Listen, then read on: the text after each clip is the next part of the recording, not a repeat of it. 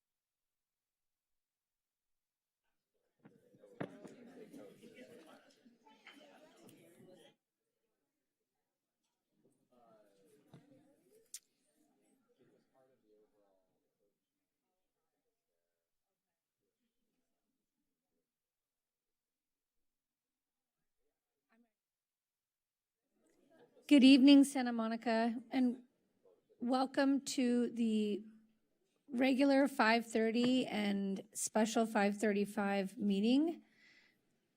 I just want to remind everybody to turn off cell phones or put them on vibrate so we don't disrupt. And Councilmember Snell, will you lead us in the Pledge of Allegiance and read the land acknowledgement after? I pledge allegiance to the flag of the United States of America and to the republic for which it stands, one nation, under God, indivisible, with liberty and justice for all.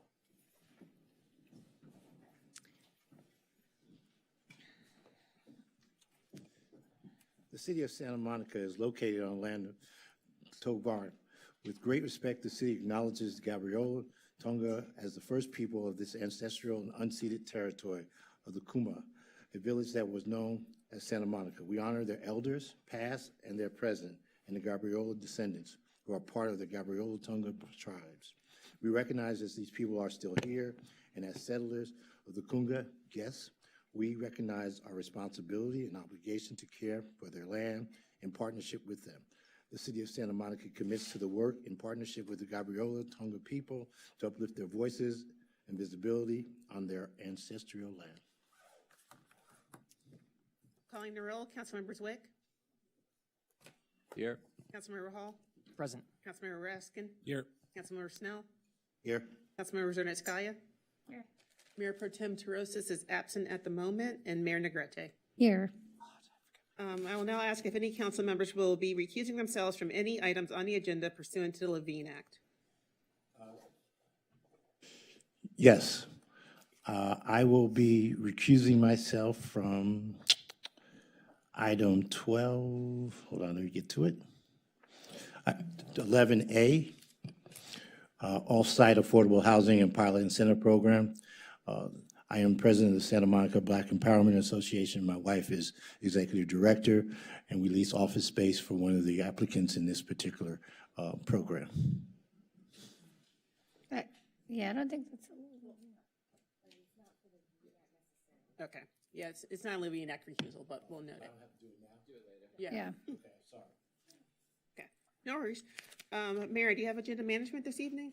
Yeah, a couple of things. Item 4H has been pulled at the request of staff, so a motion to request to hear, so that one's been pulled. So if you're here to speak on 4H, it's no longer on the agenda, so you can't speak on 4H.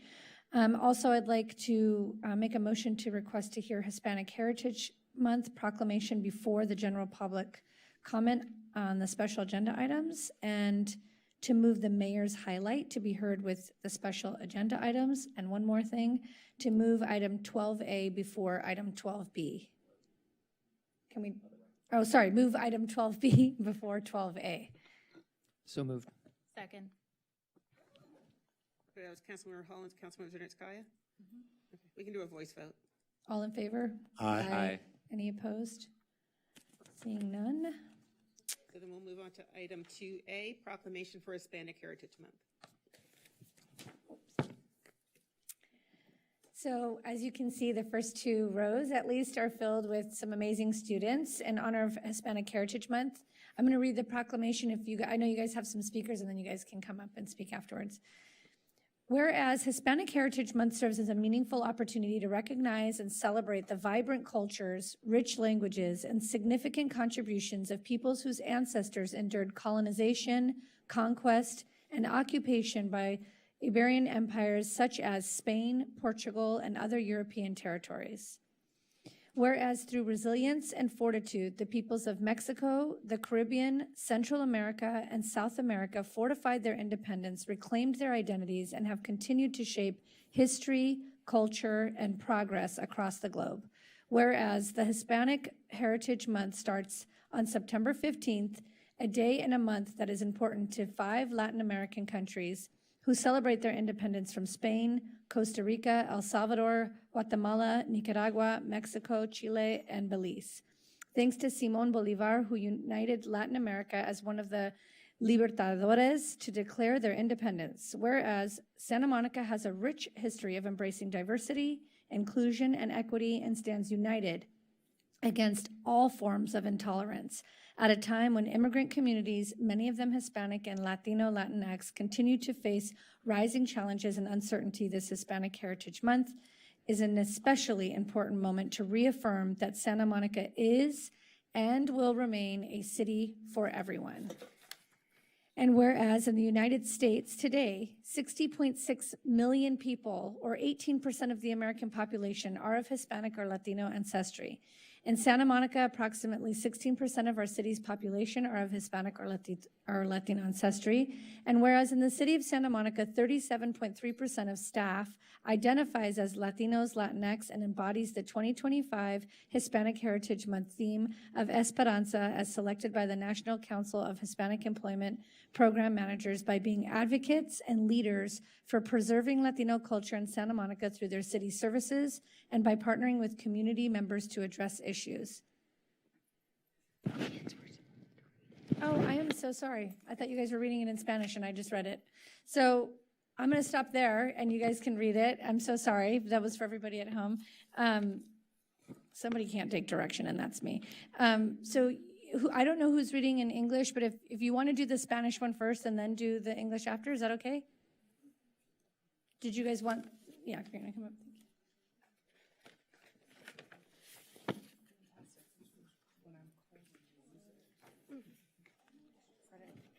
sitting here.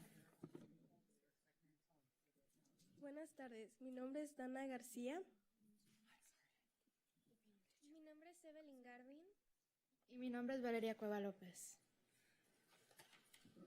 Considerando que el mes de la herencia hispana representa una valiosa oportunidad para reconocer y celebrar las culturas vibrantes, los idiomas ricos y las significativas contribuciones de pueblos cuyos antepasados fueron sometidos a la colonización, conquista y ocupación por parte de los imperios ibéricos, como España, Portugal y otros territorios europeos. Considerando que a través de la resiliencia y la fortaleza, los pueblos de México, el Caribe, Centroamérica y Sudamérica fortalecieron su independencia, reclamaron sus identidades y han sido moldeados la historia, la cultura y el progreso en todo el mundo. Considerando que el mes de la herencia hispana comienza el 15 de septiembre, un día y mes significativos para 5 países latinoamericanos que celebran su independencia de España: Costa Rica, El Salvador, Guatemala, Nicaragua, 15 de septiembre, México, 16 de septiembre, Chile, 18 de septiembre y Belice, 21 de septiembre, gracias a la influencia de Simón Bolívar, a quien unió a América Latina como uno de los libertadores para declarar su independencia. Y, considerando que Santa Mónica tiene una rica historia de promoción de la diversidad, la inclusión y la equidad, y se mantiene unida contra todas las formas de intolerancia, en un momento en que todas las comunidades inmigrantes, muchas de ellas hispanas y latinas, siguen enfrentando creencias, desafíos e incertidumbre, este mes de la herencia hispana es un momento especialmente importante para reafirmar que Santa Mónica es y seguirá siendo una ciudad para todos. Considerando que actualmente en los Estados Unidos 60.6 millones de personas, o el 18% de la población estadounidense, son de ascendencia hispana o latina. En Santa Mónica, aproximadamente el 16% de la población de nuestra ciudad es de ascendencia hispana o latina.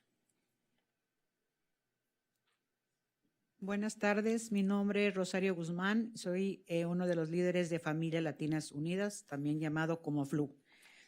Considerando que en la ciudad de Santa Mónica el 37.3% de las personas se identifican como latino o latinx y representan el tema del mes de la herencia hispana 2025, Esperanza, seleccionado por el Consejo Preservación de la Cultura Latina en Santa Mónica, a través de sus servicios municipales y colaborando con los miembros de la comunidad para atender diversos temas. Y considerando que el Comité Directivo del Mes de la Herencia Hispana de la Ciudad de Santa Mónica, con el apoyo del Ayuntamiento, está alineando con los esfuerzos actuales de la ciudad para generar espacios de participación que eleven, eduquen y empoderen a las personas Latinx mediante la cultura, la comunidad y la economía durante todo el año. Por lo tanto, yo, Lana Negrete, alcaldesa de la ciudad de Santa Mónica, en nombre de los miembros de City Council, por medio de la presente proclamo del 15 de septiembre al 15 de octubre de 2025, Hispanic Heritage Month. And I don't know if somebody's reading it in English too. Is someone reading it in English? Okay.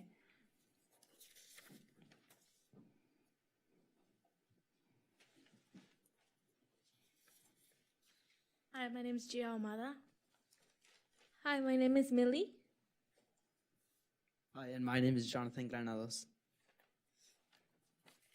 Whereas Hispanic Heritage Month serves as a meaningful opportunity to recognize and celebrate the vibrant cultures, rich languages, and significant contributions of peoples whose ancestors endured colonization, conquest, and occupation by Iberian empires such as Spain, Portugal, and other European territories.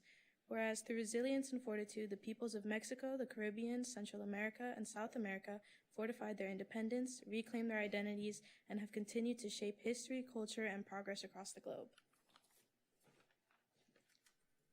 The Hispanic Heritage Month starts on September 15, a day and month that is important to Latin American countries who celebrate their independence from Spain, Costa Rica, El Salvador, Guatemala, Nicaragua on September 15, Mexico on September 16, Chile on September 18, and Belize on September 21st. Thanks to Simón Bolívar, who united Latin America as one of the libertadores to declare the independence. Whereas Santa Monica has a rich history of embracing diversity, inclusion, and equality, and stands united against all forms of intolerance. At a time when immigrant communities, many of them Hispanic and Latino/Latinx, continue to face rising challenges and uncertainty. This Hispanic Heritage Month is an especially important moment to reaffirm that Santa Monica is and will remain a city for everyone. And whereas in the United States today, 60.6 million people, or 18% of the American population, are of Hispanic or Latino ancestry. In Santa Monica, approximately 16% of our city's population are of Hispanic or Latino ancestry. Good afternoon. My name is Macrina Garcia. I'm one of the leaders of Familias Latinas Unidas. Whereas in the city of Santa Monica, 37.3% of staff identifies as Latinos or Latinx and embodies the 2025 Hispanic Heritage Month theme of Esperanza, as selected by the National Council of Hispanic Employment Program Managers by being advocates and leaders for preserving Latino culture in Santa Monica through their city services and by partnering with community members to address issues.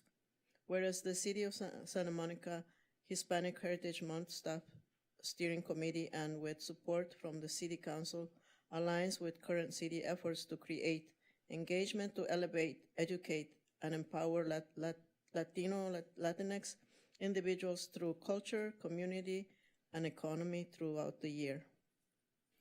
Now, therefore, I, Lana Negrete, the Mayor of Santa Monica, on behalf of the members of City Council, do hereby proclaim September 15th through October 15th as Hispanic Heritage Month in the City of Santa Monica, and we encourage all residents to recognize and celebrate the culture, contributions, and achievements of Hispanic Latino Americans in the United States. So we would love to take a picture with all of you, but I just want to say that it is not easy to come up here. I myself get nervous when I have to read in Spanish because I think in English. And so you guys did an outstanding job. And I think your teachers here maybe, or your leaders here. I want to thank you too, because I see you guys coming up here advocating for your groups at school, and you are doing an outstanding job. And I expect to see some of you up here in the future. So thank you. You guys want to come take a picture?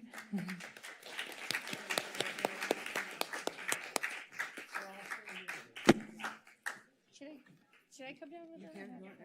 We're just going to efficiently stand up here. Okay. Yeah, did you not get the, we're going to do that from now on, yeah.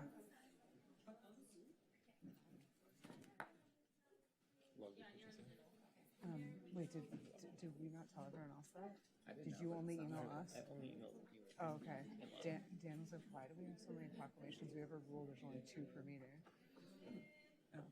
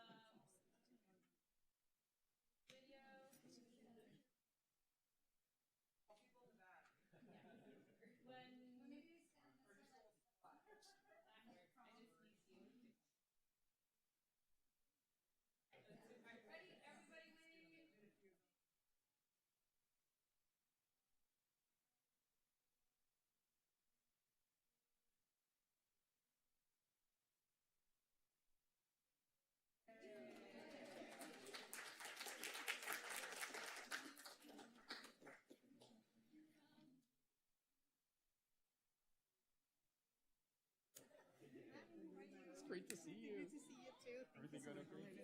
Are you kidding? It's so cool.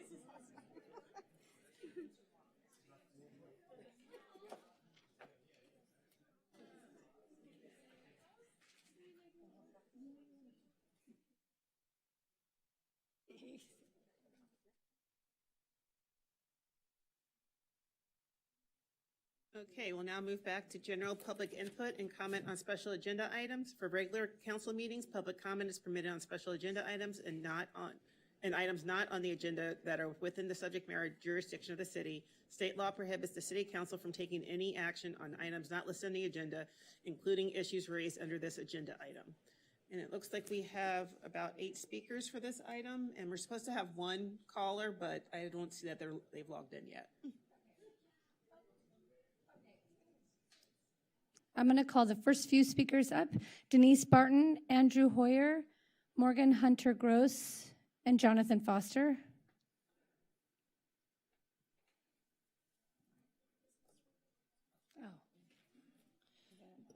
Good evening.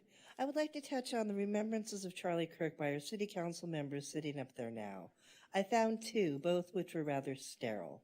But in Mayor Negretti's on Instagram, the first sentence or 2, and the last sentence was about Charlie Kirk. And the rest of it was about political violence, which all of you sitting up there have encouraged and incited through your words and actions, as well as emails she's received and her family, which was rather narcissistic. In ending, Charlie Kirk's message was be open to debate with others, even if you disagree with them. And by allowing God to enter your life and the joy you find through God is nothing but good. May Charlie Kirk's soul rest in peace with God's plan, and may his spirit live on through those who he touched, whether it be in life or through death. Thank you. Andrew Hoyer.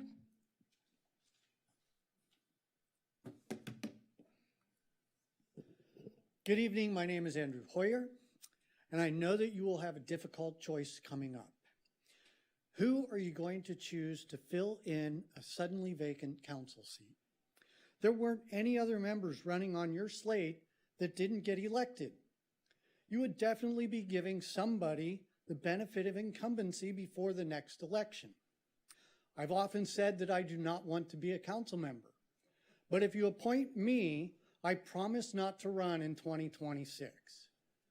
However, if you don't think I'm the best choice, you could at least appoint someone else who ran last term, but obviously nobody from that other slate, am I right? So, Erica Leslie, perhaps? Thank you.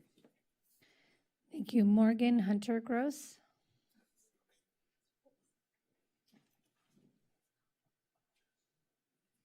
Good afternoon, Mayor, council members, and staff. My name is Morgan Hunter Gross. I was born at Santa Monica Hospital in 1985, and my father, Dr. Jay Gross, was an eye surgeon here. I grew up at the Growing Place Village School in Crossroads. For the last 3 months, I've traveled thousands of miles across California, studying airports and parks at every level. California preserved the Folsom Powerhouse at State Historic Park. Santa Monica could do the same. Reclaiming Santa Monica Airport is the first state historic airport park, not just leaving it as an empty, toxic, abandoned runway. As we learned from India Basin and Salesforce Park, that these projects only succeed when they are tied with transit and not left isolated. But first, we need honesty. Months ago, your own experts said airport core samples had been sent out to a lab. Where are the results? There is about PFAS, forever chemicals. Candlestick Point and Hunters Point show what happens when testing is hidden. Decades of delay, lawsuits, toxic piles. If we repeat that mistake here, Santa Monica will be stuck for decades. The people voted for a park, not housing. My larger vision is a Santa Monica National Park. Preservation on the scale of tens of thousands of acres, ensuring true access to the earth for all. But credibility starts small. Across the street, Tongva Park, both handicap bathrooms were locked. Either all the bathrooms are locked or none are. Singling out disabled access is an ADA violation. The federal government built the city hall and it built the pier bridge, which is now failing and must be replaced immediately. We need state and federal help again, and with it, we could reclaim our land and imagine a national park in our backyard. Thank you. Thank you. Before Mr. Foster comes up, I'm going to call the next few names. Heather Thomason, Lainey Zepeda, Gina De Vaca, and B. Barbara Padilla. Hello again, Jonathan Foster. Hi, broke bitch Monica City Council. How are you? It's a broke bitch now. But you didn't do this, but you got to deal with it. Adding on to the tribulation comments, I said I missed the coin in the paper for tribulation. I got George and everybody else on the money. So broke Monica, broke bitch Monica. By the way, do you need $1? By the way, do you need a beer? Do you need $1? I know you guys are so broke. Did you need $1? And have you been drinking beer before you came in here? So it's obvious that it's broke. You must be homeless, right? Broke Monica must be homeless. Do you know you can't put up a tent here? A drunk beer girl, drunk Monica, can't put up a sleeping bag either. The reason for the $220 million lawsuit, no one was watching, no one was heeding. Right? That's the reason there's a lawsuit. No one was watching or heeding. And this is what's happening on 3rd Street Promenade with the alcohol.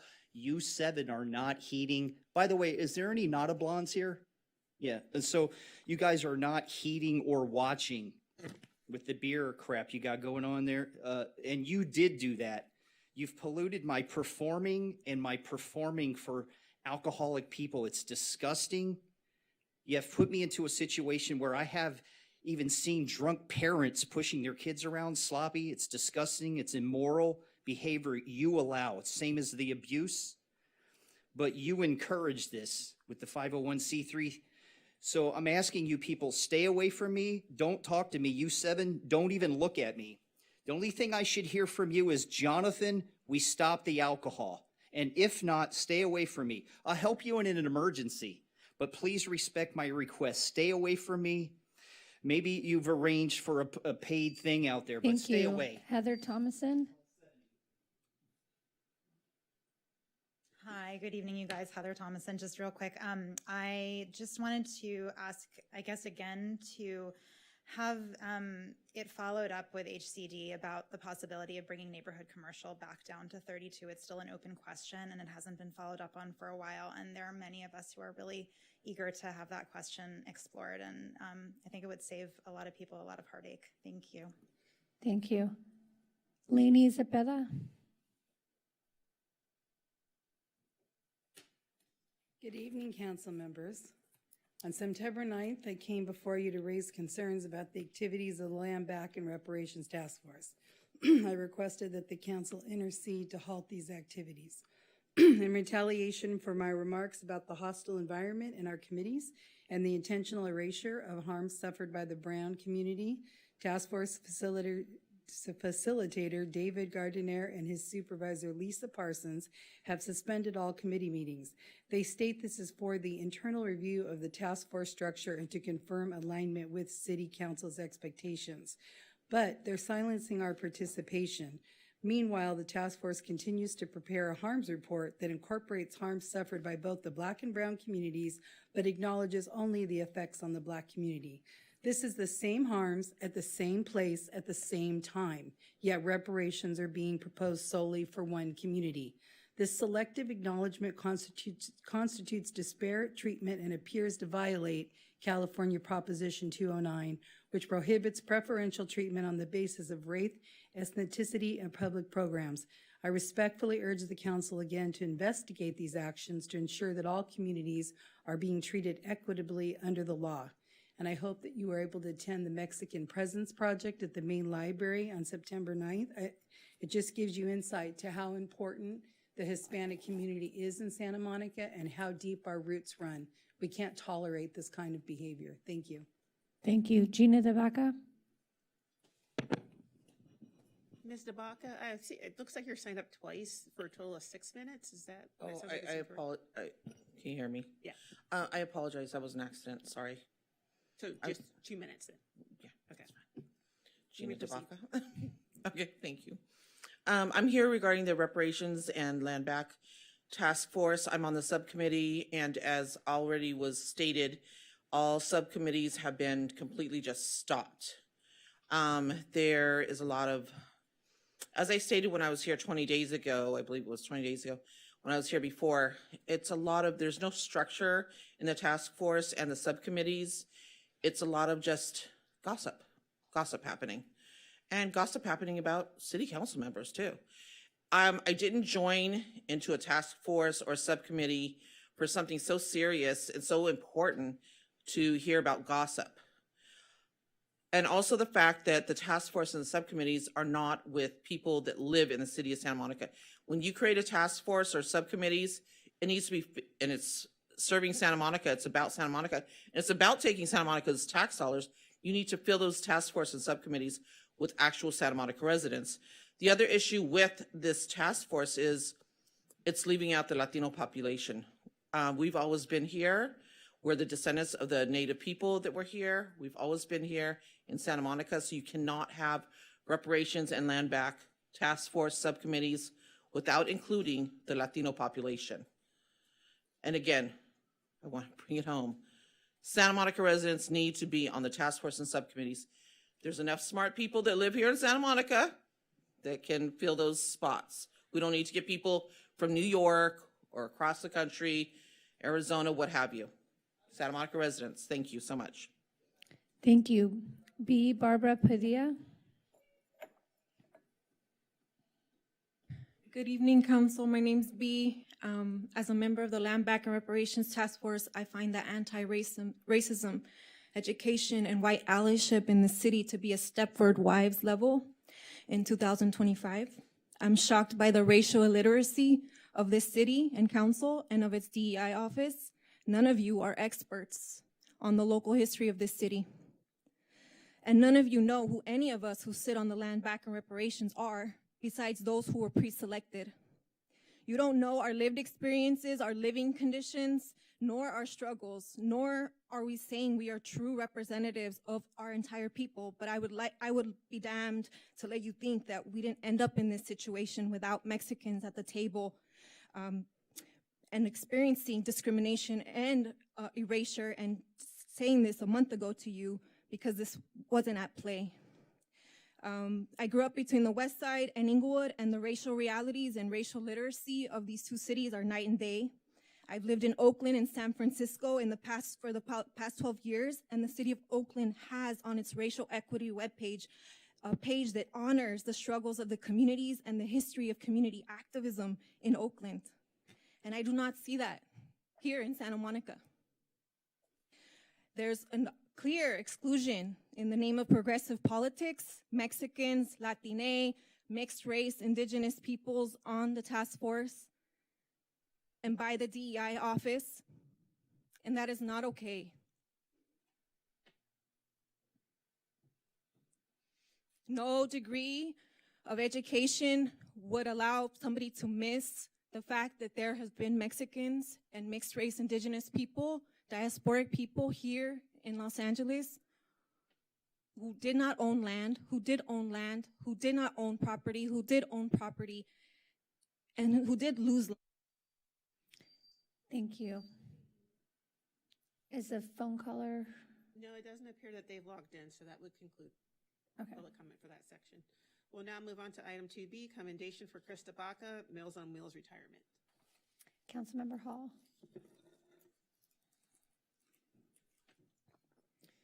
Thank you, Mayor.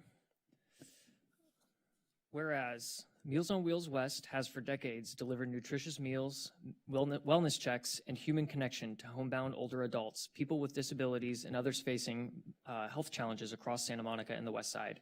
And whereas Chris Baca has served with distinction as Executive Director since 2014, bringing vision, compassion, and strong leadership to this essential organization.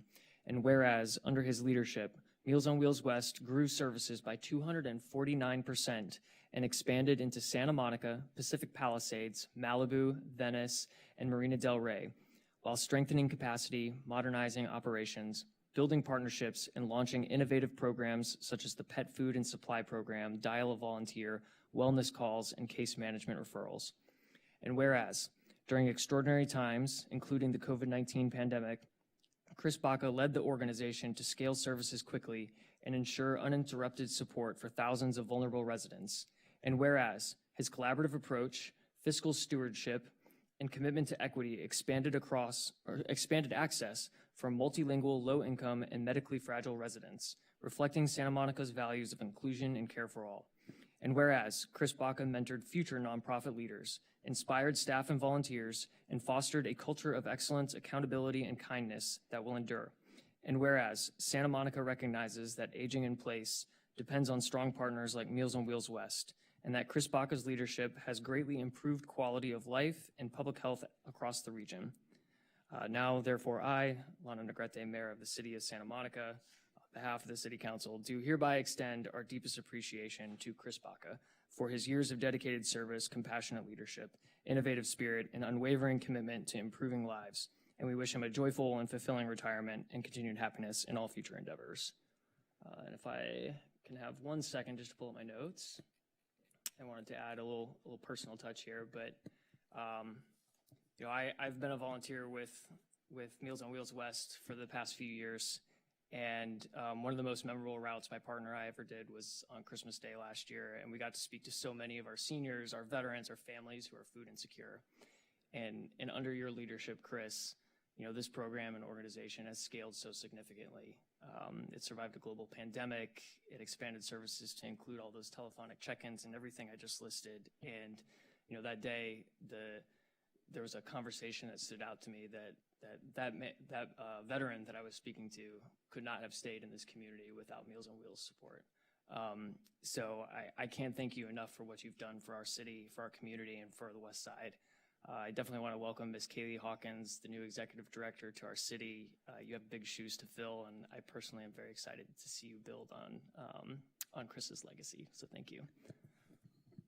Thank you so much. And I hope for all of those out there that you consider donating, because I know lots of funding has been cut, and that means food and meals are cut, being delivered to folks. So I hope if you find it in your heart, you can consider looking up Meals on Wheels and finding ways to give. Well, thank you, and I think I'm actually blushing here. I've been I worked for Meals on Wheels for 11 years, and I've been retired for 12 days now, and that has given me some time to reflect. And the thing that I've realized is that it is about community. It is about those partnerships that we've built in the last 12 years, 11 years. Our board is sitting here. Anastasia, oh, they're here behind me. Anastasia, Sarah, Rob, Len, and Melissa are longtime board members who have been so supportive as we grew and dealt with all the crises. I mean, there have been great, great partnerships. Providence St. John's during COVID did call me up at the end of the day and go, hey, we've got 8 shots we haven't used. Get some people over here, and we drive them over. And you know, the veteran that was mentioned, you know, we started that program. 5% of our, back in 2014, was support from the USC School of Sociology's Allied Veterans Collaborative. And that was in 2014. We had 5% of our clients were veterans. Now it's 21%. You know, one of the things that I'm really delighted that we've been able to do is now 26% of our clients, or I should say Kaylee's clients now, and Kaylee's going to do an amazing job. 26% of the clients now are formerly unhoused people that are now housed, and we provide them with meals and socialization and referrals to our 68 partners. And our partners include everybody from Providence, as I mentioned, to Wise and Healthy, to Westside Food Bank, to numbers of mental health agencies. So it is about community, and I'm grateful to have grown up in this community and been able to serve this community. And thank you to all our partners and to all of you in the past city councils and to the board and our volunteers. So thank you very much. Thank you. Kaylee, do you want to join in the picture?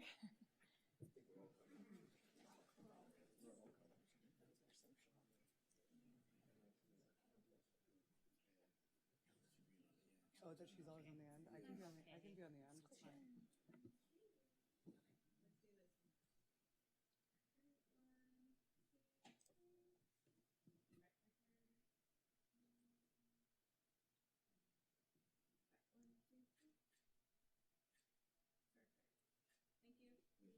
Thank you. Congratulations. Congratulations. Thank you. Thank you. Thank you. Thank you. Thank you for your support.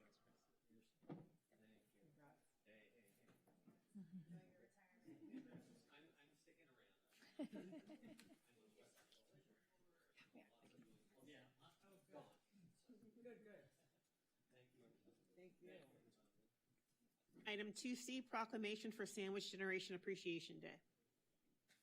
Well, dovetailing that one, the sandwich generation represents those of us caring for parents and children at the same time. And I just want to note that there's some items in the back that we had a senior commission and they had all these items, so please grab whatever you want and for yourself or for a senior in your family.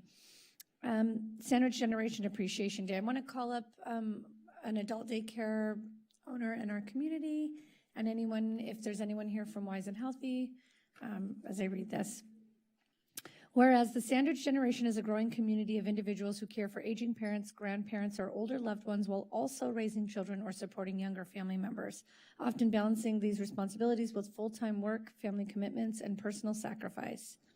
And whereas these caregivers embody strength, compassion, and resilience, providing love, support, and stability that hold families and communities together, often without recognition or rest. And whereas in Santa Monica, countless residents serve as these dual roles, ensuring generations before and after them are cared for with dignity and devotion, even as they navigate emotional, financial, and logistical challenges few fully understand. Contributions that ripple far beyond individual households to strengthen the fabric of our city, enrich lives, and build a more compassionate, connected community. And whereas the Memory Connection, a Santa Monica-based nonprofit, has been a steadfast champion for these caregivers, offering education, respite, resources, and advocacy, especially for those supporting loved ones with dementia and reminding us no caregiver should feel alone. And whereas honoring the sandwich generation is more than symbolic, it recognizes their vital role in sustaining families, nurturing future generations, and caring for those who once cared for us, while affirming our city's commitment to building support systems, raising awareness, and fostering a culture of gratitude and understanding. Now, therefore, I, Lana Negrete, the Mayor of Santa Monica, on behalf of the members of City Council, do hereby proclaim September 30th, 2025 as Sandwich Generation Appreciation Day in the City of Santa Monica, and encourage all residents, organizations, and institutions to honor, celebrate, and support those who care deeply for both generations before them and generations yet to come. Did you want to come up and say? Thank you, Mayor, and to the City Council for recognizing Sandwich Generation Appreciation Day. At the Memory Connection, our mission is to support families caring for loved ones with dementia and just experiencing isolation at home. We know firsthand how many of those caregivers are also raising children at the same time. These Sandwich Generation caregivers are balancing work, kids, and aging parents, often quietly without recognition or support. This day shines a light on their dedication and sacrifices. It's not only about awareness, but about fostering compassion in our community, reminding caregivers they are not alone. As someone who has personally walked in these shoes, I understand the toll this journey can take and also the strength, love, and resilience it requires. The Memory Connection will continue to raise awareness through education, resources, respite opportunities, because when caregivers are supported, families and communities grow stronger. Thank you again to the city for helping bring this important conversation forward and for standing with the caregivers who give us so much of themselves each and every day. Okay.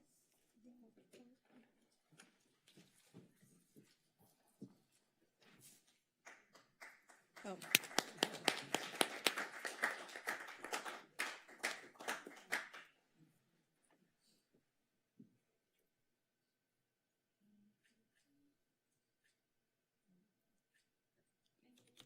Thank you.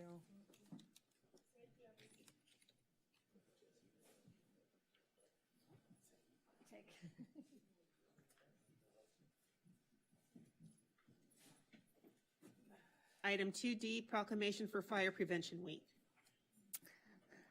We have our chief here and, okay. And Kathy, please come on down. So it is Fire Prevention Week, and I'm going to read this proclamation. Whereas the City of Santa Monica is committed to ensuring the safety and security of all those living in Santa Monica and visiting. And whereas as fire remains a serious public health concern both locally and nationally, and the presence of lithium-ion batteries in many household devices introduces unique fire risks. And whereas most of the electronics used in homes daily, including smartphones, tablets, laptops, power tools, e-bikes, e-scooters, and toys, are powered by lithium-ion batteries, which, if misused, damaged, or improperly charged, can overheat, start a fire, or explode. Whereas the National Fire Protection Association reports an increase in battery-related fires, underscoring the need for public education on the safe use of lithium-ion batteries. And whereas residents should follow 3 key calls to action. buy only listed products, charge batteries safely, and recycle them responsibly to prevent battery-related fires. And whereas lithium-ion batteries store a large amount of energy in a small space, and improper use, such as overcharging, using off-brand chargers without safety certification, or exposing batteries to damage can result in fire or explosion. And whereas the proper disposal and recycling of lithium-ion batteries to help prevent environmental hazards and reduce fire risks in the home and community, and whereas the Santa Monica fire responders are dedicated to reducing the occurrence of fires through prevention, safety education, and community outreach. And whereas the 2025 Prevention Week theme, Charge into Fire Safety Lithium-Ion Batteries in Your Home, serves to remind us the importance of using, charging, and recycling lithium-ion batteries safely to reduce the risk of fires in home and communities. Therefore, I, Lana Negrete, the Mayor of Santa Monica, do hereby proclaim October 5th through 11th, 2025 as Fire Prevention Week throughout Santa Monica.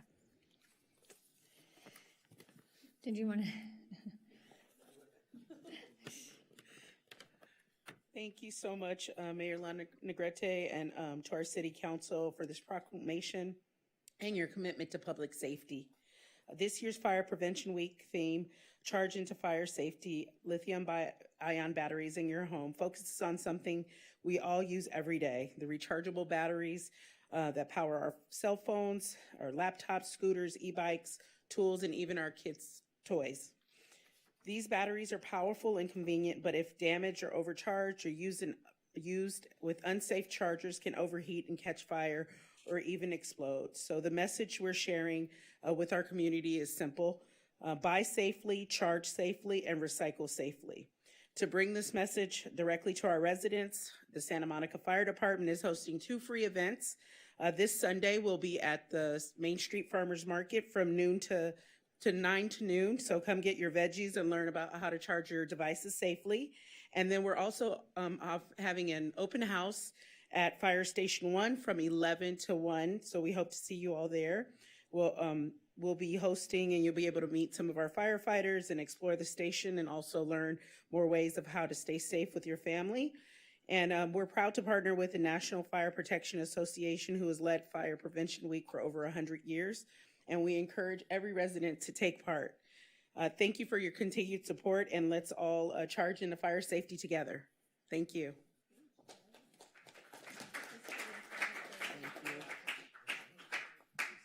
Fire safety. Oh, nice. You know what else is blowing up? Those battery energy storage system plants.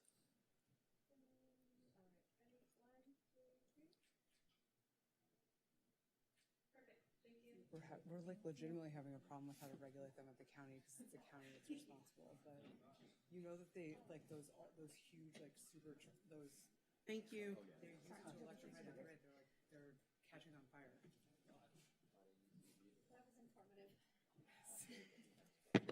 Okay, we'll now move on to the mayor's highlight. Mayor, did you want to say something Yes. first? Okay, I haven't been able to do a highlight, and I know it's a long night, but this is one that we just have to do. So I have a special guest who's here. His name is Juan. He's going to come up in a little bit. We have a little video to show. Juan is originally from Ecuador, and I thought, perfect, Hispanic Heritage Month. Let's highlight somebody who is also Latino and doing something quite amazing. He was living in Virginia for 20 years, and I think today he's celebrating 1 year in LA. So today's his 1 year anniversary in being in LA. And he's taking care of a family back home. He's got a little one who has health concerns and has undergone at a very young age, a baby, some surgeries, but that has not stopped him. He left his tech career to pick up trash and clean LA. And he's gone quite viral. He's been all over the news, Clean LA with me. And I met him at the Spogami trash cleanup competition in Santa Monica. And we decided to clean up Santa Monica together. And through that conversation, I found out that not only was he being threatened with being fined from Metro, being around the freeways, but he is oftentimes told he has to pay for a permit and pay to dispose of his trash. And I thought, that seems ridiculous. Let's work to do something about that. So later on tonight, there's an item coming forward, but I just wanted to highlight a community member. It doesn't always have to be somebody right here or with an official business, you can literally quit your job if you would like and give back to your community. And he started with just a couple of tools, some gloves and a trash bag, and he's created a real movement. So this is just a short little clip that Juan put together. I'm Juan Naula, the founder of Clean LA with Me. I moved here from Virginia a year ago looking for investment for my tech company, for my rideshare company. But all my plans changed. I didn't know that I was going to start cleaning. But yeah, I've been cleaning LA, Santa Monica, Newport, Beverly Hills, Hollywood, all the cities that are around LA, and trying to make a change. And hopefully we can make a big change here in the future. So here I'm cleaning also with the mayor. That was a pleasure to do some cleanup with her and making a difference. So yeah, this is the plan, to see a change in a couple years. Hopefully we can inspire more people so they can start doing the neighborhoods, cleaning the streets, the alleys, to make sure to live a better future for our little ones. So Juan. It is Sustainable September, just the last day of it. That was another reason why it felt much needed. But if you see how many pounds of trash he picks up, and he does a little funny bit where he finds multiple Starbucks cups all the time and he reads the name out of the person. So follow him on Instagram or what other socials, Clean LA with Me. But Juan, I wanted to read something and have you come up to receive this. So Juan Naula with Clean LA with Me. Whereas Juan E. Naula, founder of the nonprofit Clean LA with Me, has transformed his passion for cleaner public spaces into a countywide movement that mobilizes volunteers, removes trash, and fosters environmental stewardship across the Los Angeles County. And whereas since arriving in the United States and in LA just a year ago, Mr. Naula has made a profound impact by leading cleanup efforts in neighborhoods along freeways and on beaches, including Santa Monica Beach, demonstrating that care for shared spaces transcends geographic boundaries. And whereas his work has helped spark important conversations about barriers faced by volunteers and nonprofits seeking to improve public spaces, inspiring Santa Monica to extend freeway exit beautification efforts and explore new programs to support community-led cleanups. Whereas as a proud member of the Latino community, Mr. Naula embodies the spirit of Hispanic Heritage Month, exemplifying perseverance, leadership, and service that enrich our culture and strengthen our region. And whereas the City of Santa Monica wishes to recognize Mr. Naula's extraordinary achievements and lasting contributions to cleaner, healthier, and more welcoming communities throughout the Los Angeles region. Now, therefore, I, Lana Negrete, the mayor of the City of Santa Monica, on behalf of this City Council, do hereby commend Juan E. Naula for his outstanding leadership and dedication to public service and express its deepest gratitude for his continued efforts to build a cleaner, stronger, and more connected community for all. Wow, thank you so much for this moment.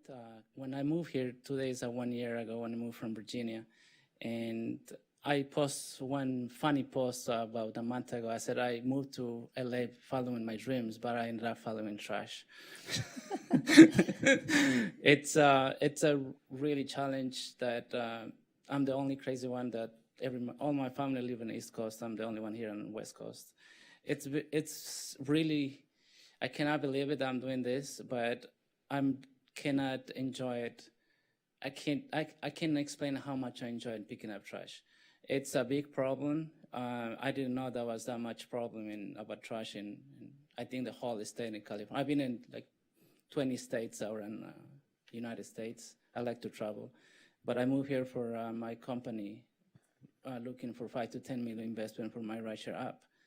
But I had to quit because when I moved, I was 2 weeks here. I got a $8,000 discount, so that makes it really tough on my dream. But I started cleaning. That was a therapy for me because my wife was pregnant, and then we had the baby, and then we had to through all this hard time with my son. Has a surgery when he was 2 months, and then he's gonna go again on next Tuesday. He's gonna go another surgery. They are back in Ecuador. I'm alone here. But thank you so much. I cannot explain how much support I have on my social media. Instagram, TikTok, Facebook, YouTube. I post every day on 12 platforms because I do clean solo, Monday to Friday, anywhere. I didn't know. I thought LA was just LA. Then I find out I'm still learning about the area, because then you have so many small cities around LA. So now I guess I'm LA County. But I do enjoy cleaning. This is like a therapy for me. It does help me to have my family away. I put in an application to bring my wife legally here. It's almost 3 years, and immigration hasn't given an answer yet. And so that's things make it really hard. But I can say I would love to have more support. I have a plan to put in a program because we have to teach our little ones that trash is not just a problem in our streets. Those trash is going to end up in our rivers, because I have clean LA River too, and then end up on the oceans, and then it's going to end up in Ecuador, Africa, everywhere. So it's a big problem that we have to fix it. And hopefully I can put up programs that I can go to middle school or high school and say, we have to fix it. I see 3 big problems that I would like to fix it and help to all the cities: trash, graffiti, and homeless. We have to put it programs to fix this. I feel like I'm born here. I've been only 1 year. Thank you so much. I really Thank appreciate you, Juan. Hopefully you will get more followers today, and we appreciate you. Thank you.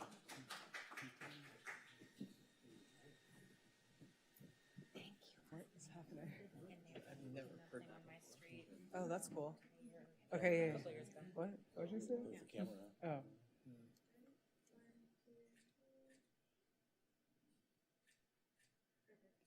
Thank you. Thanks for coming. Yeah, thank you.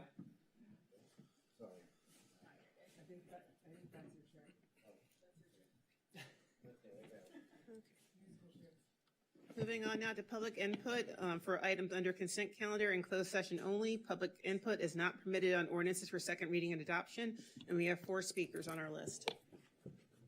Okay, I've got Jim Harris, Zena Josephs, Alan Levinson, and John Reynolds.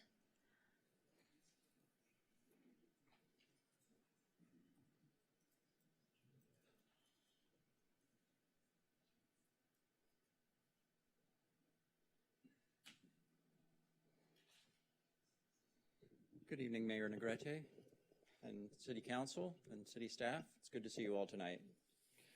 We're here to speak on item 4A on behalf of my board of directors at the Santa Monica Pier Corporation. My name is Jim Harris. I'm the executive director of the Pier Corporation. We wish to express the corporation's support for the Public Works Department's proposal for the reconstruction of the Santa Monica Pier Bridge. At our regular Santa Monica Pier Corporation board meeting on July 21st, 2025, our board received the final update from the city staff before the project plans are to be presented at the September 30, 2025 Santa Monica City Council meeting for adoption and award of a construction contract. The Pier Corporation's board of directors voted to convey its support for the Pier Bridge replacement project as presented and for the project to move into the construction phase. The Pier Corporation has been regularly kept up to date by city staff on the development of the Pier Bridge replacement project for the past several years.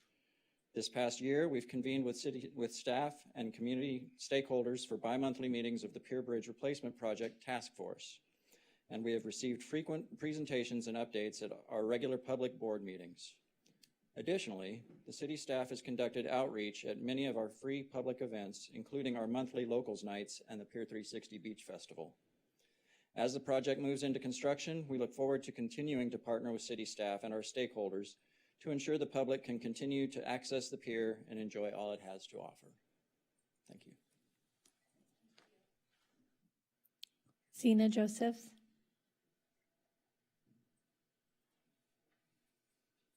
Thank you. I'm talking about 5B. I urge you to delay approving the JSX lease until you've considered the following.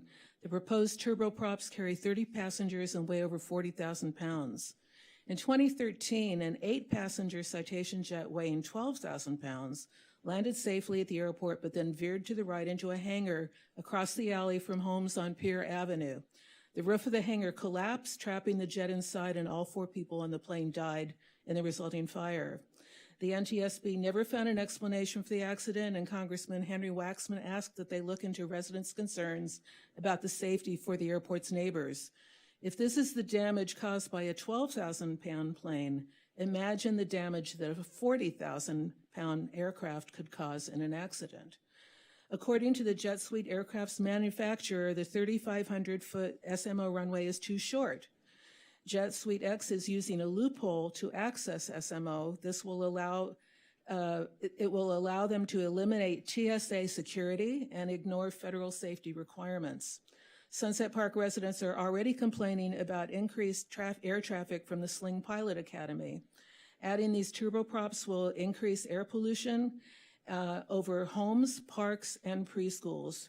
They propose to start with 6 flights per day. What's to prevent them from greatly increasing that during the World Cup and the Olympics? So I urge the city to hold a public hearing, complete an FAA safety review, and conduct an EIR. The safety of our residents is at stake. We've never had 30 passenger planes since the 1960s when Douglas was here. This is really important. Thank you. Thank you. Mr. Levinson? I think I have 4 minutes. Yes. Hi, Alan Levinson. I feel like I hit the lottery here with 4 minutes. I can't believe it. I'll try not to use it, but I'm here on behalf of the residents who live around the airport and on behalf of the people who want to park in Santa Monica. People have been harmed by noise and pollution and disruption of their lives for decades at the airport. With the shortened runway, newfound peace, and the promise of closure, we felt some relief and hope. Jet Suite X and Island helicopters will set things back to square one and possibly worse. Everyone loves to talk about the consent decree, how the consent decree is allowing us to close the airport in 2028, and how the consent decree is telling us that we have to allow Jet Suite X and Island helicopters to operate out of our airport. The city and you, Mr. Chi, hi, we haven't met, Mr. Chi. You sat behind me at the airport commission. I thought you were going to stay for the meeting, but you kind of slipped out the back, Jack, so I didn't get to talk to you. I don't know if you've read the consent decree. I think very few people have actually read the consent decree. They hear about it. There's a lot of misreading of the consent decree. Nothing in the consent decree requires this city to let commuter airlines operate out of this airport without a proper EIR, without an environmental review, without a safety review, without an updated safety plan, without an update of our fire department, with the fire truck that we have. We're not even prepared for this. If we think we had a problem with the child molester, this is another problem in the making.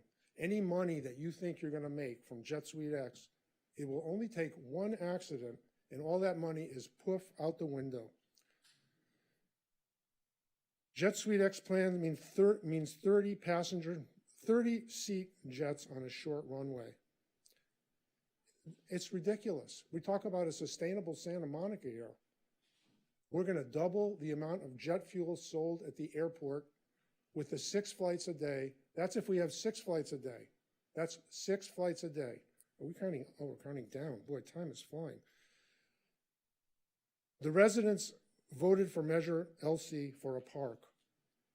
If Jet Suite X and Island helicopters come here without an environmental review, without a safety review, without updating our airport, I can guarantee you there's going to be more coming, and the flights are going to go up. Mr. Raskin, you're an environmental lawyer, I'm told. I think you know more about EIRs and CEQA than I do. And if this is not a reason to do an EIR, nothing is. I mean, what the heck is going on here? This thing was snuck in. We heard about it like 2 or 3 weeks ago. It's clear the staff has been working on this for months. It's snuck into the airport commission. It's here now. We're back into a closed session. Same old trick. Lana, I know you love Santa Monica. Don't let this happen to Sunset Park. And Dan, you say you want a park. This is the end of the park. Do an EIR, study this thing, study the safety. You can't just let this happen like boom, because Mr. Cheekums, I hope you read the consent decree, because that doesn't seem to me like you did, and I heard you're a nice guy, but this is making me think otherwise. Natalia, you live in Sunset Park. Jesse, I don't know you very well. I hope you find your path.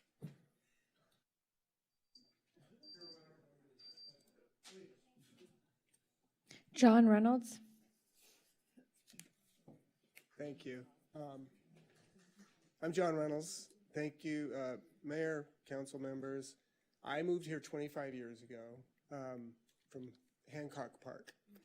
And when I moved here, my realtor said, oh, don't worry about that airport. It's going to go away, because I can read the numbers of the planes going over my house. And my children learned, oh, that's N7429, they go every Tuesday or whatever. I worked really hard for 20 of the 25 years to close this airport with Measure LC. I worked hard on that in the 2017 consent decree. So I'm really anxious to see, I hope I live to see the ground broken on this park. But I'm really concerned because when I read the size and enormity of these planes and that they can hold 30 people and they're however much they weigh, I know that's going to spew a lot more particulate matter and also fuel at the airport. And I know they probably are going to come in with a lot of cash. Thank you. Okay, that concludes public input for that section. We'll now move on to the consent calendar. All items will be considered and approved in one motion unless removed by a council member for discussion. In accordance with Charter Section 615, the adoption of all ordinances and resolutions shall be by reading of title only unless a council member present dissents. No public discussion is permitted on ordinances for second reading and adoption. And Councilmember Hall has requested to pull item 4B, and item 4H has been pulled at the request of staff. Okay. Councilmember Hall? Should we move the rest of the consent? Yes, please. Yeah, and this is not, Oh, sorry. I move the consent calendar with the exception of 4B and then 4H, which was pulled by staff. Second. Councilmember Zernitskaya? yes. Councilmember Snell? Yes. Mayor Pro Tem Terosis? Yes. Councilmember Raskin? Yes. Councilmember Hall? Yes. Councilmember Zwick? Yes. And Mayor Negrete. Yes. Item 4B, accept 2024 State Homeland Security Program grants.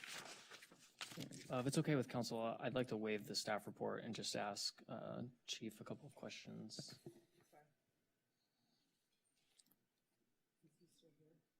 Is Chief Halleck still here? Chief Halleck, are you still in the building?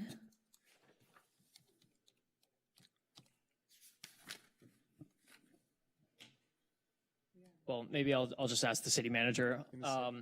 I just wanted to confirm and make sure the public is aware, have we thoroughly confirmed that acceptance of this grant funding does not come with any intelligence sharing requirements with the federal government or federal agencies that could either put our undocumented community at risk or change our guidance to not share information from staff to federal agencies about either immigration or gender affirming healthcare? Councilmember Hall, we have assessed and vetted this particular grant application.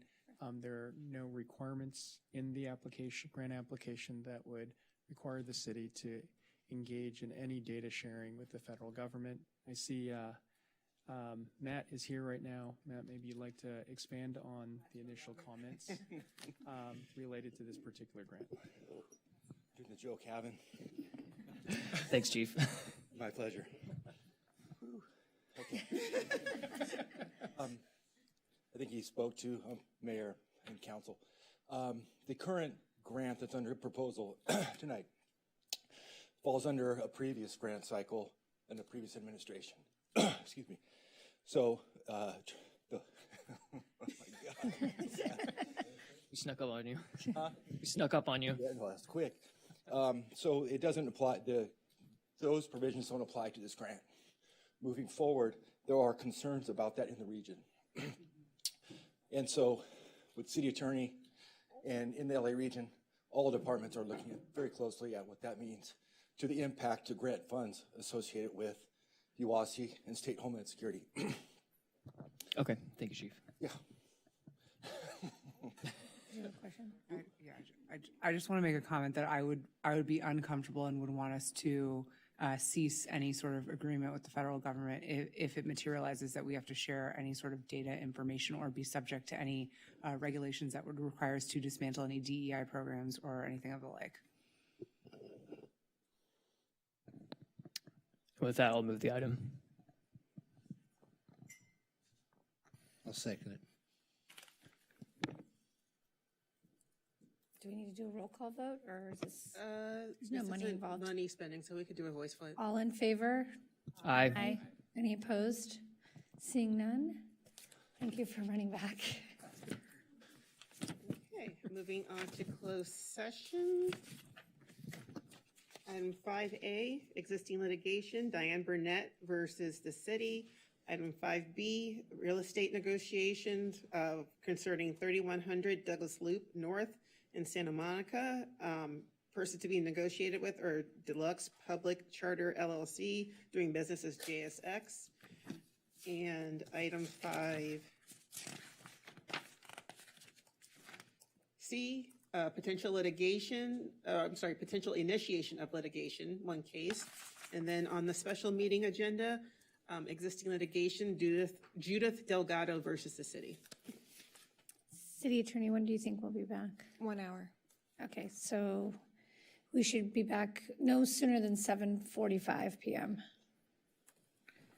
Thank you.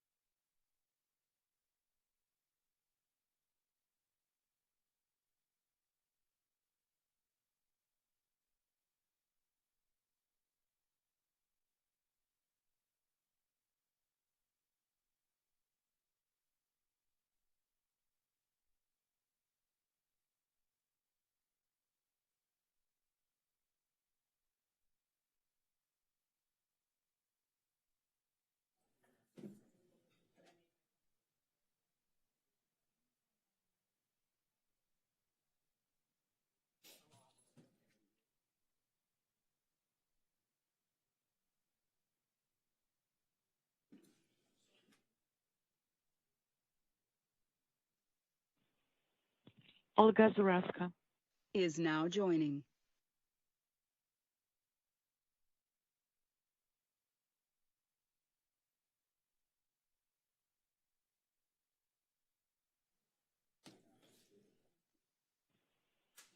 Olga Zareska is now exiting.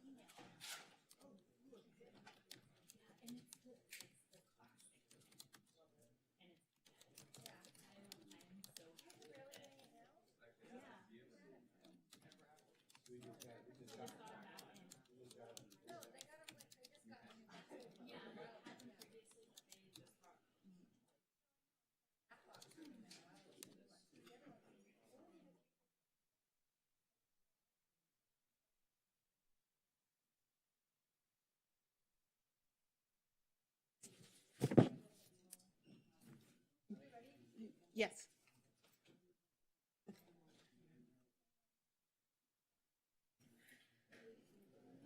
Welcome back. City Attorney, do we have anything to report out? Yes, item 5C of the regular meeting was heard, and the council approved initiation of litigation as a plaintiff in the lawsuit of Santa Clara County versus Department of Homeland Security, which was filed on September 30th, 2025 in the Federal District Court in the Northern District of California, challenging new conditions placed on FEMA grants by the Trump administration.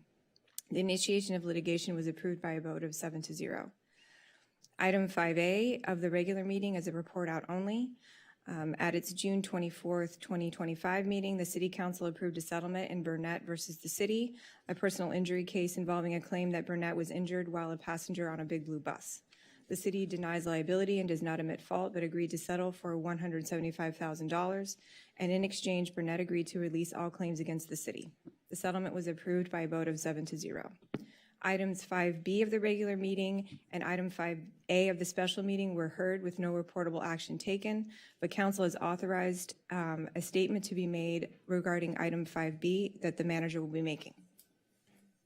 Thank you very much, Heidi. We wanted to make sure that after considering lease terms related to the discussions we're having with Deluxe Public Charter LLC, doing business as JX Air, in closed session earlier this evening, the City Council and staff discussed direction on price and terms of payment for a potential lease with Jet Suite X or JSX.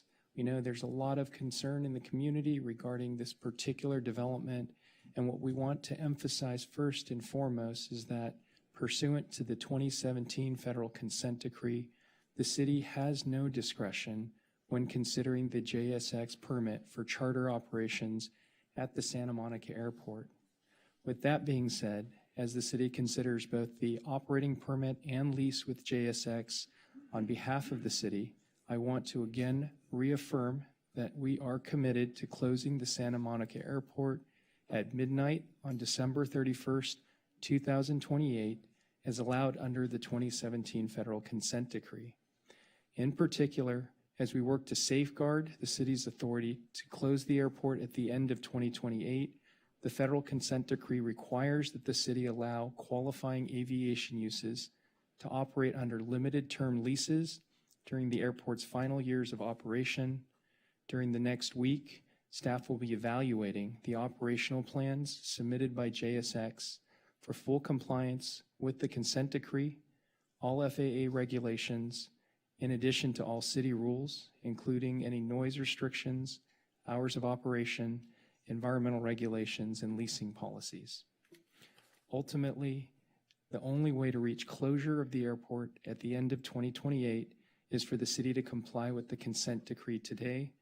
We're working through the details associated with the issue, and we will be certain to keep the community apprised as to the status of this matter during the next several days as we complete our review of all of the associated inputs related to JSX's proposed operation at the Santa Monica Airport. With that, that concludes the statement. Thank you. With that, did you want to segue into your manager's report? That would be lovely. Thank you very much. Madam Mayor, members of the council, that particular matters we discussed in closed session are heavy. On a less heavy note, gosh, what a tremendously cool weekend we just had here in Santa Monica. It was absolutely jumping.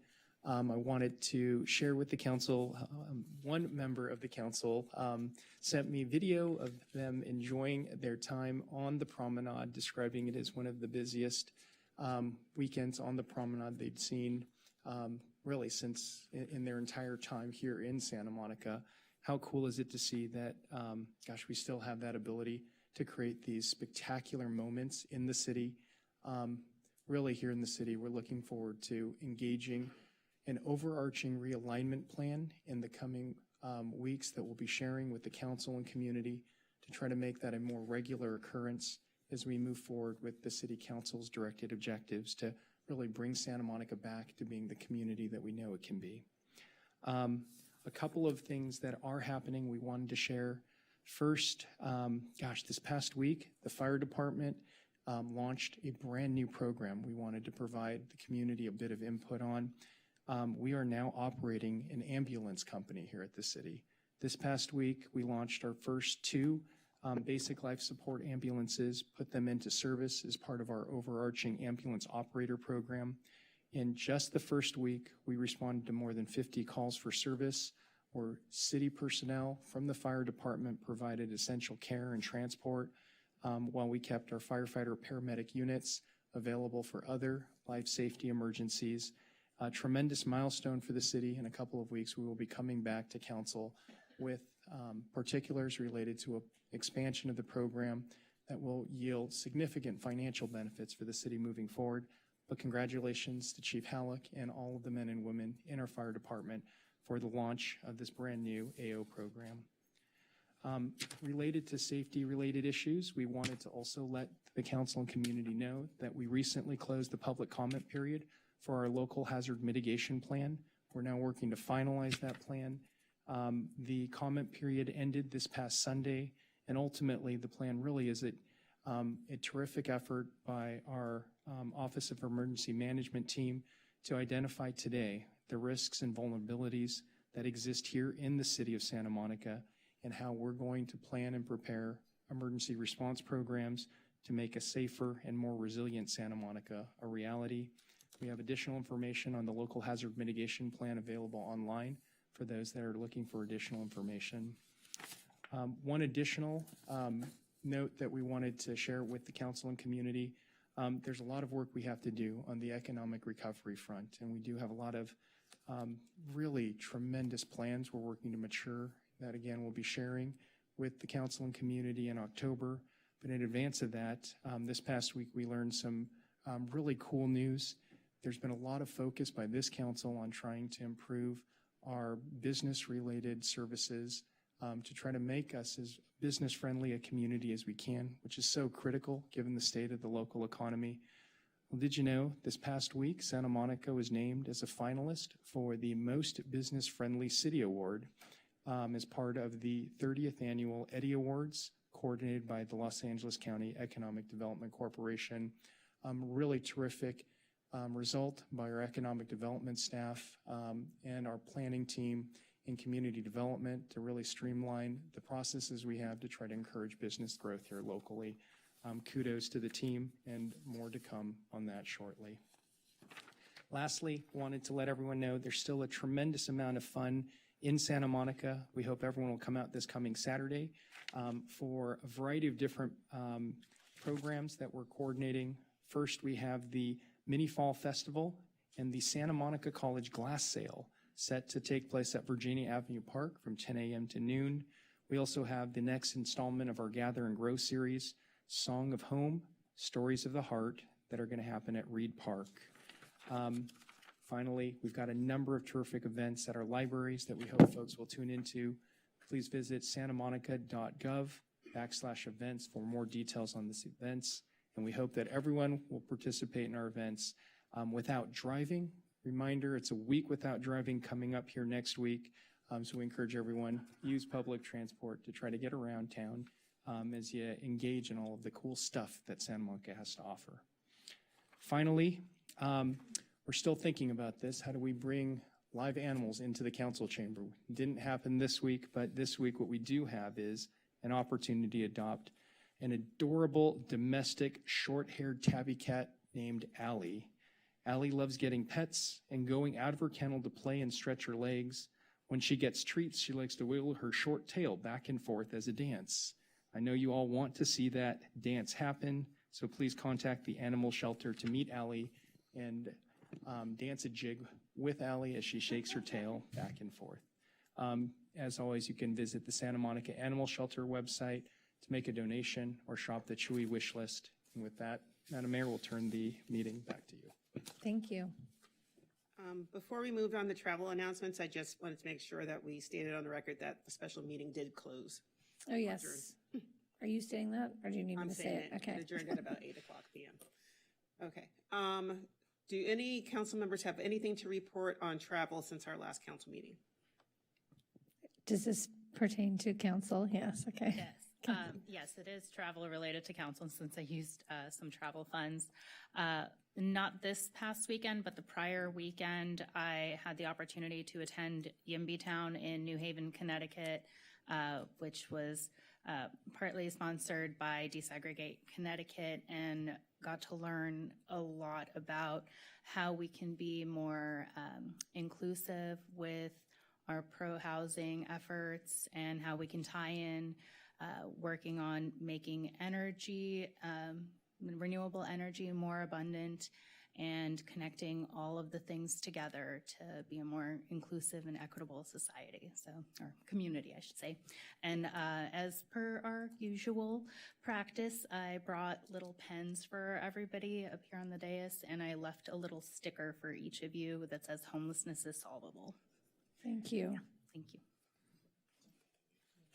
Okay, we'll now move on to public input on remaining agenda items. Public comment is permitted on ordinances for introduction and first reading. No public comment is permitted on ordinances for second reading or adoption. Public input for 12 items will be heard at the time when the public hearing is called. And, sorry, I'm not on my screen. We have, oh, wow. 26? Yeah, we have 27 callers in the queue. There might be a couple. 27 callers? I'm sorry. Oh. No, People speakers. signed up. Okay, but there's 4 callers, correct? 3 callers. 3, and then are we doing those first, or? Hold on for a second. There's some duplication here, so we're under the 20. I think we're under the 25 here, so. Okay, so everyone will have their full 2 minutes. Yes. All right, I'm going to call the first few names, or we're not doing the phones yet till the end, correct? Okay. Andrew Hoyer, John Reynolds. Does that say Zenon? And Zenon Crow.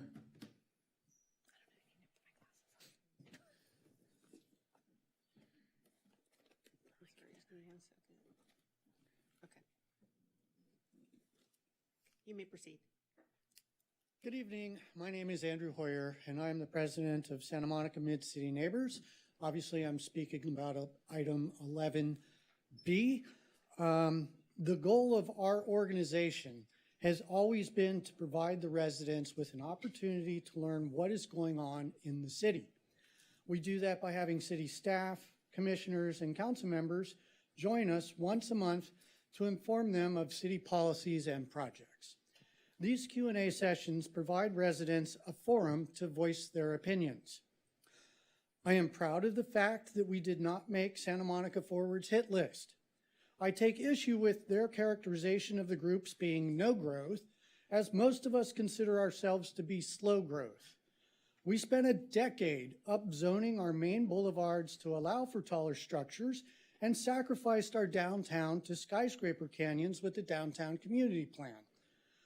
I have always said that we are not requiring developers to provide enough 2- and 3-bedroom apartments if we truly want to be a family-friendly city. A board member from the Downtown Neighborhood Association actually agreed with me on this point at one of our sessions.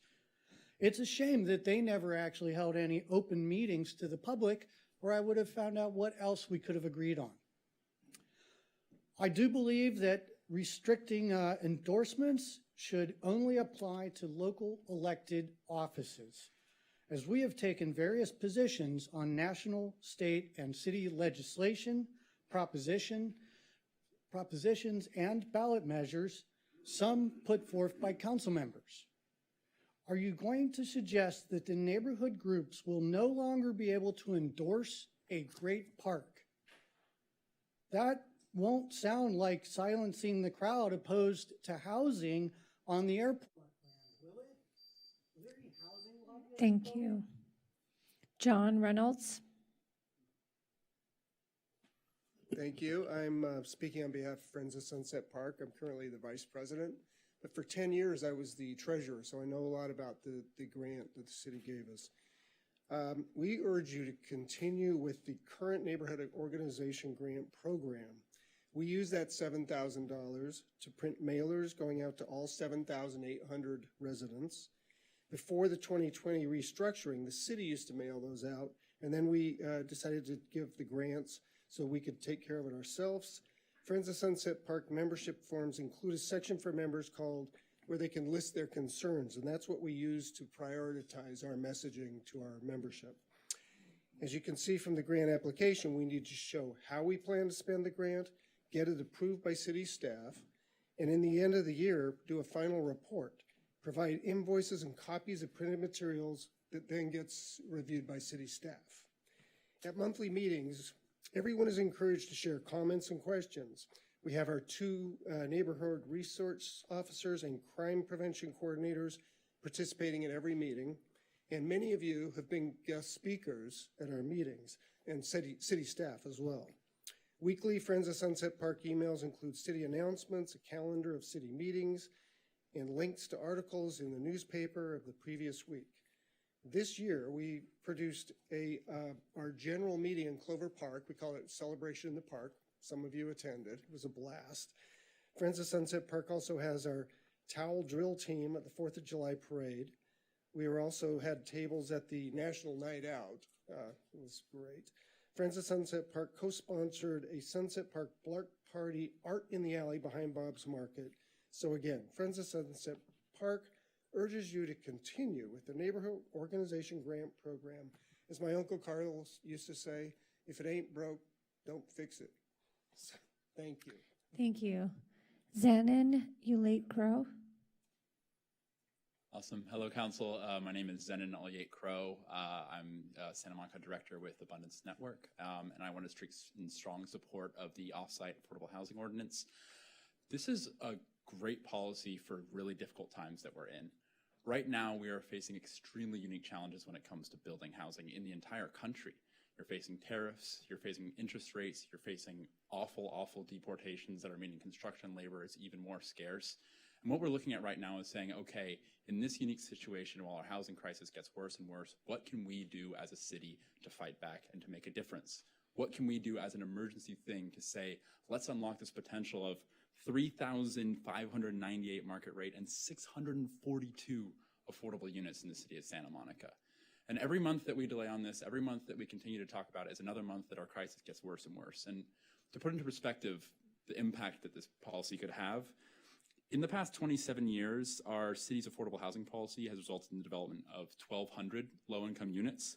With just this one policy, we can unlock 642 low-income affordable units, increasing the amount of affordable housing stock by 50% with just this one policy. This is a no-brainer thing that will actually allow us to reach our needs and reach our goals, and we shouldn't be talking in circles around this thing when people are living on the street, when people aren't able to have a house.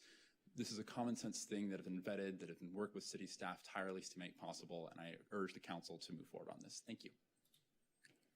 I'm sorry, Madam Mayor, before we proceed to the next speaker, we actually have a youth speaker here tonight. If we could let them speak first, please. Yeah, who's the youth? Yeah, it's Matthias. Oh, Matthias Food to Lunch. And then after that, I've got Sam Shapiro-Cly BJ, and John Prindle.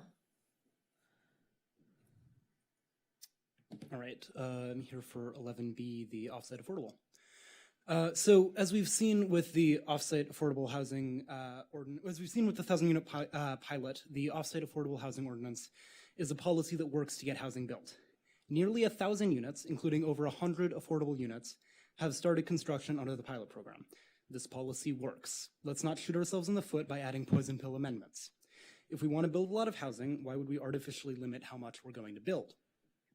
With this policy, Santa Monica has done an incredible job of cutting red tape and getting out of its own way so that it can deliver to its renters and to its workers. These projects have already started construction just since the pilot went into effect. It's time now for the city to finish the job by extending the program without a cap on the number of homes that we can build. Thanks so much. Thank you, John. Oh, I'm sorry. First I have Sam Shapiro. Hello. I'm Sam Shapiro-Klein. I'm here to speak in favor of extending and expanding the offsite affordable housing program, item 11A. This program, it really makes me very excited for the future of Santa Monica.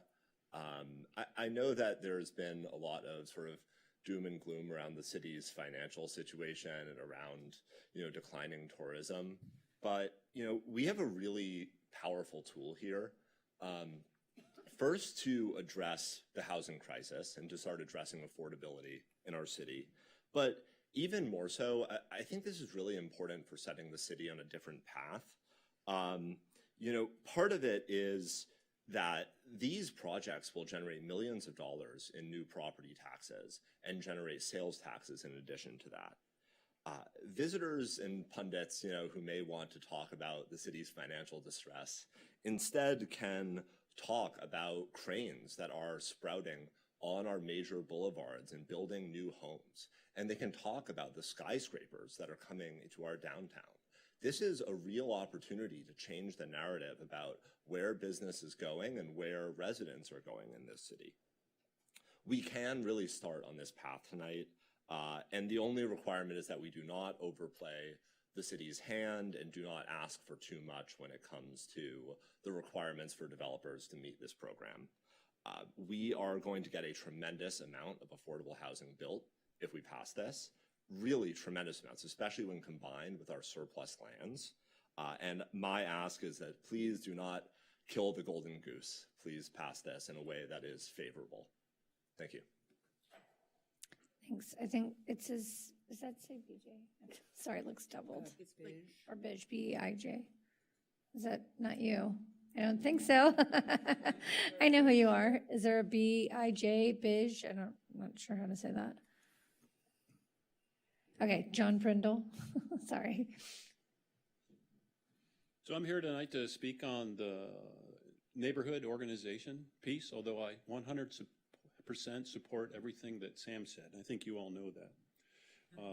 I have been around neighborhood organizations for a long time as a board member and as someone who has seen the wrath of those who sit in this room who ask you to defend their way of life. I have a different perspective than I think most people do. And I tend to see this as an argument between fund versus defund, or certify versus decertify these neighborhood groups. You have a choice. Free the voices of thousands of residents, or appease those few who have used their monopoly power to stifle the diversity of resident viewpoints for decades. Are you surprised that staff did not recommend defunding and decertifying? How many years of abuse has staff taken from these existing groups? You need to free them to do what's best for all residents, not just what's best for a small minority of pesky residents who refuse to play by the rules. 20 groups are better than 7. Not all Latinos think alike. Our African American community is not represented and struggles to break through the chains of legacy redlining. Gen Z, millennials, service workers, nurses, teachers, our small businesses should all be able to organize and be able to be seen as equals to the neighborhood organizations. Appeasement means making any decision that does not decertify and defund. Santa Monica does not deserve a future where the angry few are respected more than everyone else. On a last note, I think the most important thing that you can vote on is eliminating the internal fees. This, as we try to close Main Street, has been a killer for us. Get rid of them. I will be able to work to open the blocks between. Thank you. I have, up next, I have Ryan Olson, Dave Rand, and Brad Ewing.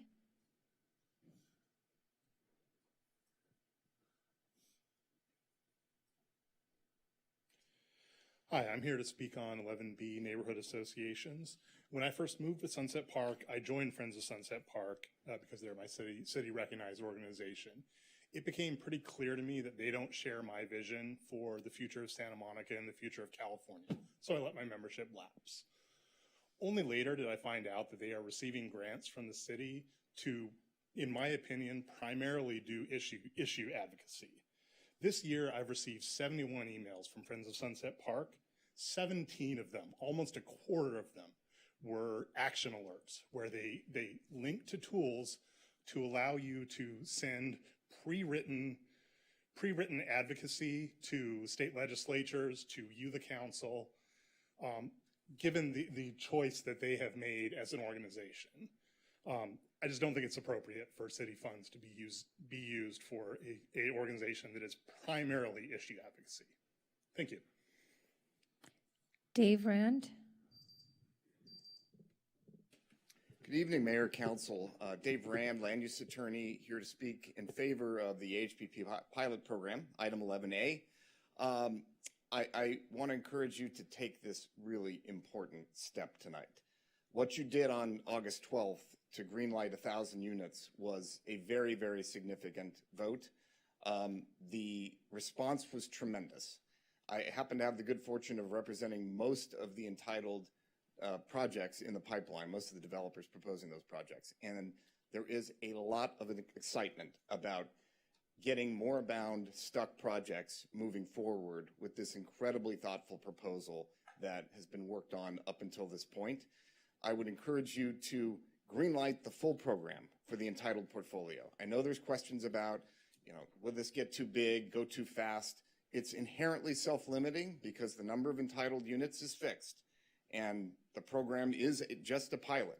What you did before, as significant as it was, created a bit of a Hunger Games type situation, led for a very frenetic day and a half where there was a lot of arm wrestling over who was going to get in the door first to claim those first 1,000 units. And as wonderful as it wasn't the most equitable of situations. So there's a lot of these projects that are interested in the in-loop program, interested in the off-site affordable program, who can do this and who are looking at refashioning their projects in a feasible way for the first time when they had previously thought that these projects were dead. I think this vote, if you go forward, could set Santa Monica aside as truly the most progressive, thoughtful, pro-housing, abundance-oriented council of any jurisdiction in Southern California, maybe the state writ large. It's that big of a deal because what you're doing is not just following the housing element, following state law, you're getting creative. You're working with the development community, you're working with your stakeholders, and you're trying to figure out how to make a projects work in a time of incredible uncertainty and difficulty. I really think this is the biggest vote you could make potentially on your entire term as council members. Please go forward with this tonight. It will be incredibly consequential. Thank you very much. After Mr. Ewing, I have Denny Zane, Mike Soloff, and Zena Josephs. Brad.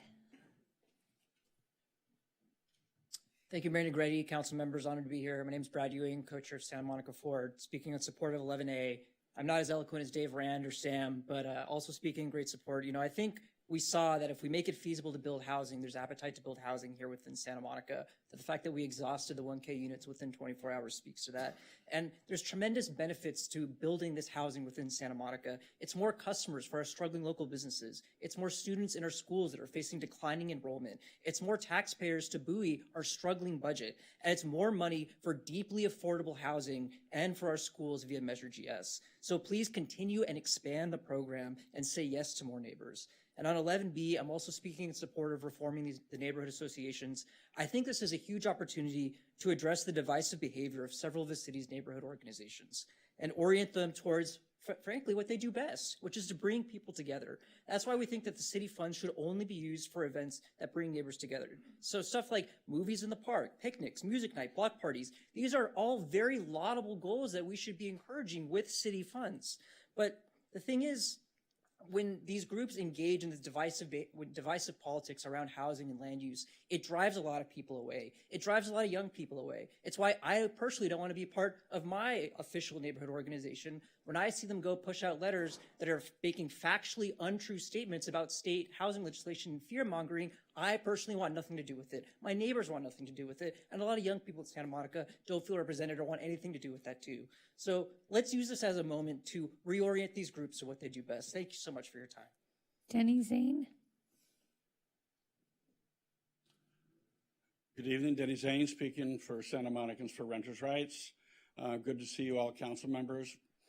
With respect to the potential for going forward with your pilot program, I think there are a couple broad things to be said. Mike Soloff will speak to some of our more detailed concerns, but I want to have a more of an overview kind of concern. The staff report emphasizes that the purpose of this program is to facilitate and enable market rate development. That certainly is true, but not at the expense of affordable housing development.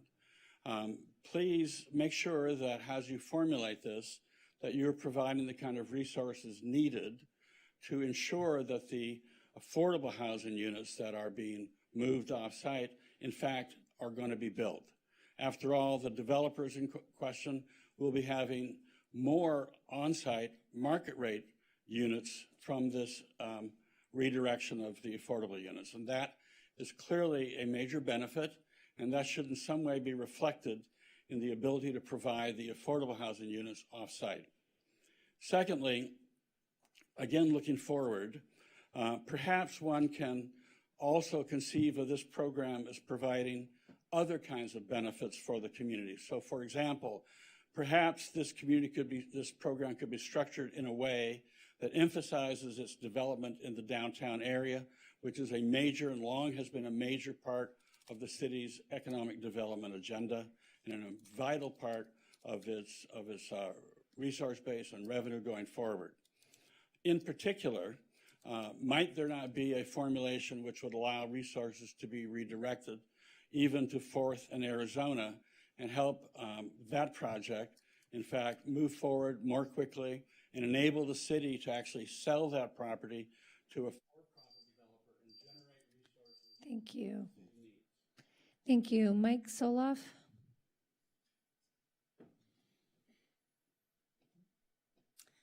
Good evening, Mike Soloff, the other co-chair of SMER. Well, you fooled me once again. I thought I was only going to have 1 minute. Now I get 2.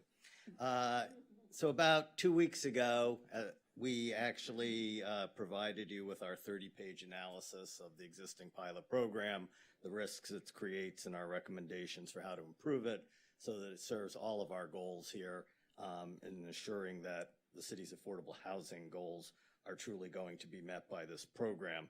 SMER has, from the beginning, said that they support a program that truly is a win-win for all aspects, both market rate and affordable housing.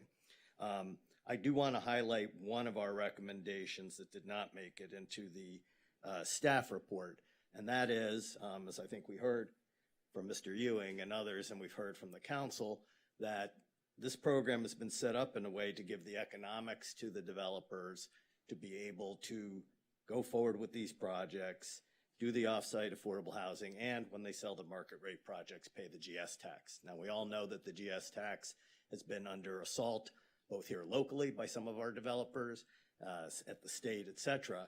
And so what we're asking is that you do exactly what you did in the development agreement with RAND Corporation and say that you're either going to pay the GS tax if you want to take advantage of this alternative benefit that we're giving you, or you're going to agree to pay the equivalent of it if it goes away.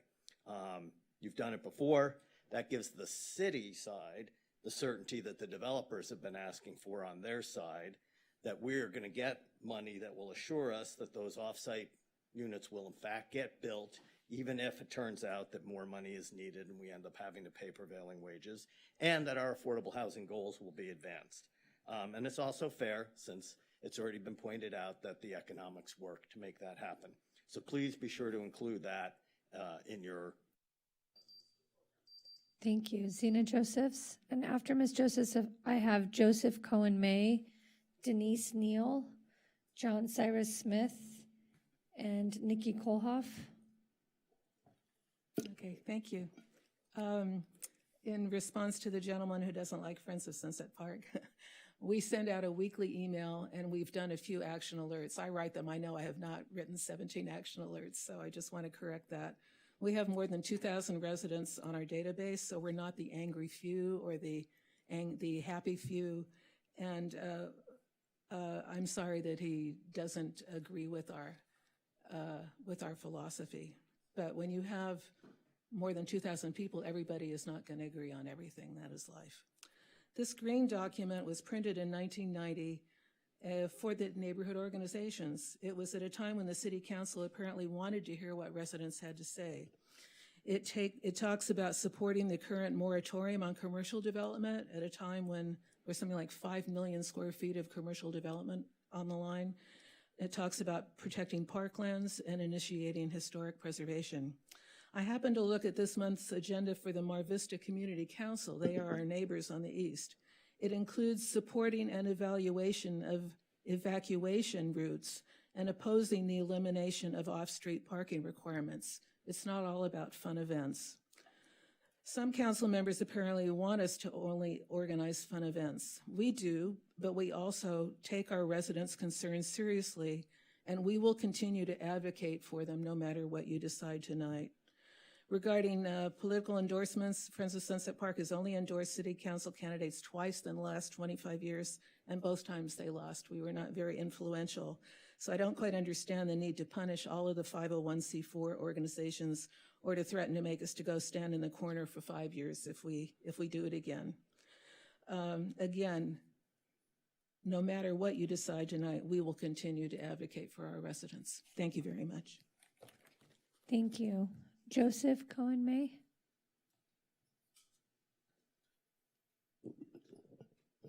Hello, my name is Joseph Cohen May, and I'm the director of the Los Angeles Housing Production Institute, and I'm here to speak on 11A. I support expanding the off-site affordable pilot program without making significant changes. From the start, I have been skeptical of this program. I did not speak in favor of it when it was initially voted on, came before the council, and in fact, I reached out to some council members privately to express some concerns I had at the time. However, the fact that the program was fully subscribed to within a day clearly shows that there was demand for it. As a pilot program, we should be thinking about this as an experiment we can collect data from to make long-term decisions based on that data. Because the initial pilot was limited to only 1,000 units, most of the units that have been applied so far that got in that first day are from a single developer. And to get good data, we need to expand this and see how it is used by other developers.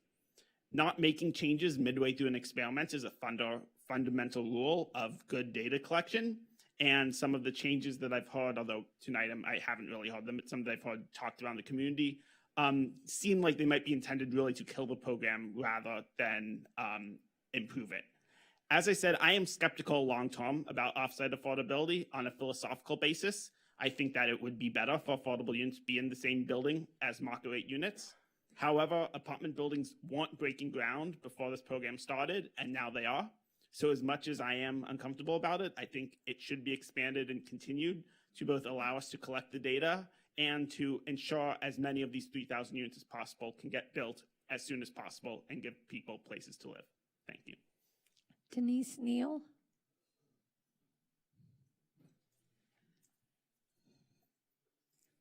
I don't want to sound muffled, so I'll take this down.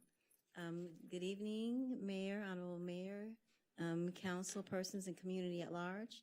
Denise Neal, former commissioner. I'd like to mention 10A about the building standards for the climatic, geological, and topographical conditions. I'd like to know if you've considered the location of the clay pit near Westwood, the bedrock around the area of the airport, the quake fault that runs through north of Montana to the beach, and the tsunami zones. As we continue to build the affordable housing and things, I think we should consider safety of each zone and also look at height and evacuation routes. We still need the warning system also for tsunamis. That was for 10A. For 11A, I believe that the off-site affordable housing pilot incentive program should be a good, it would be a good fit for Santa Monica. I do actually agree that some affordables under BMR should be considered in the actual market rate buildings. Below market rate units are needed, especially since we don't know what's going to happen with the housing vouchers under this federal administration. And being that they're targeting undocumented people, I think we need to look at more below market rate units that stay that way as they're built, because you won't need a voucher or status to prove that you deserve a voucher. So I think you should consider those options. I think you should also speak to the church on 21st, Calvary Baptist. They own a lot of property in the city. They don't know what to do with it. You might want to work with refurbishing or rebuilding on those several lots they have, because they have absolutely no one to help manage it. That's another resource you have right here, along with your surplus land. And I have a construction company with that hedge fund that wants to help you build all of it out. They're called TCGE Inc. And they would like to help you build all the things you need to build here for infrastructure, housing, and everything else that you need. 11B, I'm sorry. Considerations for reforming the neighborhood organization grant program. I think the equitable distribution or use of funds should be considered, because not everybody gets to access them. Sorry. Do I mention 12B? Yeah. And as far as adoption of a resolution. Oh, wait, no, that's a public hearing. Oh, that's public hearing. Sorry about that. All right, sorry about that. I guess I covered just about everything then. I just want to make sure that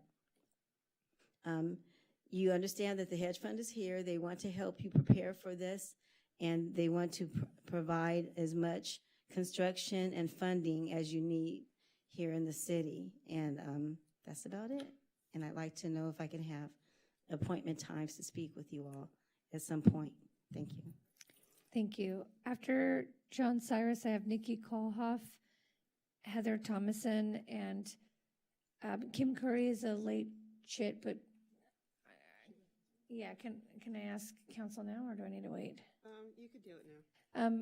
Are you guys, is council amenable to allowing the late chit speak? And I know technically she gets a minute, but all these repeats were actually far under 25, if it's okay to give her the full 2 minutes.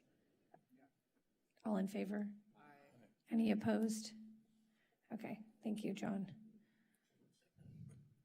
It says 6 minutes up here. Yeah, I I'm don't need gonna that much time. fix that in a minute. All right, Nikki. So, guys, look at, good evening, Mayor, Council, Mr. Chi, staff, everyone here, everyone at home. I'm John Cyrus Smith. I'm a Recreation and Parks Commissioner, and I'm also a Wilmot board member. That's us. You know, we got the QR code. You go to the website. It's a pretty good site. We've been around since 1990, just before, we came before the World Wide Web. All of you council members have spoken at a Wilmot meeting in the past 2 years or so. In fact, I think Mr. Chi is going to be our guest a week from tonight. Thank you, Mr. Chi. Wilmot has always played by the rules. We've always, you know, our meetings are open to everybody. Our Facebook page is open to everybody, unlike Santa Monica Forwards, which is paused for some reason. We have a $5 hardship senior rate, so anyone can afford to join for one whole year for $5. I'm not going to tell you what to do. I think that you should fund this program. If you're not going to keep it the way it is, then I hope you reject that option 1 and option 3. 1 is way too expensive, 4 times what it would cost for our grants, and neither one covers the basic expenses that every group, every nonprofit group has. So I think you should consider a hybrid option 2. something that grants every group at least a base of $4,000 to $5,000 and restores some kind of a simple newsletter in the most cost-effective way. That $50,000 figure is a little high. I also hope you want to continue supporting events like the 4th of July parade and summer solstice, etc. The city has always had rules about how to spend money. Wilmot has always followed those rules. And I'm just concerned, I don't want you guys to hurt something that you're trying to make better.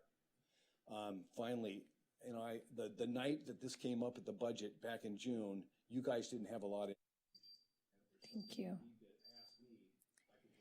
Thank you. Nikki Kohlhoff. I have 2 items, so 4 minutes, right? Yeah. This is still really low, Oliver. Can you restart my? Yeah, you would start talking, so go ahead. Okay, my name is Nikki Kohlhoff. I'm speaking first to item 11A. It's ironic that one of the developer lawyers here is coming to plead with you to allow him to build more when recently he posted that city and county governments should also be abolished. I'm opposing expanding or making permanent off-site affordable housing, the off-site program. It is incentivizing luxury housing construction by allowing developers to build required affordable units off-site within 4 years, but really they're just going to pay the fee, that they're going to bake it into their cost. And $150,000 per unit is not comparable to what it costs to build those units. It's a giveaway. The program incentivizes the construction of 90% market rate at best with less than 10% affordable. That's still 90% unaffordable. This is not a path to an affordable Santa Monica. Developers get to keep massive profits and density bonuses originally granted for building the affordable units that they no longer have to build. That's just bad math. Why should they be allowed to take away Santa Monica's money and blue sky along with their bonuses and just enjoy more profit? Instead, we need to press pause on market rate housing. We are in our middle of the cycle, and you guys need to study how we can actually meet the goals we haven't met, which are the affordable numbers. We've more than doubled our market rate numbers. We don't need any more for RENA. So you would be better served, and you would keep us out of builder's remedy if you focused on the targets that have been assigned to us, not the developers asking for market rate. Next. As a member of Friends of Sunset Park and current board member, I urge you to continue the current neighborhood organization grant program. FOSP uses the annual grant for mailing our annual membership appeal to all 7,800 residences in our neighborhood. You know this. Our meetings are open to the public. You also know this. Anyone can speak at our meetings. You know this too. We keep our neighbors informed about what's going on in the city, which is practically a full-time job against the PR machine of City Hall and the developers. We let residents know how the city's actions and decisions will impact our neighborhood. Disagreement is not division. We don't have to agree with the developers. It's democracy in our group. We let residents know how they will be impacted. This education is essential. Any statements we make, political or otherwise, are protected by the First Amendment and in compliance with the law. And now, while developers are flooding residents with their materials, spending millions and millions of dollars, it's essential that we're able to tell our residents what is really going on. That could be ballot measures, candidates, issues, anything. As an example, later this evening, you're going to have a hearing on an item in our neighborhood. We did send an e-blast about this because it's putting an 85-story, it's enabling an 85-story building in the middle of R1. That's not good for most of our members. Most of our members do not support that, and that is the view that we were representing. We were up against the developer's lawyer working with you guys to draft the materials. We were up against the landlord and the owner sending e-blasts out to people using their profit money to do that. And it was false information, by the way. And one of the the developer's lawyers is also in the PTA and was getting parents to write letters with false information backing them. So this is what we're up against. So it's perfectly fine for us to do the research. You got my 15-page comment on that, which I think is second longest to Smur's comment on 11A. We do a lot of work. We don't get paid. We're the only people not getting paid to do this. And we represent our neighborhoods, and we're here for our neighborhoods. That's it. Thank you. Heather Thomason. Ms. Thomason, you're signed up for 4 minutes here, but 2 minutes later. Do you want 3 minutes here and? Yeah, I would like, if I. Or 4 minutes here and 1 minute later? 3 minutes now and 2 minutes later would be Okay. great. Thank you. Hi, Heather Thomason. Thank you for having me again. First, I'm going to speak on both of these issues. So first, just to speak to my concerns about extending the offsite affordable housing program as currently designed. This deal is too favorable to developers and provides insufficient value to our community and exposes us to unacceptable financial risk. The in-lieu fees are way too low to actually build affordable housing at modern construction costs, and the city also assumes significant financial risk, interest rates, land costs, construction overruns, while developers' profits remain protected. The density bonus loophole undermines our affordability goals.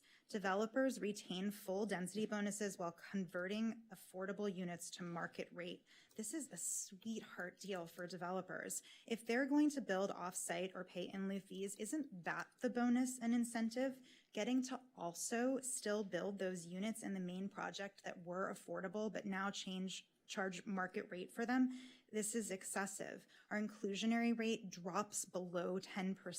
It's no wonder the pilot program filled in 2 days. It's too good of a deal. Let's decouple these incentives and please drop this one.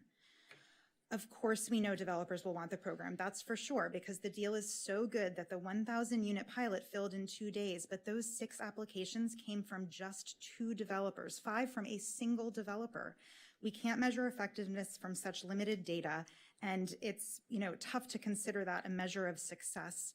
We shouldn't ignore what this concentration suggests either, that this program had way outsized benefits for one developer. I urge the council to examine how this happened and what it means for our city. I also still have concerns about segregating affordable units offsite. But moving on to neighborhood organizations. Zena already mentioned 3 agenda items from the Mar Vista Community Council September agenda. Support evaluation of evacuation routes, oppose interactive digital kiosk program, oppose elimination of off-street parking requirements. If the LA City Council isn't afraid of resident advocacy through neighborhood groups, why are we? The strongest reason to continue funding is this. Neighborhood organizations seem to be some of the only independent structures within our city government's broader ecosystem. When nearly every other body reports through the same hierarchy, dissenting views get filtered out. Independent groups can advocate for positions outside the majority consensus, preventing a government of yes men where uncomfortable truths never surface. Healthy governance requires formal spaces where differences can be raised and amplified without fear of retaliation. And at a deeper level, I'm concerned that sidelining these organizations reflects the same polarization that is tearing apart our nation. The vast majority of people in these groups share significant policy agreement with council members, yet treating them as enemies over a few areas of disagreement and advocacy isn't. Thank you. Kim Curry. Hello, everyone. Thank you for making extra time for me. My name is Kim Curry. I am a 24-year resident of Santa Monica and have run my business here for 19 years. We do public relations and events for the hospitality industry, restaurants, hotels, and we also produce community events. I'm here today regarding my item 16, which is the Off the Hook Santa Monica Seafood Festival. I created this festival to help support our local restaurants, and it is the city's only food festival. We have everyone from all districts, including the Albright, the Lobster, Michael's, Socolo, Blue Plate Oysterette, Boa, Sushi Roku, all of our local staples. And this event celebrates them. It's also 100% free of single-use plastics, which is in line with the city's support, and it attracts 1,000 locals and tourists. So in addition, this event brings about 90 million positive media impressions to the city, and we need that more than ever right now. It is in line with our other events like the wonderful Montana Avenue Art Walk that just happened. That kind of positive momentum needs to keep happening. So I'm asking today for you to waive your portion of the pier rental fee which is $5,940. This helps me with, I self-produce and self-fund this event. It's zero profit for me. I do it out of the love of the city and the love of the restaurants, and they need our support now more than ever. So I thank you for your consideration and appreciate you. Thank you for your support. Thank you. And we have 3 telephone callers. Edgar, can you please start to bring in the callers, please?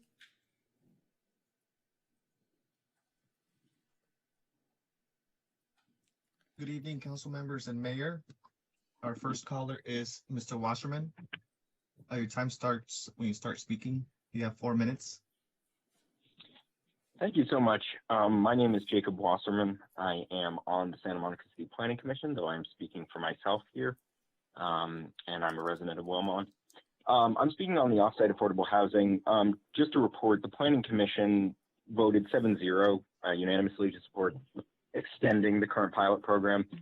We were appointed by a variety of different city councils going back years. We have a variety of different viewpoints, but we all voted to extend it. And I think it's because it provides a lot of tangible benefits. I mean, there was a lot of talk about, the risks, but I think one, this is much needed affordable housing that isn't getting built, and it gets benefits like economies of scale. When you build it all, when you build in one site, you can pool for multiple developments.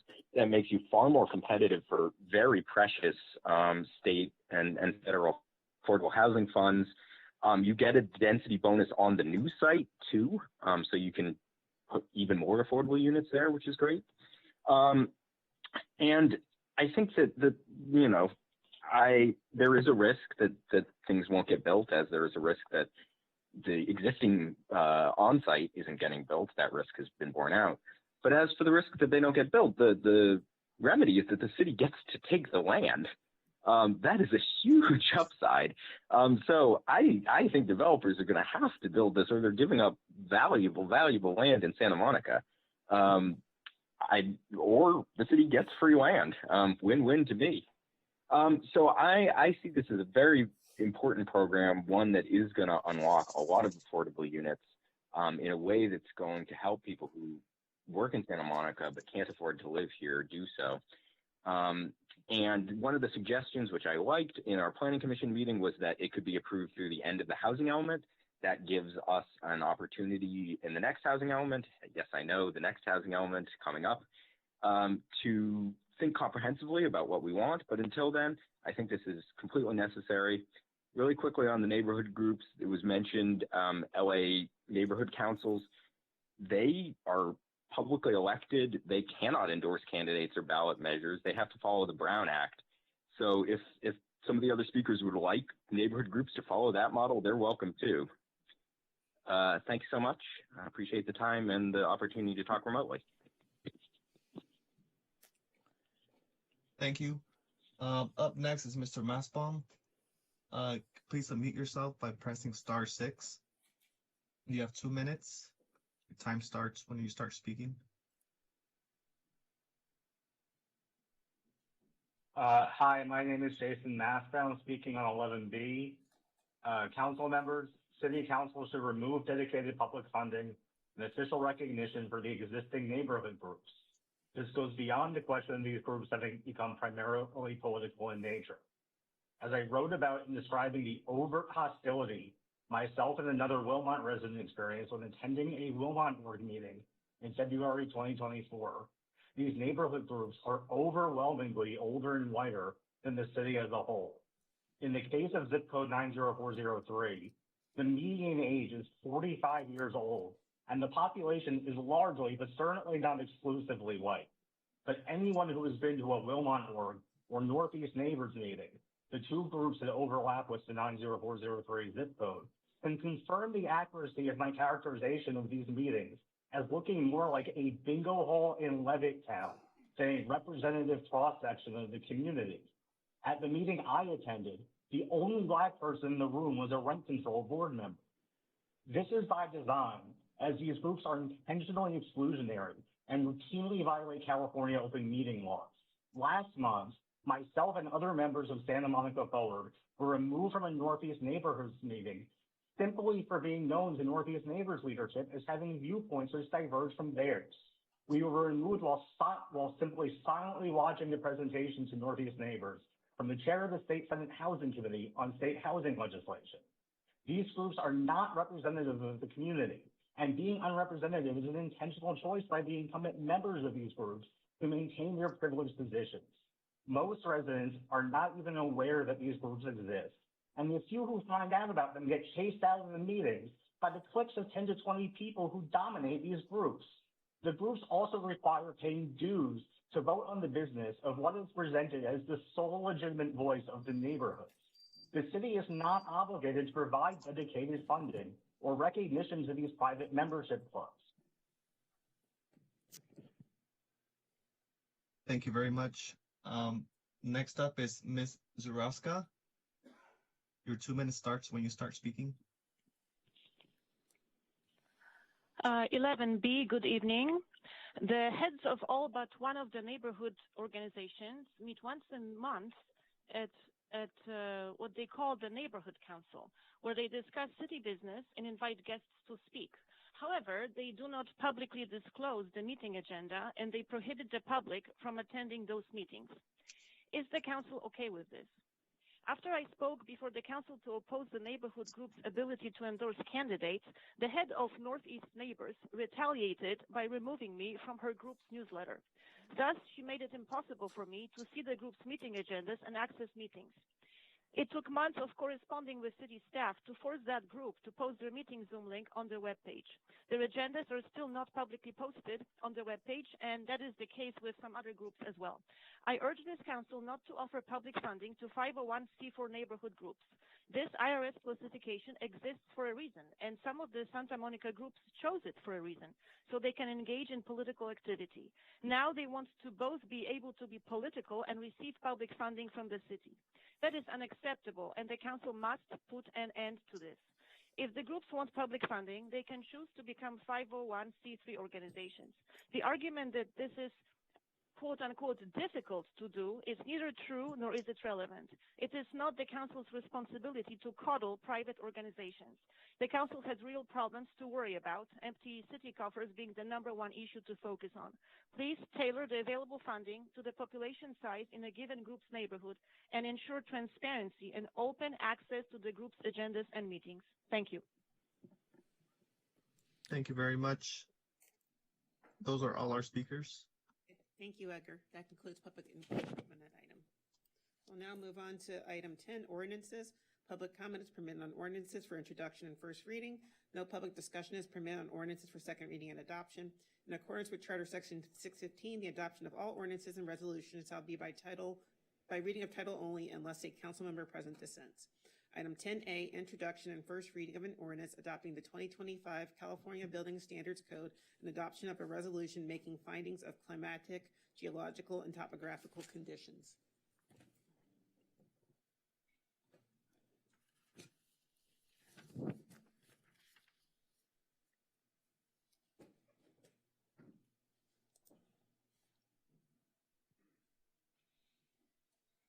You have a clicker up there? The clicker should be up there.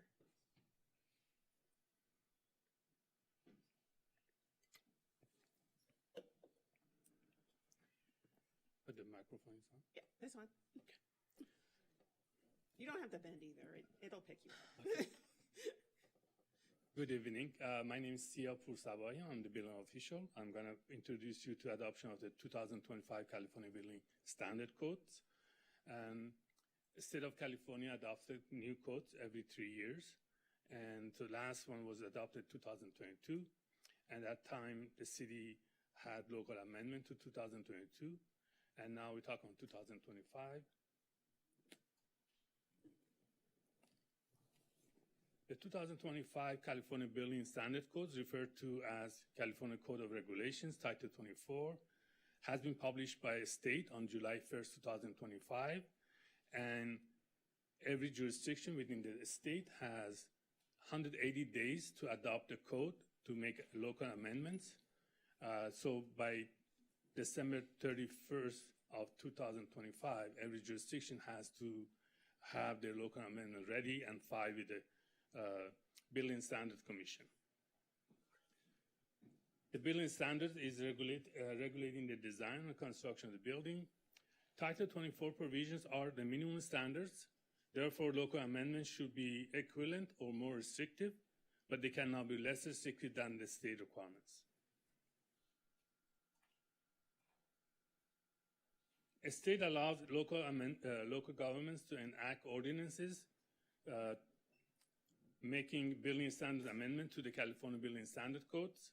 However, every jurisdiction that they make local amendments, they have to have findings based on 3 factors, which is climatic, topographic, and geological. It can be any combination of these 3. So under 2025 California Building Standard Codes, we are adopting this, the list of the codes that I have shown on the screen. There are 12 parts that we are adopting. The difference between this time of cycle of adoption with the last time is the state of California adopted a new code, which is referred to as 2025 Wildland Urban Interface Code, which is, before we had something similar in building code, which referred to as Chapter 7A, but now the state has put it together as one code, which is 2025 Wildland Urban Interface Code. We have adopted that things in full, plus we have local amendments that we're going to present to you in another slide.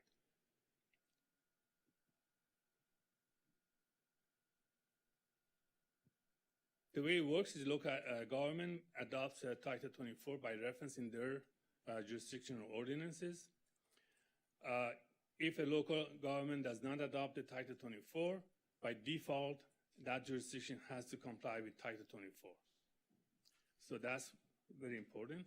And also, if you do all the amendments, but if you don't file on time with the state, Building Standard Commission, that still then you, by default, you have to adopt what the code, the 2025 code is. So it's very important to file on time. As I mentioned, every jurisdiction, they adopt the code by references. And what we have done is a list of the codes, Santa Monica Municipal Code section that adopts each part of that 2025 building standard codes. And Chapter 8.39 adopts the Wildland Urban Interface Code. Another difference between this time of adoption with the last time of code adoption is Assembly Bill 130 that was signed by Governor on June 30th, 2025. What it says is that after starting October 1st, 2025, which is starting tomorrow, jurisdiction or local governments are not allowed to do any local amendments that affect residential dwellings.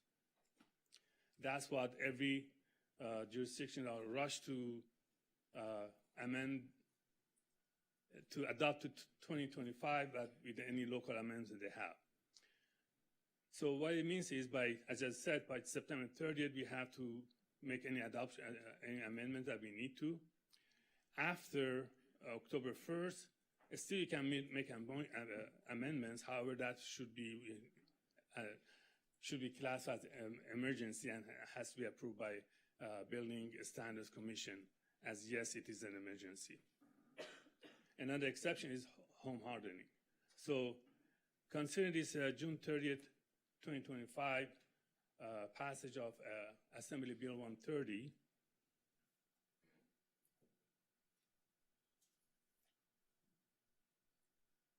Before we talk in detail, I'm just take you through the process of code adoption. What the process every jurisdiction has to go to adopt the new codes adopted by a state. What the state does, it takes model codes published by different agencies, like, for example, ICC, NFPA, and IAMPO, and then a state agency do amendments to those model codes, and that becomes a state that year. Like, for example, this is 2025 Building Standard Codes. which the state publishes in July 1st, 2025, as I mentioned before. Every jurisdiction has 6 months to adopt to make their local amendments. However, because of the AB 130, they have to make the amendment before October 1st. Otherwise, they have to have they have to classify something as emergency in order to pass this.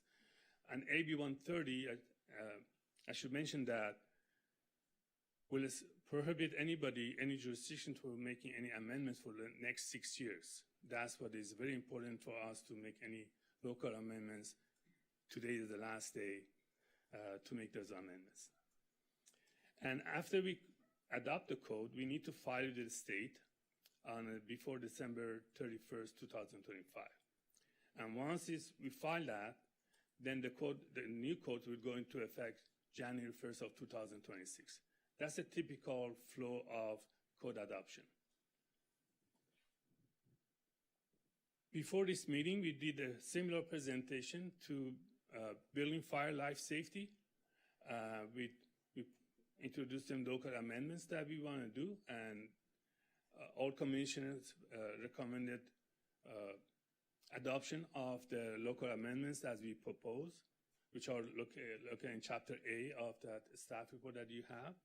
And so they recommend that for the council to adopt the local amendments that we propose.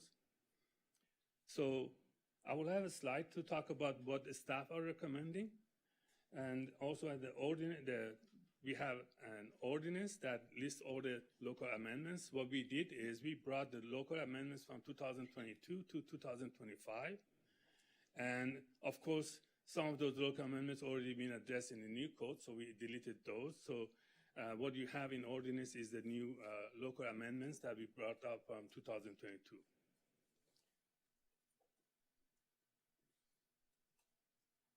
And consistent with the council direction given on September 9, 2025, we repealed the Santa Monica high-rise.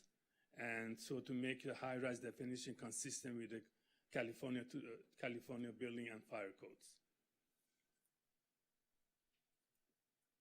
So we don't have that 55 feet Santa Monica high-rise anymore. Now it goes to 75 feet, which is consistent with all this jurisdiction.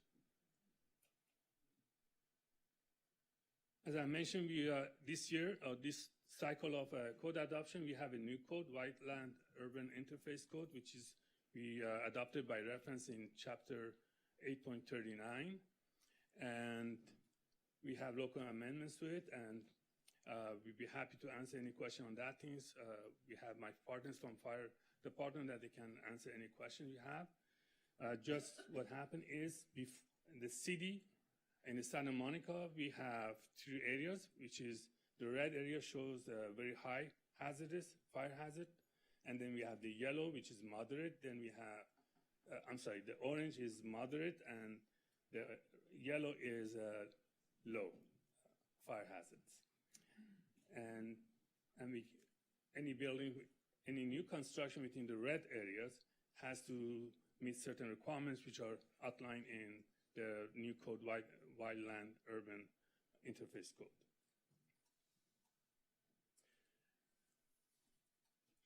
Staff recommend adopting a finding of no possibility of significant effect pursuant to section such and such to CEQA, introduce for the first reading the attached ordinance, which is an attachment A to the staff report, and adopt attached resolution, which is attachment B to a staff report, and also to instruct staff to file adopt a resolution and ordinances with the California Building and Standards Commission following the second reading of the ordinance, but has to be but at least 30 days before the effective date of the code.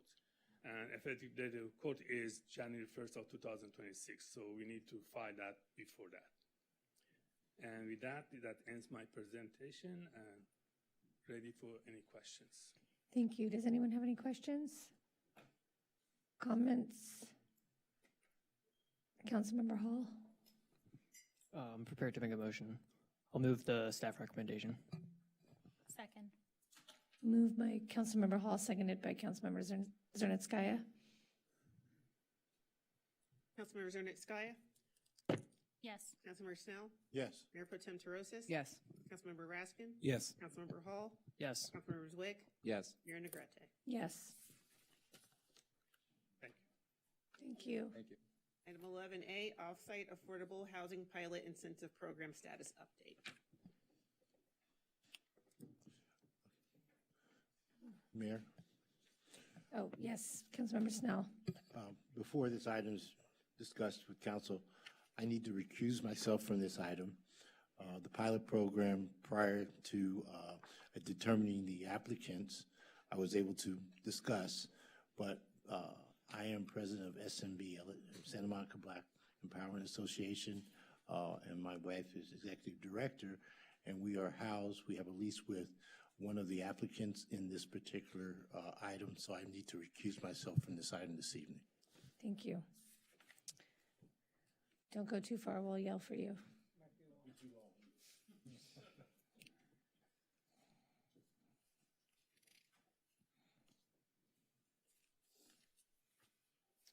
All right, good evening, Mayor, Council.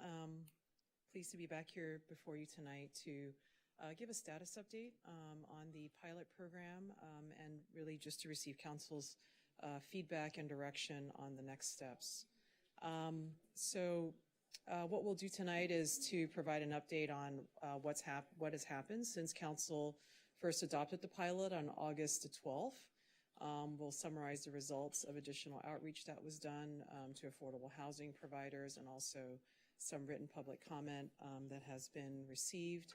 And then really asking council to weigh in on several policy questions that we've presented for you.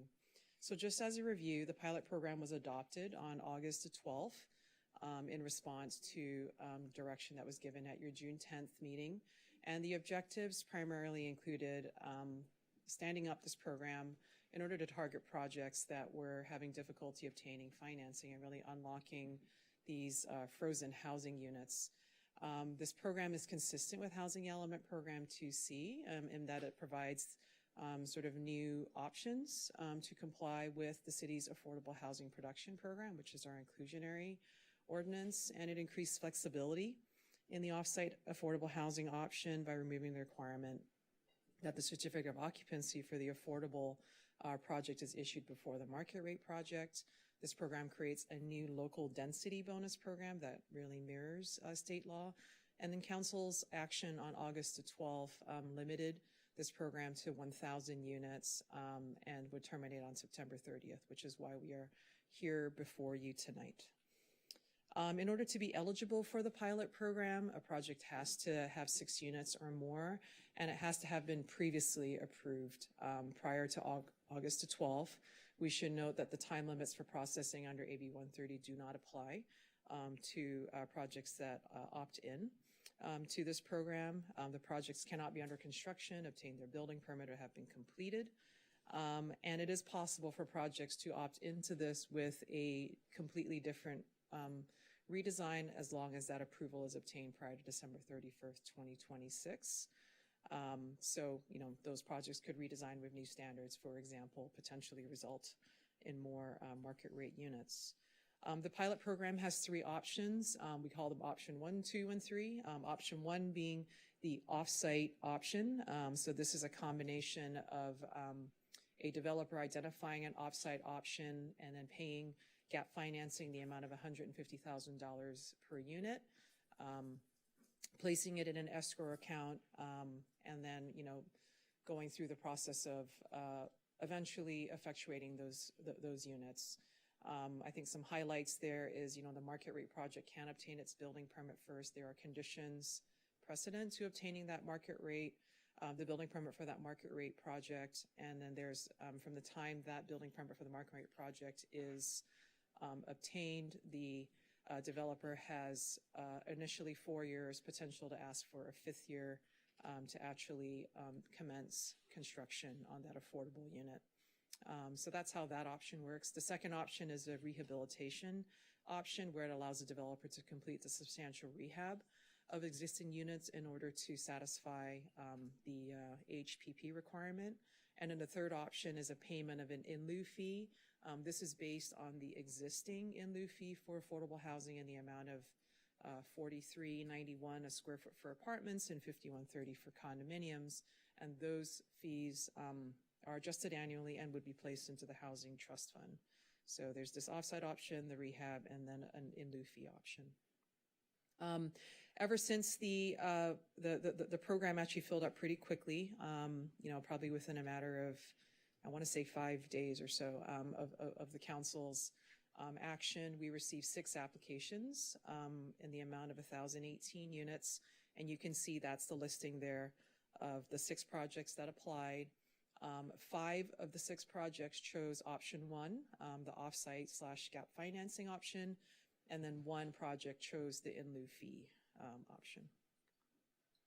There is a website that has been launched in order to inform the community. This was, again, in response to council's direction to create kind of an interactive website so that people can be kept aware and to track the status of these projects. So you can see the website URL there, and we've just grabbed a screenshot. It's a map there, and if you click on each parcel, it will bring up information similar to the table that you just saw there in terms of details and links to the application and the plans.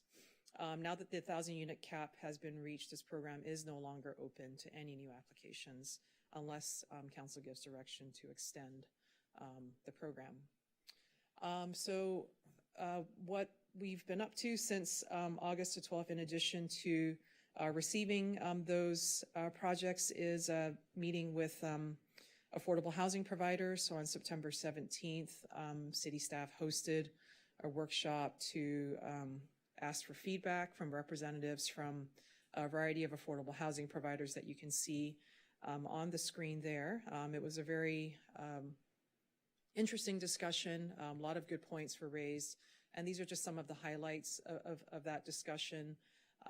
There was a request that came out of that in terms of expanding option 2, so the substantial rehab option, to include at-risk units also to be eligible for that program. At-risk units are those that have affordable deed restriction covenants that are imminently at risk of expiring and converting to market rate. So there was a request to consider that in option 2. There was quite a bit of discussion around using fees that were collected to fund moderate income housing, or even in option 1, if a developer didn't pursue tax credit financing and just brought essentially, all private capital to bear, could those affordable units have the option to be moderate income units? The program was initially set up really for only lower income because it was assumed it would be paired together with tax credit financing, which is only available for that. Moderate income does not have any public subsidies that are currently available. There was concern regarding option 1 that the gap financing amount of $150,000 a unit is too low, even with the 4% tax credits, that in addition, that even the combination of that would still leave a gap, that additional funding would be needed. And it was, some concern, about the ability to fill that gap or needing, to find some other source. And then just an overall, comment and concern that, with putting this many, other additional affordable housing projects into the competition for very limited financing within an already competitive financing landscape, and concern, about how competitive these developments would be, because option 1 requires the partnership, with an affordable housing provider. Doesn't have to be a nonprofit, but certainly, everybody competing for really a limited pool of money. And, would it be competitive without the public subsidy leveraging points? So there was a lot of discussion around that.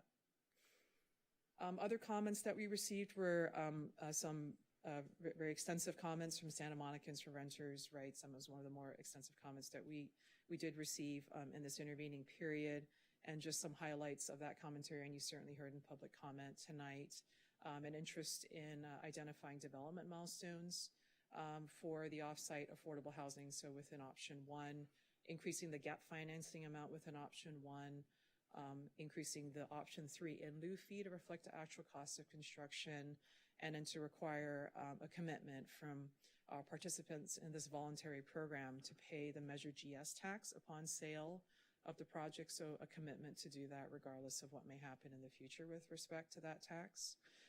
The Planning Commission also requested to discuss this at their September 17th meeting, and they voted, although their action is not necessary on this item, they did vote to share, their advice to the council to consider some amendments to the program, including extending the pilot program to the end of the 6th cycle housing element, allowing the pilot program to allow the flexibility for moderate income units and to monitor progress and success of the program. So that, I think, gives you a flavor, of some of the additional public comment and results of outreach that have happened in this period.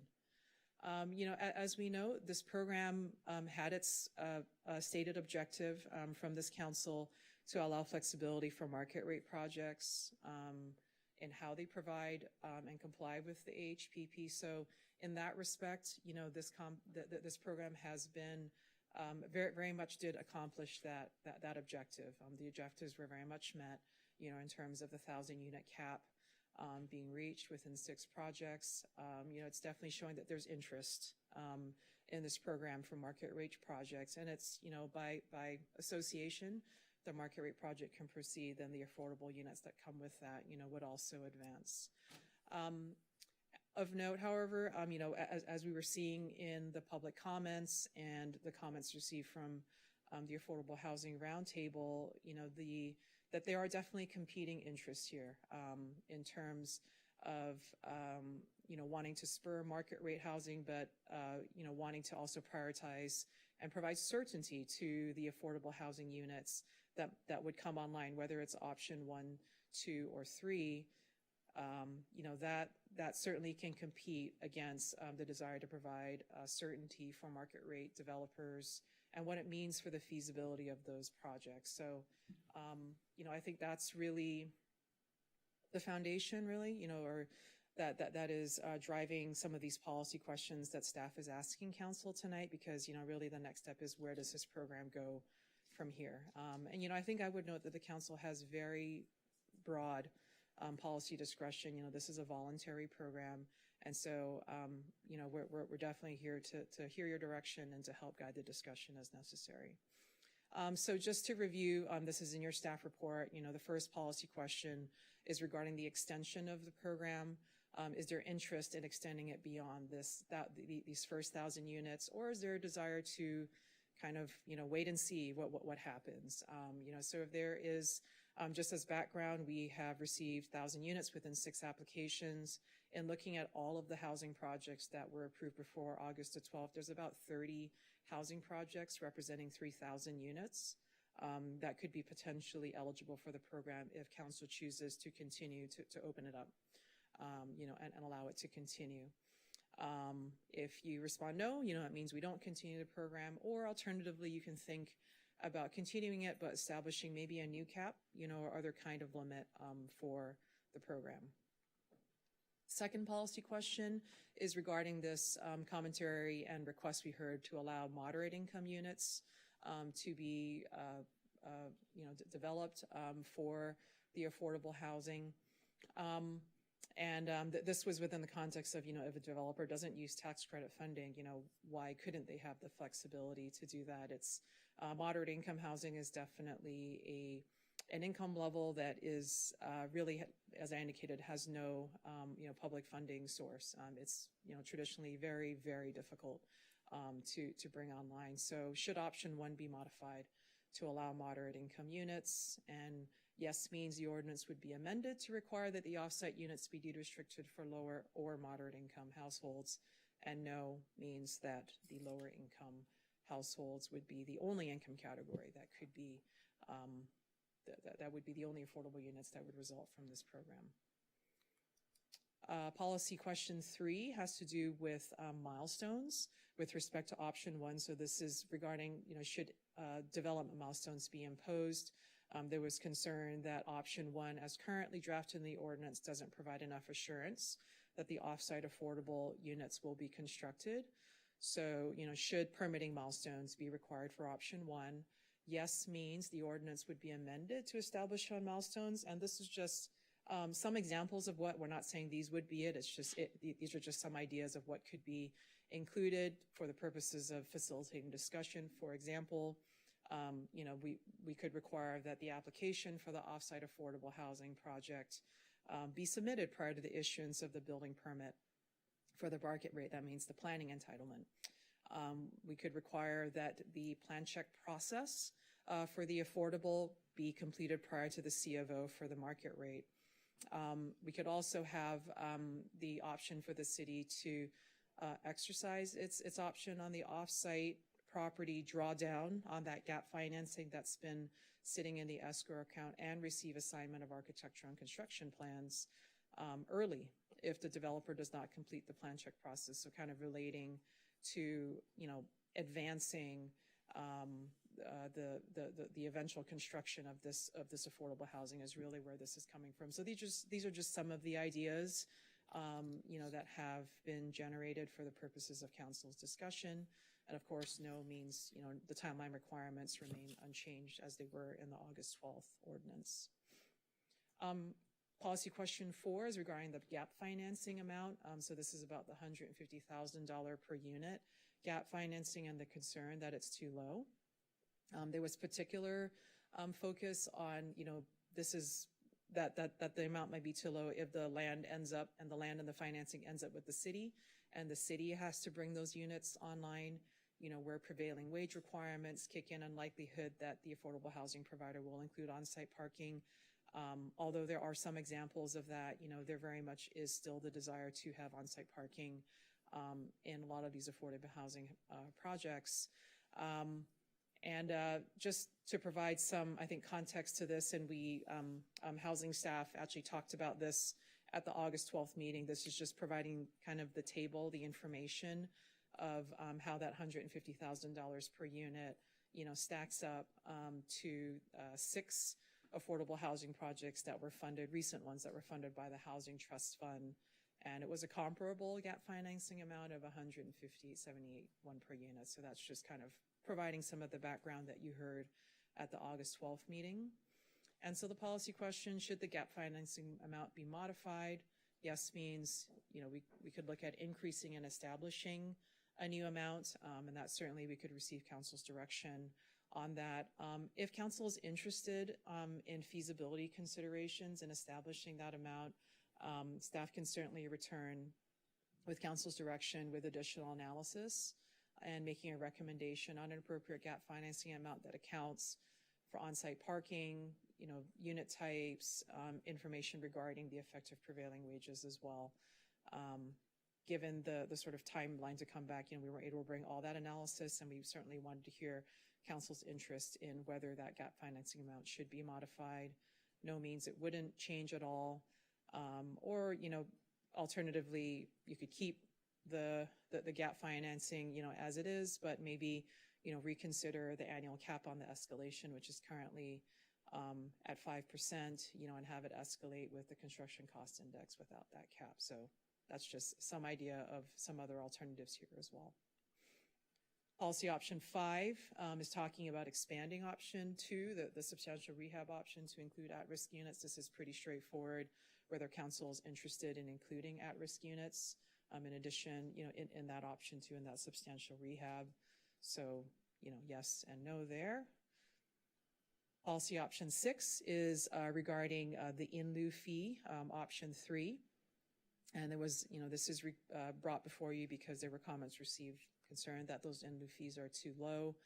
However, we would note that an updated nexus study would likely be required in order to establish that new fee. So if there was direction to modify the in lieu fee payment, a new nexus study would require cost and time, in order to do that, and that could take several months. So, certainly council could give that direction, but we likely would not be able to return with an increase in the option 3 fees without conducting a new nexus study. And then finally, this particular question here is regarding Measure GS. This is something that came up after the staff report was published. However, the comments, were certainly received in there with respect to public comment that was received about payment of the Measure GS tax. Some of the background on this is that, there's interest in requiring that participants in the voluntary pilot program commit to payment of the Measure GS tax. This is against the backdrop of attempts to modify the transfer tax requirements in California is kind of where this is coming from. So I think with that context, should the city attempt to establish a provision requiring developers electing to participate in the pilot commit to payment of the Measure GS tax or an equivalent should the law change? So yes, in this case, if council gave that direction, staff would return with potential options to require payment of the Measure GS tax upon sale of a project that participates in this voluntary incentive program. And no would mean that if changes to the law negated Measure GS in some way, projects participating in the program may be exempted from paying the tax. So that is the final question, and happy to answer your questions. Thank you. Councilmember Zwick. Thank you so much for the presentation. Very thorough. I just had a few quick questions. One thing I wanted to just check in about was something you mentioned at the very beginning regarding eligibility. You mentioned a December 31st deadline for entitled projects that might be looking to redesign or re-entitle. My understanding is that that might be tough in some instances to meet. Is there any flexibility there if a project is in the middle of re-entitling or otherwise? I'm not sure what stage they have to get to in order to qualify, but how does it work now, and could there be any increased flexibility? So absolutely, council can discuss and give us direction on this. Currently, the way the ordinance is drafted is that in this situation of a project that is first eligible, so it has been previously approved, that developer could submit a new application under this program with a completely different and they have to project get design. fully permitted? They have to get, planning entitlements before December 31st, 26. Yeah. Okay, thank you. And see if there's anything else really fast. That was my only question right now. Thank you. Council Mayor Pro Tem Chiroses. Thanks so much. Really appreciate all the community engagement that you have done. I know it's a lot of work and we appreciate it. And I just want to say thanks. So maybe this question's for Jing, maybe it's for Oliver, I don't know. But based on your updated analysis and what you've shown us tonight, is it fair to say that raising the gap financing to $160,000 per unit strikes the right balance, given the information that you received? I think given that the program is voluntary based on some of the analysis, I think increasing it makes some sense for the council to consider. The only thing we'd note is the analysis that we conducted assumed a 5% year-over-year increase in costs. We can obviously look to see if that's an appropriate measure of increases over time, and it might be worthwhile to think about on an annual basis. Does that number need to be looked at? But as a starting point, we think that's a viable place to begin the conversation for sure. Okay, and then would adding binding milestones to ensure that projects get completed give the city greater certainty that the affordable units are going to be delivered on time, or just that the project's going to be delivered on time? I mean, I think it certainly would, as opposed to waiting potentially years, after, because I think that the milestone in that case is commencement of construction. So it leaves a lot more fluidity, maybe. Right, as to when someone might start. So at least it gives some assurance that the developer has started on the process of, obtaining building permits for the affordable. And for the city attorney, we feel confident that requiring anyone who voluntarily elects to enter into this program pay the GS fee or the equivalent fee should that become invalidated at some point is legal regardless of any future changes. Right, so we are happy to provide council with options, to return with options. I will say that this is not something the city has previously done, but we are looking into it, and we're happy to come back for options if we get that direction from council. Okay, that didn't exactly answer my question. Well, is there a path forward to doing it? Yes, there is a path forward. I will say that it is the analogous situation that has been presented with respect to a development agreement is not actually analogous because the regulatory framework is different and the legal underpinnings are different. So we would be looking at different legal underpinnings for this incentive program, and so we would bring back some options for you. But yes, we believe there is a path forward. Okay, thanks. I don't have any other questions. Councilmember Hall.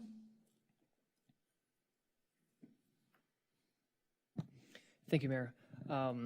Jing, I just wanted to ask some questions to respond to some of the public comment we've received tonight and via email. So under our existing rules before this pilot was instituted, has any developer used our offsite option outside of development agreements? No, we're not aware of it. And are you aware of any developer that we've been discussing these things with that would be willing to negotiate development agreements at this point to unstick projects? No. And based on our history of negotiating development deals, have we seen any evidence that a developer or investors or creditors would assume responsibility for higher construction costs that cannot be known upfront? No, we haven't. No, we haven't seen that. And have any developers staff has been engaged with when formulating this program indicated they'd be willing to accept a higher gap financing amount, maybe beyond what Mayor Pro Tem Terosas has discussed of $160K or a higher in lieu fee as a deal term? I think it's hard to know without asking, developers and applicants, and certainly couldn't speak on their behalf. But, the answer to that would really be if it was raised and the reaction to it, I guess, that would be how you would know. Mm-hmm. But in your conversations, yeah. I'm sure this was broached, and what was the reaction? So certainly there is, in terms of increasing the amount, there would be concern. Okay. About that, yeah. And under option one, if there is a foreclosure on a property that is being used for an offsite affordable project under this program, will the property remain deed restricted affordable? Yes. Okay, thanks. Councilmember Zernitskaya. Thank you for the presentation and for the work, and thank you, Mayor. I just wanted to get some quick clarification about the percentage increase in the gap financing year over year. So I understand for the first 1,000 units, we had a 5%, we had included, I think, a 5% cap on increases to the $150,000 per unit gap financing. What has the construction cost index or the specific index that we would use, how much has that increased every year for the last couple of years? Has it ever gone above 5%? Hi, Councilmember. So we use for the in lieu fees, which will be coming in October, we use the engineering record or the ENR construction cost index. And we look from March to March of each year for the increases on that. And so since 2015, there's been 2 years where it's gone over 5%. The first one was in March, between March of 2021 and March of 2022. That there was a 10.10% increase. And then the second one was in March of 2023 and March of 2024, there was a 9.7% increase. But some years were barely 1%. There was other years that were 3%. And as you know, in 2021, 2022, and 2023, there was the COVID, the tariffs, a whole host of other things that drove those costs up. So, to the best of your understanding, the increase being potentially over 5% would maybe be unlikely or atypical if we were to remove the cap. So it would hypothetically still remain. Correct. Based off the last 10 years of data, it would be, there was 2 years that went over the 5%. And the average annual was, sorry to make you do math. No, you're good. 3.74%. Okay. And I can also share that on this one, I know there's not a pointer. The 5% escalation that was done year over year, there was also another analysis that utilized the construction cost index, and it did get to roughly around the same figure of 150, and actually was slightly less, about 100 and just under 158,000, which is not shown up here though. Okay, so it more than likely, if this were amortized over like 10 years, it would not hit that 5% cap. Correct. Okay, thank you.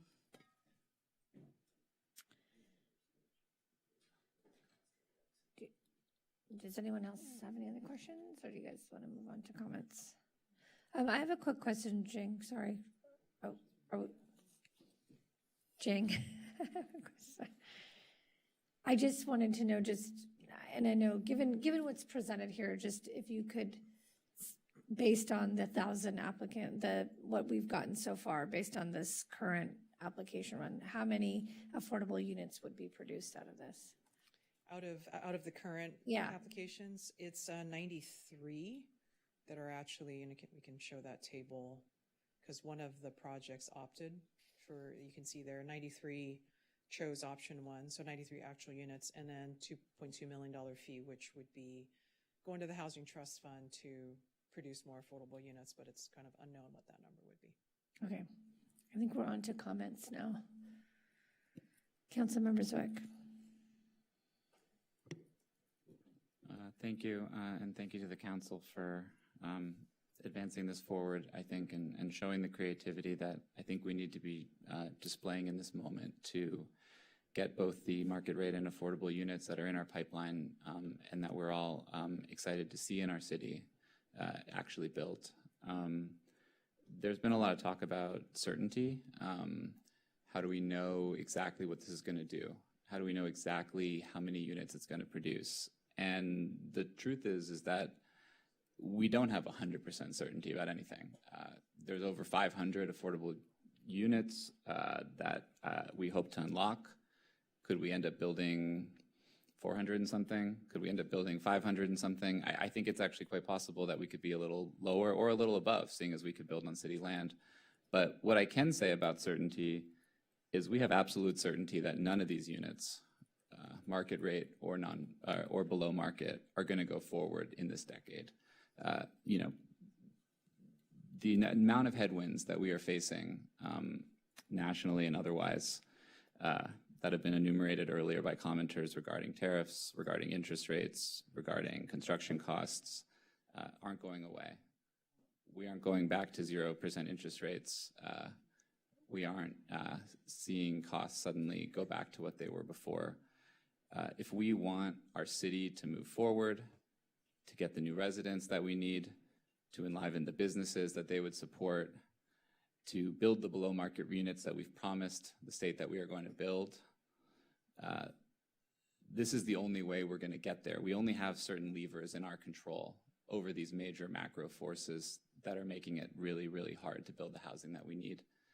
And I really just applaud the council for being bold and creative and trying in great earnestness to follow through on the commitments that we all made to the state, and frankly, just to further our own values, to make this city more inclusive, more affordable, and to do everything we can to fight against the headwinds that we're seeing, not just when it comes to housing construction, but when it comes to the economy as a whole, when it comes to our downtown, when it comes to putting residents in our city who will then become shoppers in our stores, who will become vibrant and inclusive and important members of our community, allow workers to commute less distances, allow them to live in a city where they can send their kids to great schools, enjoy great air, walk and bike, and otherwise get around. And I just really applaud the council for working on this. I think we can see already in the evidence that we've seen so far that this is moving forward. that this is changing the dynamic, and I think we should be excited. All 4,000, or roughly 4,000, I think it's a little less, units that we've approved are units that we want. That's why we zoned for them. That's why we approved them. They're all equally valuable to this community. They're all on the boulevards and in the downtown, in places where we decided we wanted to place the housing. People came forward and they said, okay, we'd like to build it. And this is just allowing them to build the things we already approved. I think there's been a lot of reasonable concerns that have been raised, saying, you know, let's make sure there are safeguards. Let's make sure that that people do what they say they're going to do. Let's make sure that we're getting a good deal for the city. But at the end of the day, I think if this city and council has erred in the past, it's been on trying to drive deals that end up with no deal at all. And what we're trying to do is say yes. The goal here is to get this housing built, both the market rate and the below housing. I do believe that this offsite housing will get built, and I do believe that the gap financing, the in lieu payments, will also lead to the construction of a lot of deed-restricted affordable housing on the many city sites that we have committed to build it. We've committed to build over 700 affordable units at Bergamot, over 300 affordable units at 4th and 5th in Arizona, and many other city sites. And I, for one, am very excited to move forward on those projects, and the fees that we take in through this program will enable those to reach their fullest potential too, at a time when we are obviously fiscally constrained in every other way. So I think there are ways that we can place some safeguards on this and still allow it to be feasible. And I think that, you know, when you take in the fees that we expect to receive with this, including the payments through Measure GS, which I will say I expect that we receive as well, and I expect that we can hopefully find a legal way to request that be a part of this calculation. If we can keep this program feasible, I do believe it's a win-win, because when we talk about certainty, I know that the status quo is not going to lead to the construction of any of these housing units that we all say we need. And I know that this program will allow a lot of them, if not all of them, to get built. So I'm very excited about that, and I'll be supporting moving forward with this with some of the suggested guidelines and assurances that staff brought to our attention. Mayor Pro Tem Terosas. Thanks. So again, I wanted to start by thanking staff. I know that this has been a lot of extra work, but I actually think that we are hopefully charting new path for the entire state, because I think that we're being extremely creative here in how we unlock some of these stuck units. But I do have some potential changes to what was put forward and some amendments. Before I go forward with that, I think for the public who's listening, I think we saw the thousands of emails and concerns that we received, and I just want to, rewind back to when we were adopting the last housing element. And given the fact that we only issued 2 building permits in 2025, I think we have to take really extreme measures here, because let's be real about what's being entitled versus what's being built. Our previous council was forced to upzone a large portion of the city in our last housing element update because we hadn't produced housing.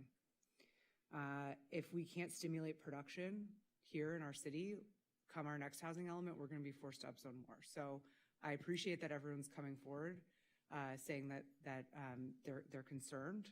Or sorry, not everyone. People are coming forward saying that they're concerned, but I think we need to look at the realities of the market. And I would rather try to stimulate these already applied for and approved projects going forward than having to upzone more. I would also like to say that we've committed to an initial 1,000 projects, and I want to keep our commitment to those who've already applied under the original rules of the program. So any changes that I'm going to propose here would be for projects on a going forward basis. And we're really doing this to ensure that we are in the spirit of the original intent of this program, which is getting more housing built and ensuring stronger protections for affordable housing. So what I'm proposing is the result of conversations with staff, community advocates, our city attorney. For all new applications, and I do have a potential motion written out. Yeah, sure, if it would be helpful, just to be totally transparent, myself, Ellis, I hope that's okay that I'm saying this, myself, Ellis, and Jesse were in a Brown Act group together, so those are the two other individuals that I've talked about with this, as well as talking to the city attorney and staff. And I also brought printouts of this, if it would be helpful for people to see it printed. Would that be helpful? Would anyone like one? I'm happy to get that here. I don't know if you want to, yeah. So again, like I said, first, I think we need to keep our commitment to those who already applied under the existing program guidelines. But for all new applications, I'm proposing that we raise the gap financing from $150,000 to $160,000 per unit, given the staff analysis, the feedback that we got from the affordable housing development community and our own data. And I would request that we review that amount annually tied to construction cost data to keep it predictable and fair. I'm going to go in relative order here, Nikki. Thank you so much. Second, I think that we need to add strong delivery milestones and enforceable milestones. That was also brought up by our stakeholders and by staff. Developers have to, I'm proposing that developers submit a complete entitlement application before pulling building permits and a complete permit application before receiving a certificate of occupancy. If they fail, the city can step in and potentially, as staff hopefully works on this, initiate a variety of remedial measures, including potentially taking the land, the financing, and potentially electing to move forward with the affordable housing ourselves. And staff, I mean, hopefully you guys are okay with that given the feedback that we received in the staff report, but of course, happy to hear feedback. Third, I would request that we require every voluntarily participating project to commit to paying GS or its equivalent if the law changes upon sale, to ensure that the community is receiving the benefit from every single project. And then fourth, I'm not asking that we expand the pilot, but I am asking that we expand the pilot back to its original scale with safeguards. I would like staff to return with a financing competitive analysis to make sure that these projects don't compete with or undermine any of our affordable projects on city-owned land, which I know we are actively asking for feedback on. And I want to make sure that we are directing staff to study legally sound ways to preserve long-term affordability at the end of the 75-year covenants. And we expand the in lieu fee option to the same original unit count, like I mentioned, that was originally proposed. And I would also like staff to complete a Sheets compliant nexus study. I know that that was mentioned in the staff report. I want the program to continue forward. However, on the parallel track, I think we need to do a new nexus study to look at the current formula. And until that nexus study is complete, keep the current escalator in place. I think that this motion is certainly a compromise, hearing from a lot of different groups with a lot of concerns that we're trying to put something forward here that makes sense, that produces affordable units, that unsticks our pipeline and balances feasibility with accountability. We're not trying to give a blank check. We're not trying to give a giveaway. We're trying to get units for Santa Monicans to live in that are affordable and habitable. And it restores this program to its original promise, holds developers to higher standards, and ensures that we receive GS or its equivalent from every project and strengthens long-term affordability protections. So I'd love to hear your feedback, and I would respectfully request your support. Councilmember Hall. Is that a motion? If so, I'll second it. That's a motion. And I would just like to say one thing that wasn't covered, I believe, was to expand the program to moderate income units, and I'm not prepared to do that at this time. And on the question number 6, I don't think it's yes or no. It's continue the program, but also initiate a parallel nexus study. Councilmember Hall.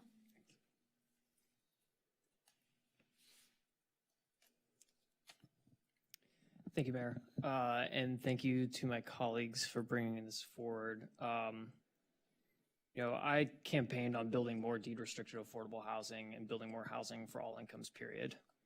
Young professionals struggle to find non-deed restricted little a affordable housing in this city, and we are not leveraging the private market to develop deed restricted affordable units that workers and low-income families need. Whether affordable homes get built inside market rate buildings or in separate 100% affordable projects is a really tough policy question, and I might feel differently in a different economy. But what matters most to me right now is that they actually get built. We are a small city. We use that argument all the time when discussing different legal cases that we're involved in. And I think we are, every neighborhood, despite some of our histories, are typically viewed as high resource neighborhoods given our schools and given the job center that we are. I also campaign on the promise of protecting Measure GS because I believe in the benefit of tens of millions of dollars to our schools, investments in homelessness prevention programs, and building affordable housing. These are all critical missions that we must support as a progressive community. And finally, and perhaps most importantly, I absolutely want to replenish our housing trust fund, which was raided during the pandemic to keep the city afloat. That's not a criticism of our past council or councils. I likely would have made the same choice given the incredibly painful decisions that they faced. But it's time we start making meaningful repayments. And this offsite pilot just unlocked $2.2 million in lieu fee payments that will go direct to our housing trust fund. Our old offsite program failed because it asked the impossible. It required developers to build affordable homes first before they ever saw a return on the market rate side. But in the world of finance, cash is king, and if the math doesn't work, the units won't be built. What we need is a regulatory environment where doing the right thing also makes financial sense, where investors see a return and our community sees the affordable homes we've been promised.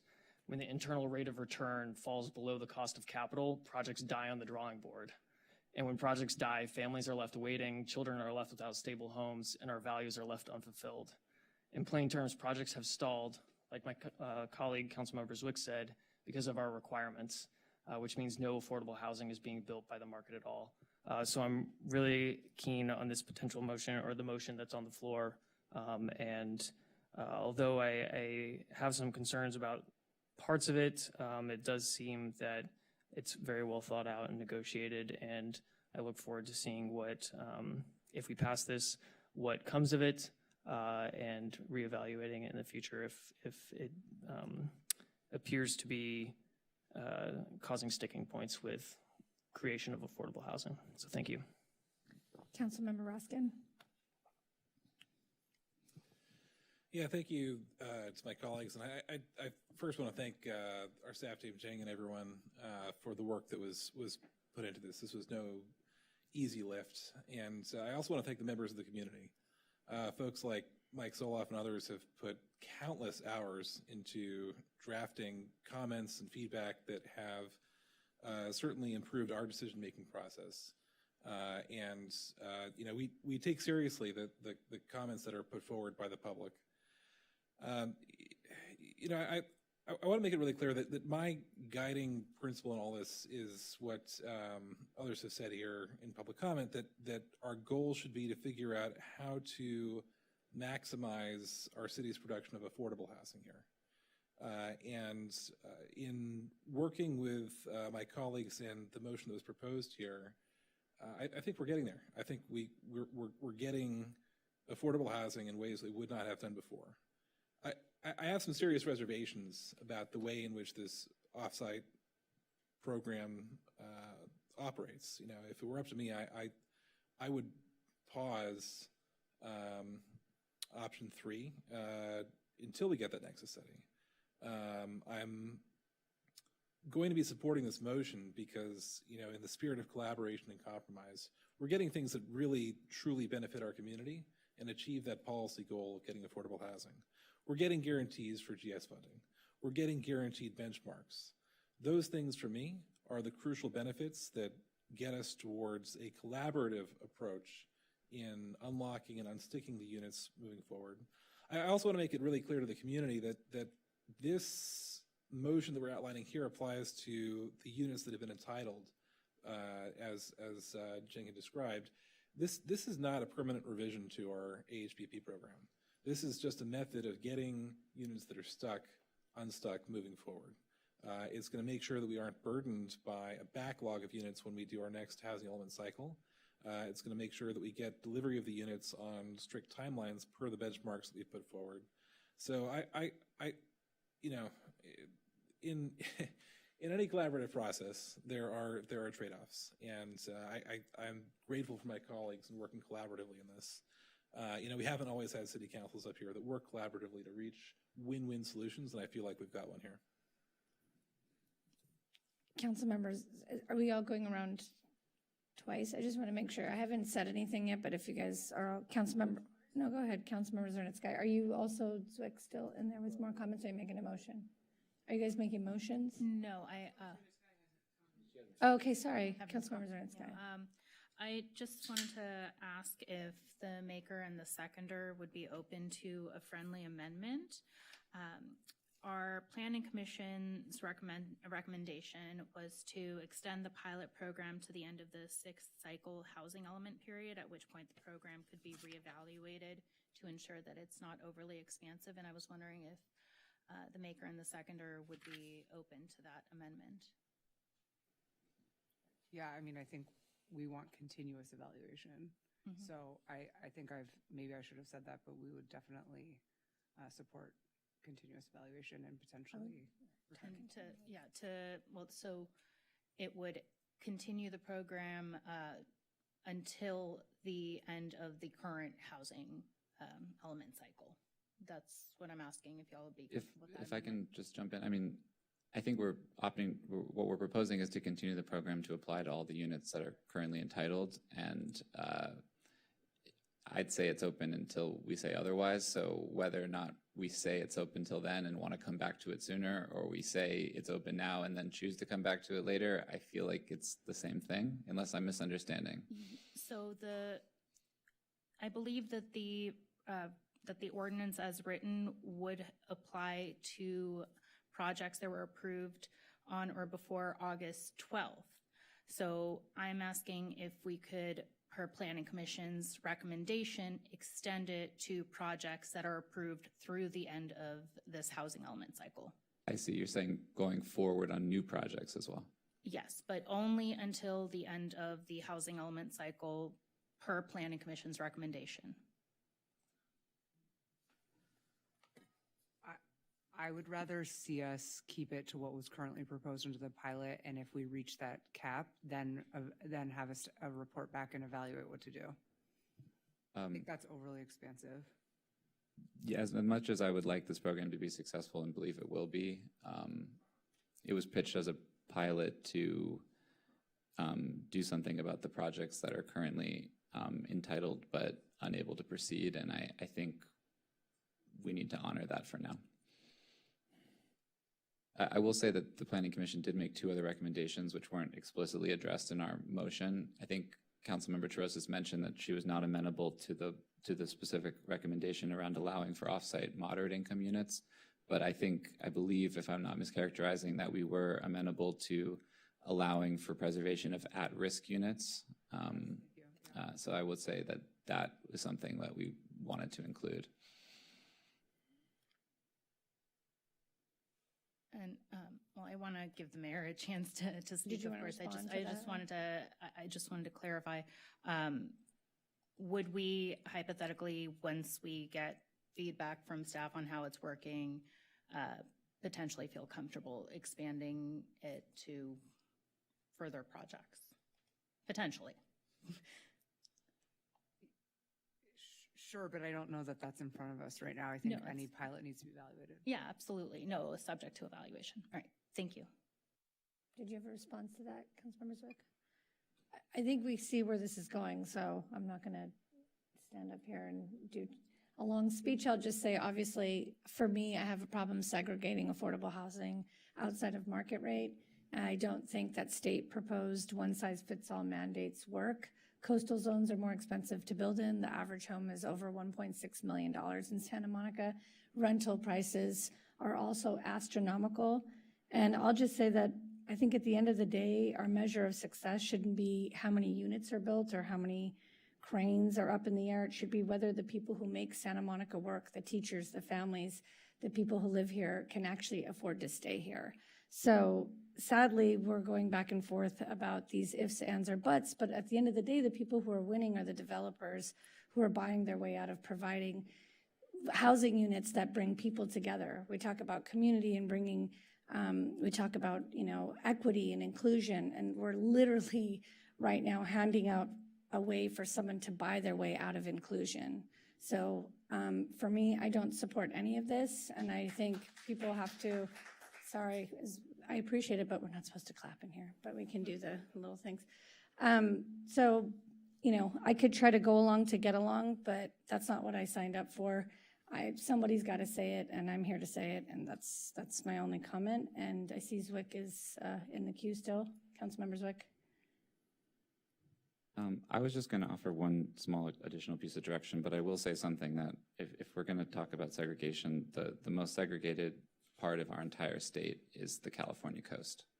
It is incredibly white and exclusive, and the way to desegregate our communities is to allow a range of people and housing units targeted to people of different incomes along the California coast.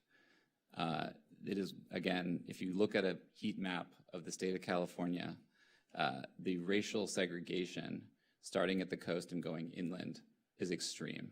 The way to counter racial segregation is to allow people of all income levels to live in our exclusive coastal communities, and that is what the goal is with this motion. And no, I don't believe it's to help developers. I believe that developers build units. Those units are called homes, and that people and families live in them. When it comes to additional, just small pieces of direction, I did just want to note that there's been some back and forth that I've noted that wasn't specifically touched on around the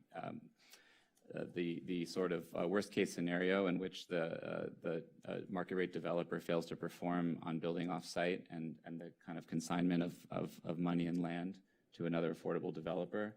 And what I will say is that I've heard differing legal opinions as to how that money could be conveyed to an affordable developer that may or may not trigger prevailing wage standards and other issues. It seems like if it goes to the trust fund, then that issue is clear, but that there could be alternative legal arrangements by which that money and gap could be conveyed. And I just would hope that we could just study that in addition to some of the other questions that have been brought up tonight for further study. On that note, I do have legal concerns around this first right of refusal that is proposed potentially on offsite affordable projects, and I would just hope that we can get an analysis on how legally feasible that is when we come back. And those are the only two very small points of additional direction, but other than that, I would be very happy to call the question, unless Councilmember Skaya, sorry. I just wanted to make a very quick statement.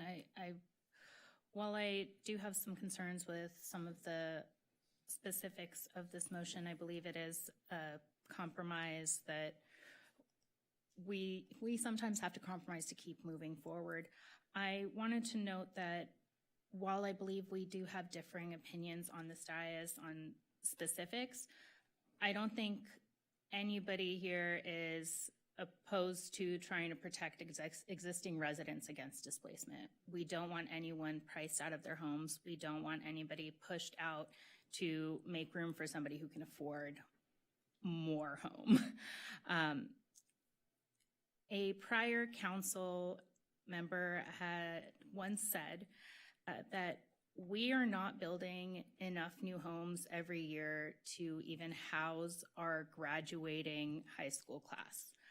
Over the past 10 years, we have the largest number of new homes that we have permitted was in 2019, and that was 603 new homes.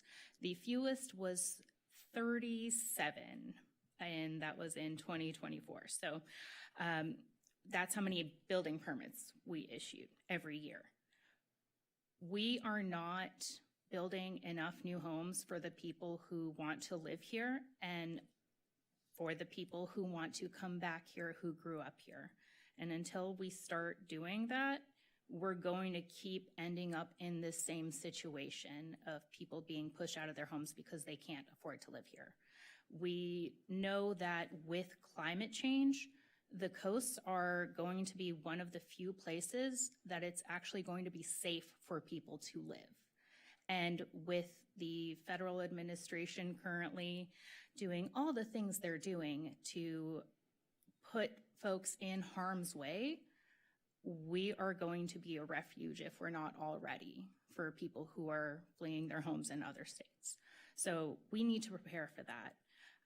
So as I said, while I have some concerns with some of these items in this specific motion, I will be supporting it, and I'm grateful for folks coming to the compromise and grateful to my colleagues and staff and the community for their input. Thank you, Councilmember. As the lone voice, I just want to make one note. Race is not always tied to income levels. So just a note, Councilmember Zwick, you were intertwining race and income levels. Segregation, I wasn't referring to color of skin or race at all. As a matter of fact, I was saying it's folks who can afford to live somewhere, and they could be of any race. So I just want to make sure that we're not always assuming that people of color are the ones that are applying for low-income housing. It has to do with access to affordability and being able to live here. And I'll just say that it's gotten more unaffordable to live here in the last few years. So I think there's a long list of people who want to apply to live in an affordable housing unit, but they can't afford the market rate we're building. So the question is on the floor. I think the proposer is Mayor Pro Tem Terosis. I think there was a second by Councilmember Zwick. And there was amendments or not? I don't think we had any amendments. Additional direction from. There was additional direction. Do you have that recorded? Do you want to restate the motion? Sure. So, I mean, you don't have to read through this if there's any additional. we moved everything we showed on the screen, including the increase of the gap financing requirement, the strengthening of the affordable housing delivery milestones and city option right, the GS tax commitment or its equivalent, some safeguards to the expansion, long-term affordability protections and directing an in lieu nexus study. In addition, we said no to moderate income housing being included. And, oh my God, what was the last one? What? Oh, yes, and we want to include at-risk properties in the program. So I hope that gives enough direction for additional feedback from staff. But that's the motion. That was the seconder, and yeah. Did you guys get that, staff? Okay, let's call the vote. Councilmember Janet Sky? Yes. Mayor Pro Tem Terosis? Yes. Councilmember Raskin? Mike's not working, but yes. Oh, sorry. Councilmember Hall? Yes. Councilmember Zwick? Yes. Mayor Yes. And Mayor Negrete? No. We need Councilmember Snell back.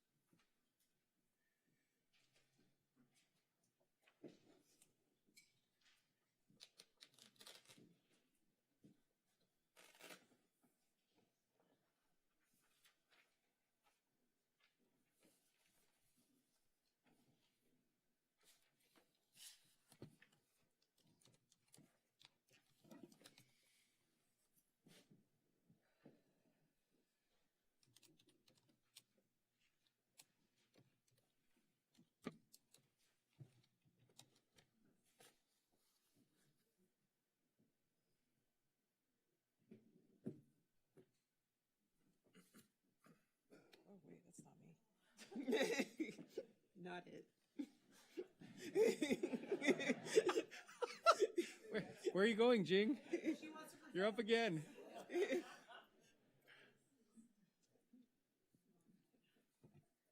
Who's presenting on this? I'll be presenting this Oh, evening. okay. We're all looking around like, you should go down there now. Before we begin with, Councilmember Snell will be here in just a moment. Oh, that's right. We forgot about Barry. Did someone called him, right?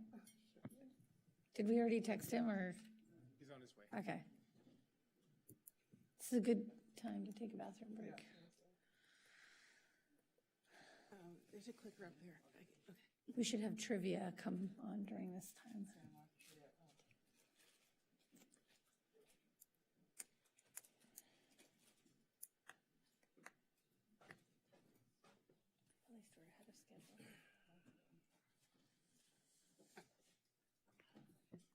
Did you go far?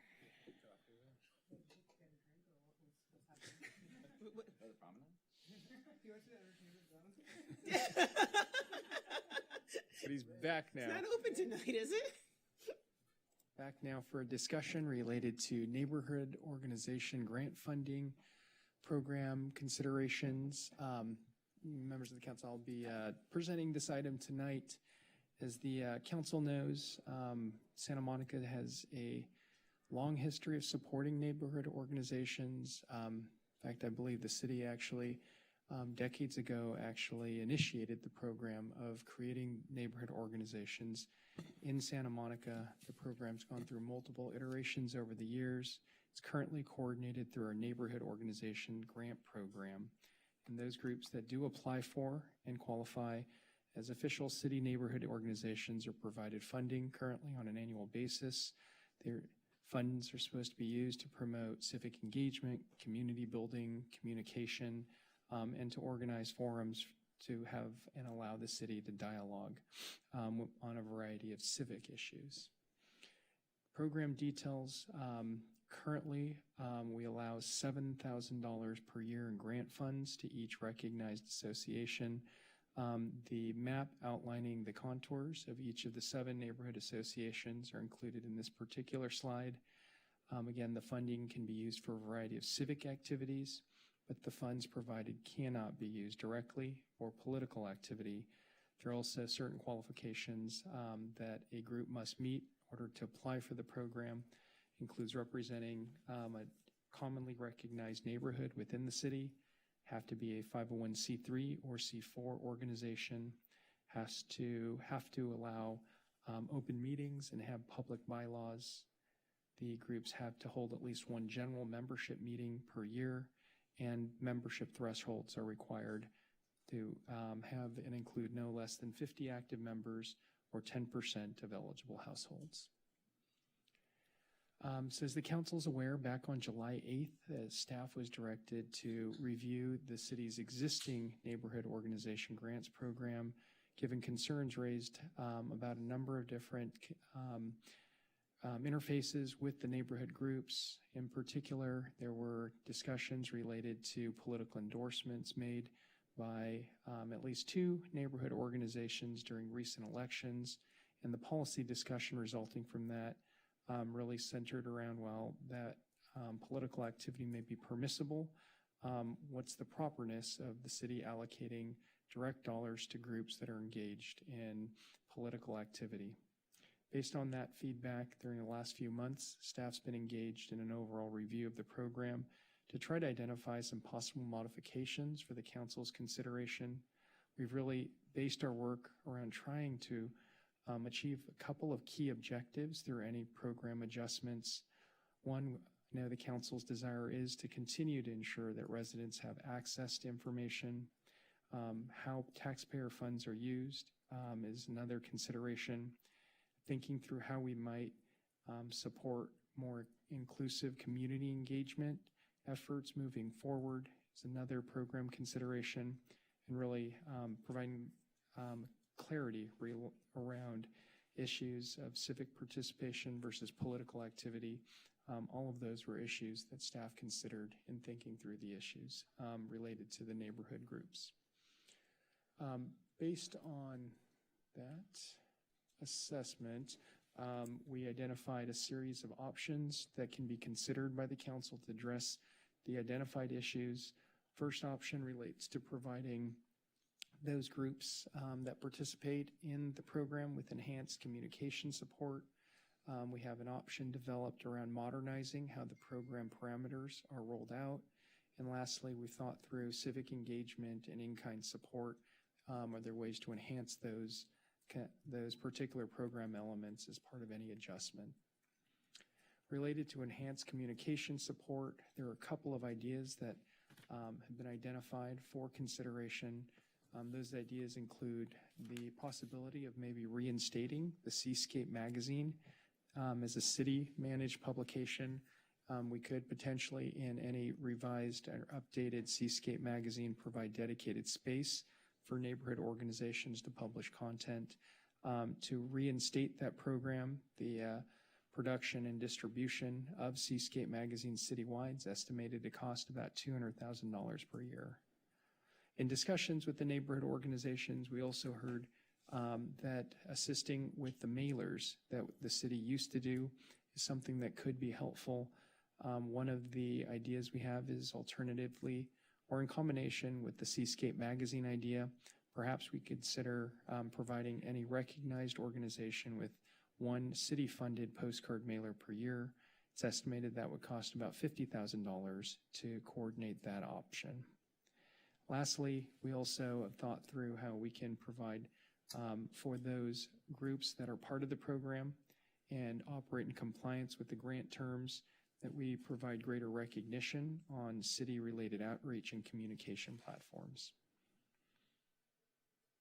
A couple other program modernization ideas that we developed as we assessed the neighborhood organization grant program, really related to the maintenance of continued grant funding for every group.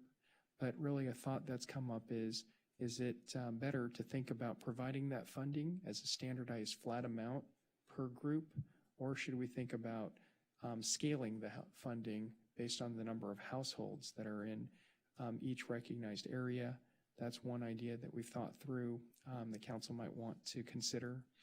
Another idea that we have to address the concerns raised is to think through the requirement that formal participation agreements be engaged with any group that wants to proactively apply for and be recognized as a neighborhood organization in the city.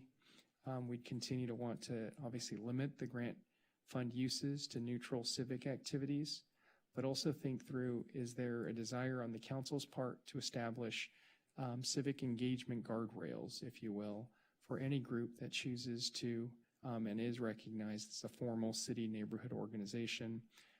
Issues related to political endorsements and or political activity, considering prohibitions against that type of behavior if you want to participate in the city's program is one idea that can be contemplated.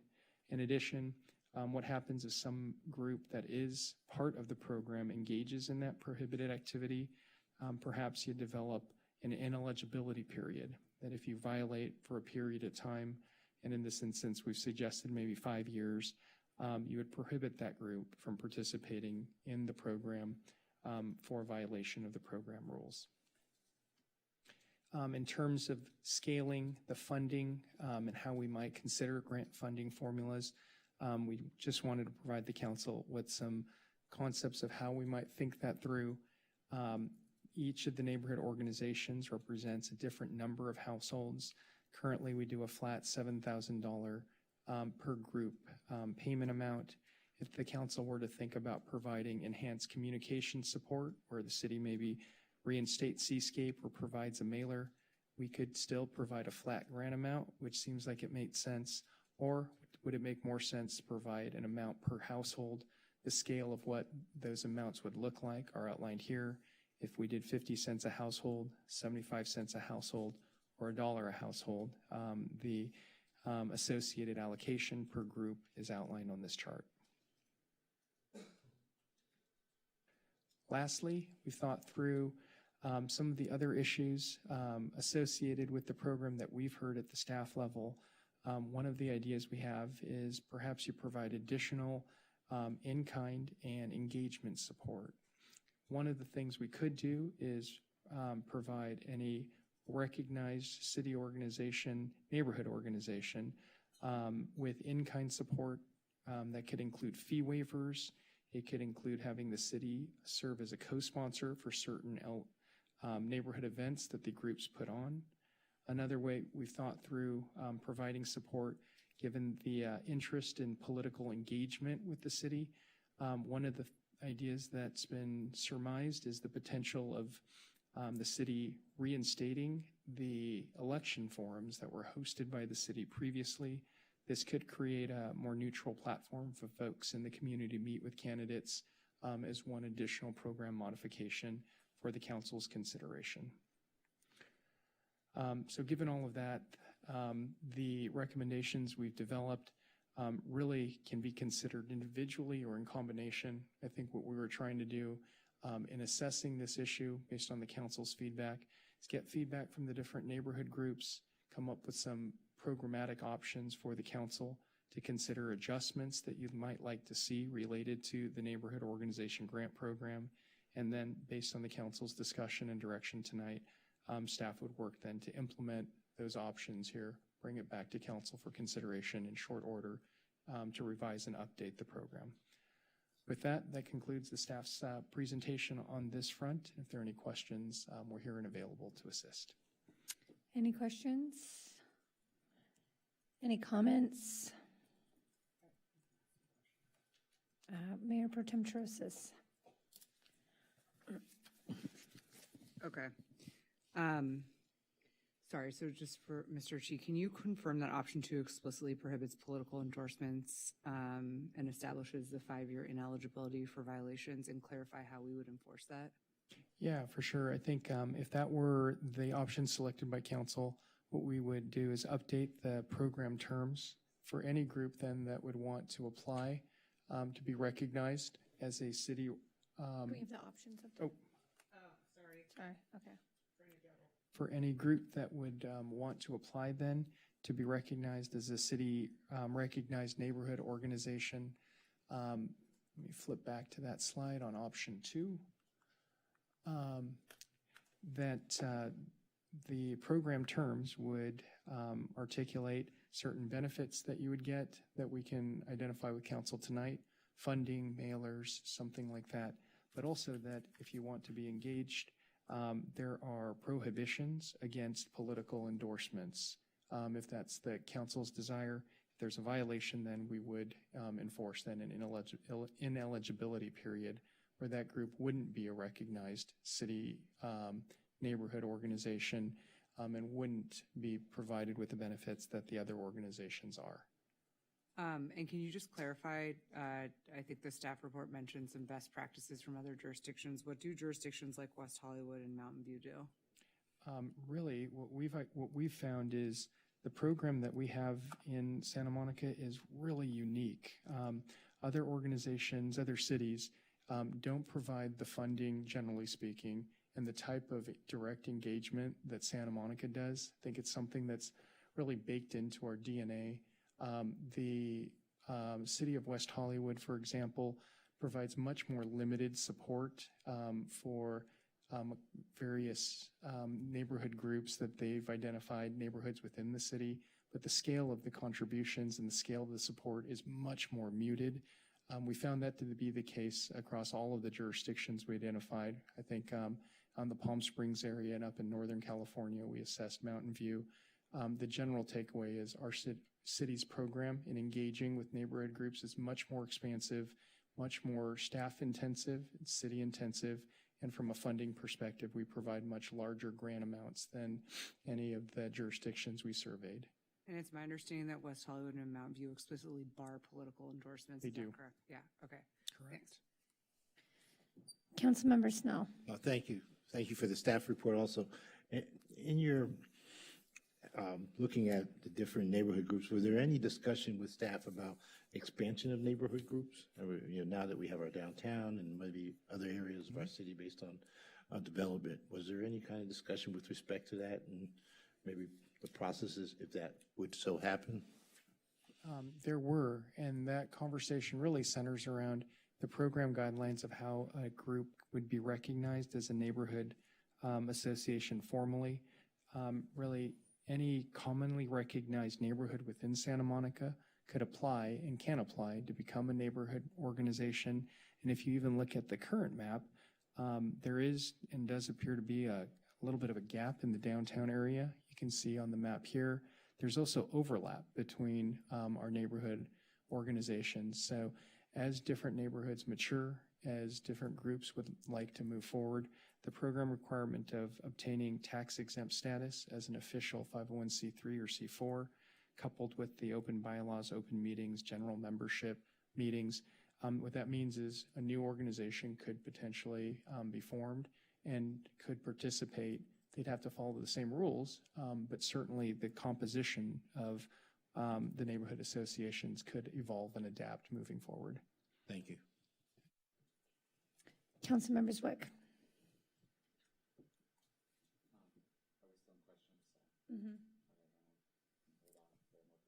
All right. Okay, are we into comments now, Councilmember Zwick? Thanks for that presentation, City Manager. I just want to say that I think it was summarized pretty well in some of the public comment that I heard, that I don't see the appropriateness, regardless of what's legal or not, for the city to be subsidizing groups that engage primarily or even substantially in political or lobbying activity. I just simply don't think it's appropriate, unless we're up here also proposing that we fund any number of additional advocacy groups from the city, be it the Democratic Club or the Republican Club or, you know, any other group in the city, Santa Monicans for Renters' Rights, Santa Monica Forward, et cetera. I don't see why it would be appropriate for any of those groups to get funding any more so than any groups that engage in political activity or lobbying in the city. I don't think personally that this is something the city needs to spend money on. Maybe my colleagues disagree, but I do want to talk about official recognition and whether it's in exchange for funding, if we as a body still want to provide that, or simply for official recognition. I do want to propose two requirements that go a little bit beyond what I heard as just a simple requirement not to make political endorsements. I don't see why it would be hard to require that any group that is seeking official recognition or funding be required to register as a 501c3 and abide by the tax laws that govern such institutions. But if we are going to humor the concern that somehow these groups are incapable of re-registering as 501c3s, we can certainly still bind them to act similarly if they are seeking city funding and city recognition. And by that I mean two things. One, purpose must be organized or operated for religious, charitable, scientific, educational, or similar purposes.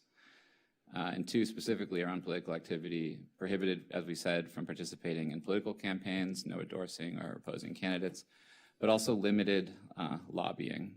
It cannot be a substantial part of their activities. And the city should identify an explicit threshold as to what substantial means in this instance, but clearly it can't be a primary activity. It's just simply not appropriate for the city to be funding groups for which that's the primary or even substantial part of their activities. Second of all, I've heard a lot of concern from residents tonight, but also in general, about whether these groups are at all representative of the communities they claim to represent, or we as a city officially endow them as being the representative groups of various communities. And in my limited personal experiences, I think that's a well-founded question, but we don't know for sure. But what I would propose is an additional requirement to shine a little bit of daylight on this going forward.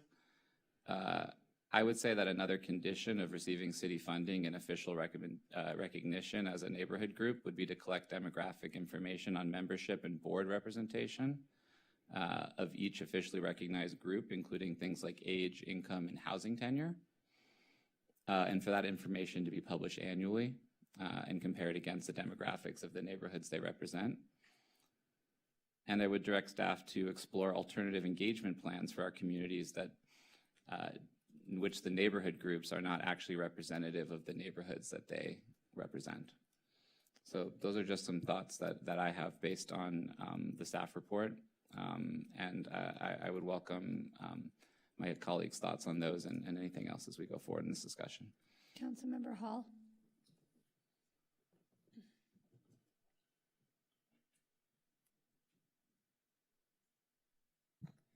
Thank you, Mayor. So first, I just want to make very clear what I stated when we passed the 16 item requesting this reform. I really could care less if a neighborhood association chooses to exist as a 501c4 and exercises their legal right to endorse candidates.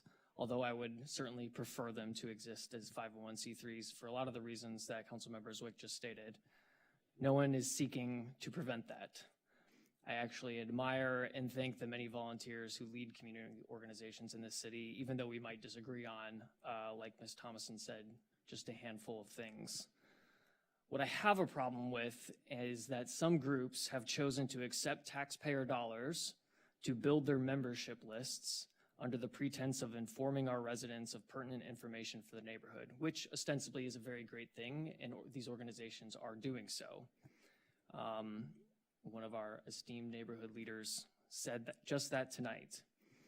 It crossed an ethical line, however, when that same membership list and the same brand recognition that the taxpayer-funded expansion of was used for partisan politics through endorsements and opposition of political candidates. So let's use this parallel as an example. There's a 501c4 in this city that builds community through bike rides, happy hours, and family picnics in the park. On its website, it says, quote, "We are forward-thinking Santa Monica renters and homeowners, small business owners, parents, and neighbors who believe that equity, sustainability, and diversity should be the guiding principles that shape our city's future." To me, that seems like a pretty agreeable organization to the 80% or so of our city that identify as Democrats or liberals or progressives. On that note, it's also very involved locally in politics, probably just as much as you see Friends of Sunset Park advocating for the airport, or advocating about the airport for the park, for example, and for aircraft safety. That organization I'm mentioning, the 501c4, is Santa Monica Forward. Santa Monica Forward endorses political candidates, and for full transparency, 6 of us up here, myself included, were endorsed by them. But I personally think it would be absurd to provide them taxpayer dollars to fund expansion of their membership list because they put on great programming for families. Finally, I just want to thank the many neighborhood association leaders who have reached out to me via email, text, phone call, spontaneous conversation, or formal meeting to express their thoughts to me.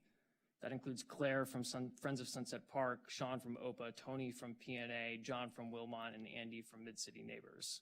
I'd also like to thank former mayors Judy Abdo, Kevin McCune, and Jim Kahn for providing much of the historical background on the founding of the organizations and for sharing your thoughts with me. I've weighed all of your input with careful consideration, and those discussions have opened my mind to possibilities I previously dismissed. So I'm going to try a motion here based on those discussions and what I've heard tonight, because contrary to what much of the public comment said, I actually want to strengthen this program and ensure that community organizations are doing what they're supposed to be doing, building community. So with that, I'll try this motion. I move the following. Council directs staff to bring back Seascape on at least an annual basis as soon as possible.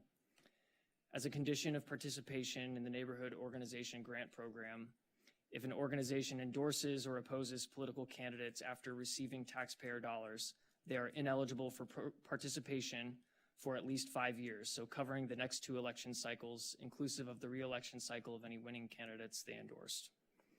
And they will not be listed on the city's website because we do not list political organizations as officially recognized on our city website. We will, however, allow and encourage promotion of non-political neighborhood association, business improvement district, SMTT, and peer corporation events in Seascape. We approve the equity and funding model based on number of households as outlined in the staff report, and funding is to be used only for community building events.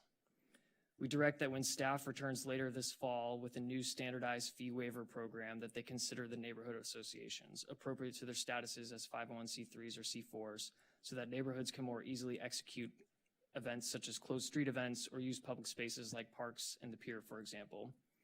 And then finally, we direct staff to bring back the city-sponsored election forum and explore co-sponsorship with the trusted apolitical organization, the League of Women Voters of Santa Monica. Councilmember Ruskin. Yeah. Sorry, just to be clear, was that a motion? Yes. Okay. Yeah, I'll second that, and I'll explain some of my thought process here. You know, this whole discussion about neighborhood associations has taken on a little bit of a life of its own over the last few months.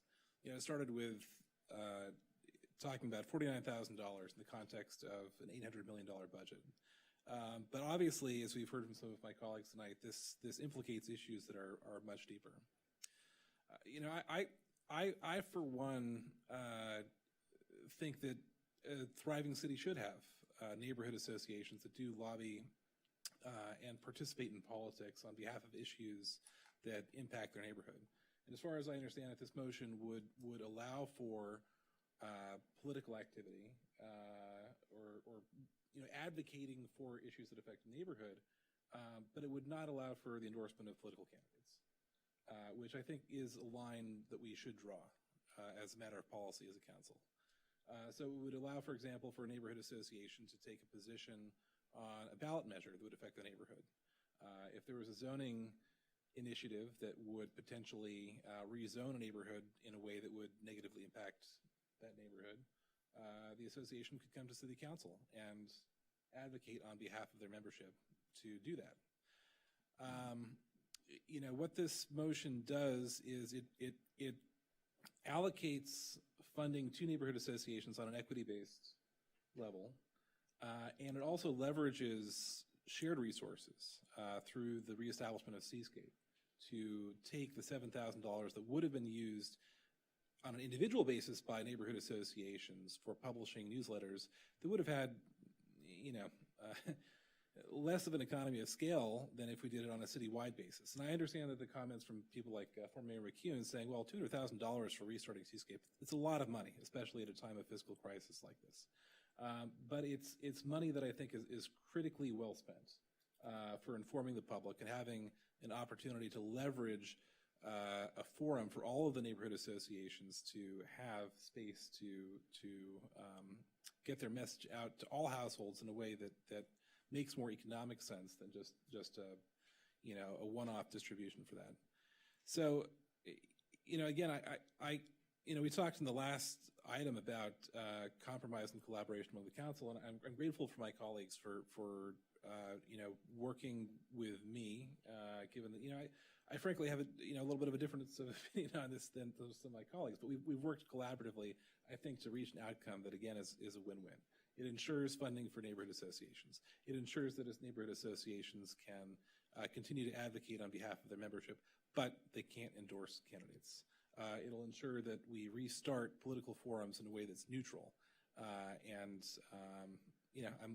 looking forward to working with city staff to make sure this is implemented properly. And I share the thanks, too, for all of the people who have contributed to this conversation.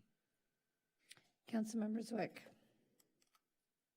Can I just ask a question? When you said the portion about Seascape annually, is that the suggestion in the staff report that is priced at the $200,000? Is that right? Okay, so it's that suggestion. Okay, so I guess I'm just a little confused because we're saying that it's somehow more economic, I guess, than what currently somehow manages each organization to reach its membership with far less money being leveraged. And I'm just trying to understand. I just don't understand why Seascape seems like an economic option if it's 4 times what we're allocating currently to allow people to send a mailer. I'm not saying that it's more economical. Yeah. I'm saying that Someone said it. I'm saying that we should bring Seascape back because it provides transparency and informs the public of programming that's going on at the city and around town. Okay. I guess I'll just register that I don't know if an annual paper mailer to me seems like the right course of action fiscally or even really efficiently in terms of getting information out at this point in time, but that's my opinion.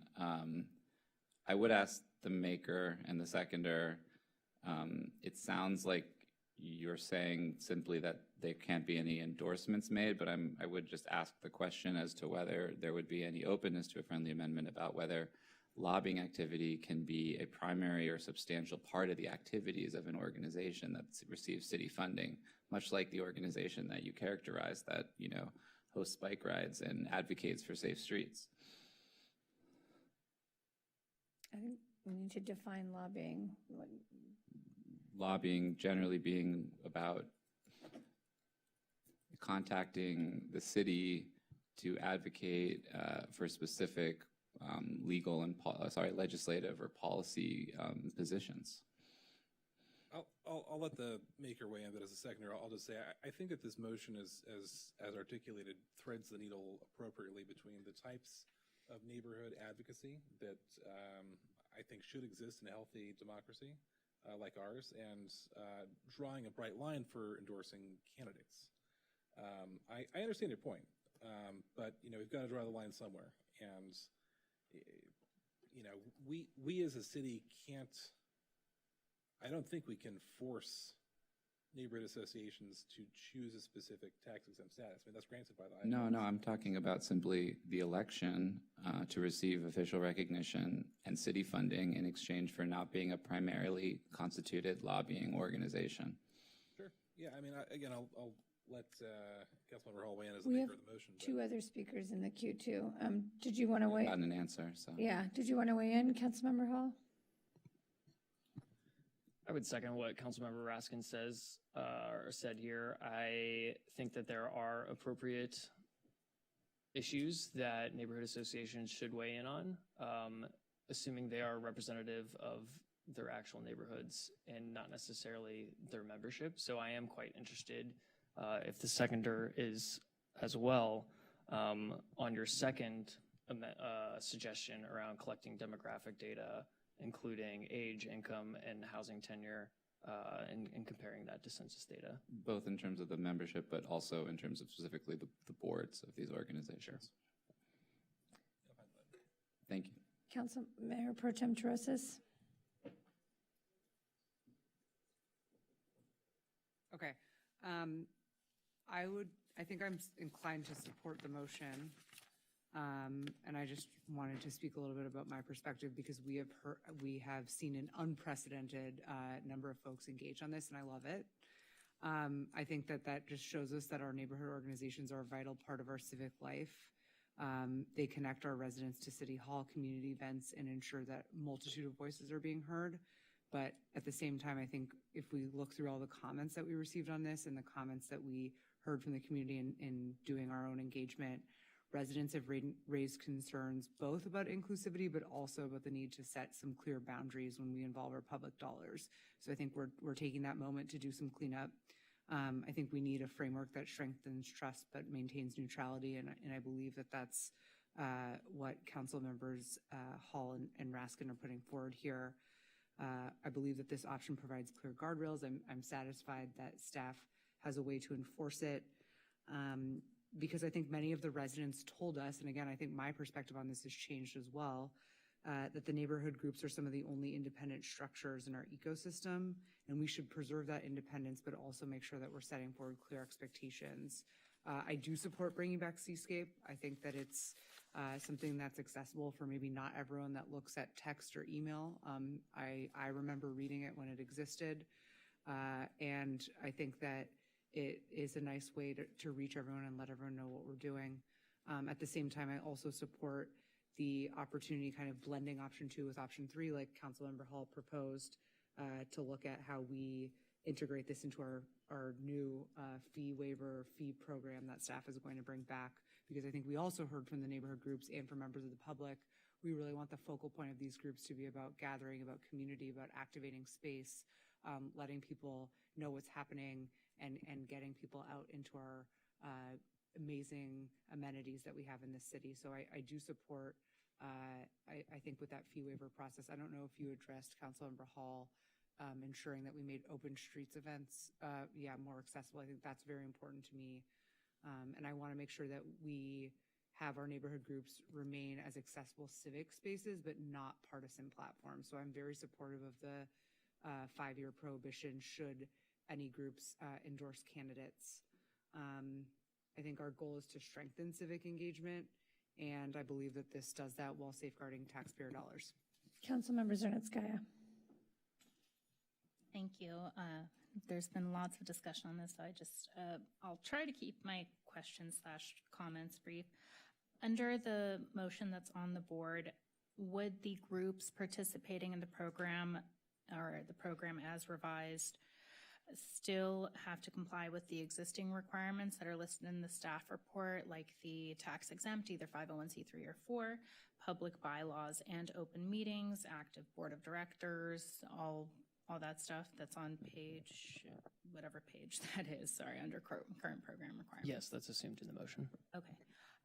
And would this, and I understand there is some overlap of the areas that are represented by maybe multiple neighborhood groups, and we have heard from some residents who don't feel that their current neighborhood group, that they are, they don't feel that their perspective is adequately represented. Would this preclude those neighbors from starting a different neighborhood organization if they don't feel that their neighborhood organization represents them?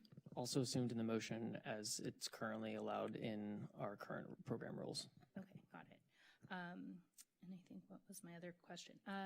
So I love the idea of bringing back Seascape. I think it's a really useful tool and very helpful for those who maybe are not as, maybe don't have the internet or email or whatever as accessible. Would the maker and the seconder be amenable to looking at bringing back Seascape in a digital manner, but also mailed, but on an opt-in basis, so that if people wanted the paper physical copy, they could opt in to get it.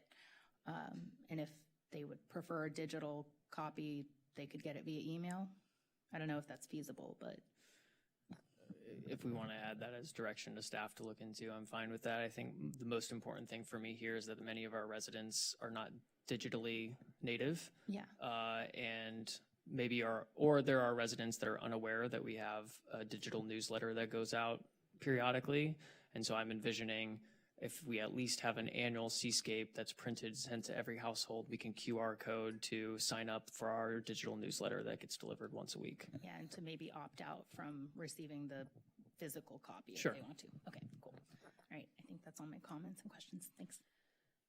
I'll just say I agree with your digital concept. I do want to say, though, that even if you were to get a physical one, it ends up, at a coffee shop or at a business place where someone didn't get it. So I don't think it's any harm if we were doing it often. Then maybe I just want to remind people that these neighborhood groups are supposed to push back on City Hall. They're not supposed to be an echo chamber. That is democracy at its finest. If they're pushing back, that means that they're informed. So, the endorsements, I agree. I think it's about transparency and making sure that they're accessible and the meetings are posted and all of that.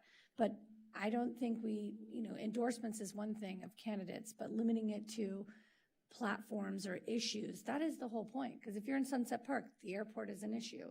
If you're in Wilmot, you have different issues as opposed to like OPA and Main Street. So I think, for those folks that say that they don't feel included, obviously there's the opportunity to create your own group.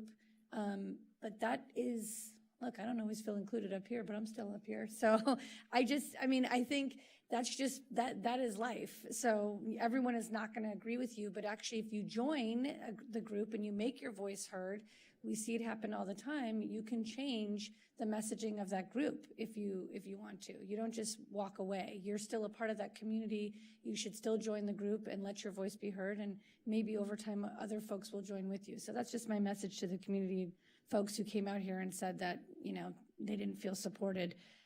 Next time, don't give up. Even if you're the lone voice, you should still speak up, because there might be people inspired to speak up behind you.